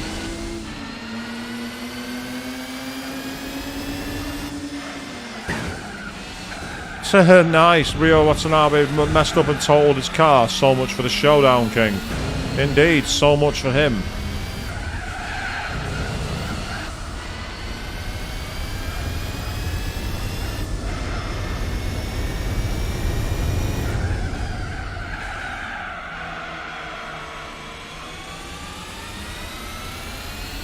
So the AI in Pro Street was pretty poor at times, Rose. But I like the fact that it made mistakes as well, the AI. At least that's one thing to be said better than like the likes of Undercover. In fact, there's a game I should play for a laugh. Play Need for Speed Undercover. Need for Speed Undercover was hilarious. For all the wrong reasons.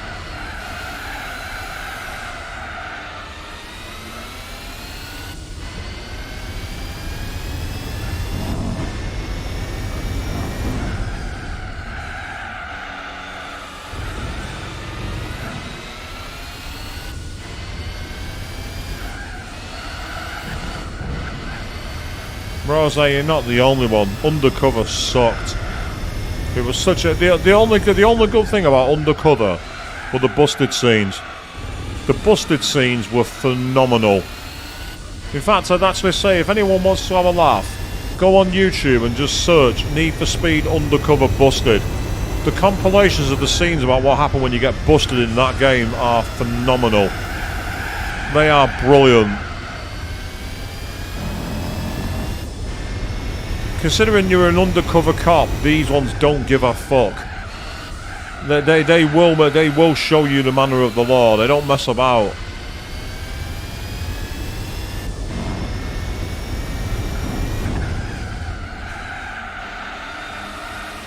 Underground 2, Most Wanted and Carbon were great games, but Underground 1, never played that one, but I understand it's not as good, but still decent. I'd say good soundtrack. I'd say if I ever stream Underground 2, I would have to have no soundtrack because the amount of licensed songs in that game is ridiculous. Likes of Killin' Joke, likes of Ministry, likes of Snoop Dogg, and many more.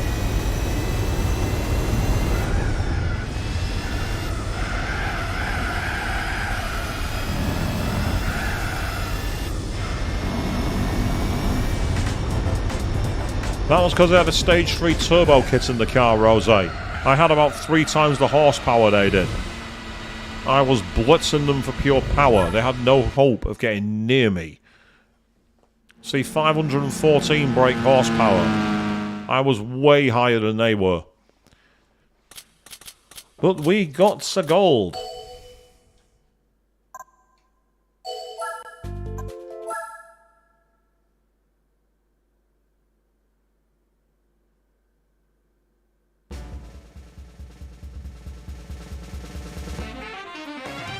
Oh, there it is! You have achieved a completion rate of 100%, and we have unlocked the 1999 TWR Arrows, the Black Formula Gran Turismo, the Black Arrow. What a car! Beautiful. Completion rate of 100. So, just to prove it, just to prove that that's genuinely it, there it is. 100%. That is amazing. Unbelievable. It's taken us this length of time. Yes, okay, I did kind of skis the endurance rates. I admit it. I found a way to skip time for those. But the rest of it, you saw us A-spec the likes of the legendary 1,000 miles. You saw us take on multiple endurance races, multiple events in the Formula Gran Turismo tournament, and of course, we had some of those really classic streams, like Driving Mission 34. Ugh. So that is a right point for us to say good night and farewell to Gran Turismo 4. It's been an absolute blast. We are going to be back on Monday evening when we carry on exploring the RPG world of Sea of Stars, and then on Wednesday we'll be back for Shin Megami Tensei 4. Next Friday, though, we might well be taking a very chill shitpost stream. More will be confirmed early next week. Until then, thank you all very, very much for watching. And Autumn rings Scuba to finish. What a damp squib.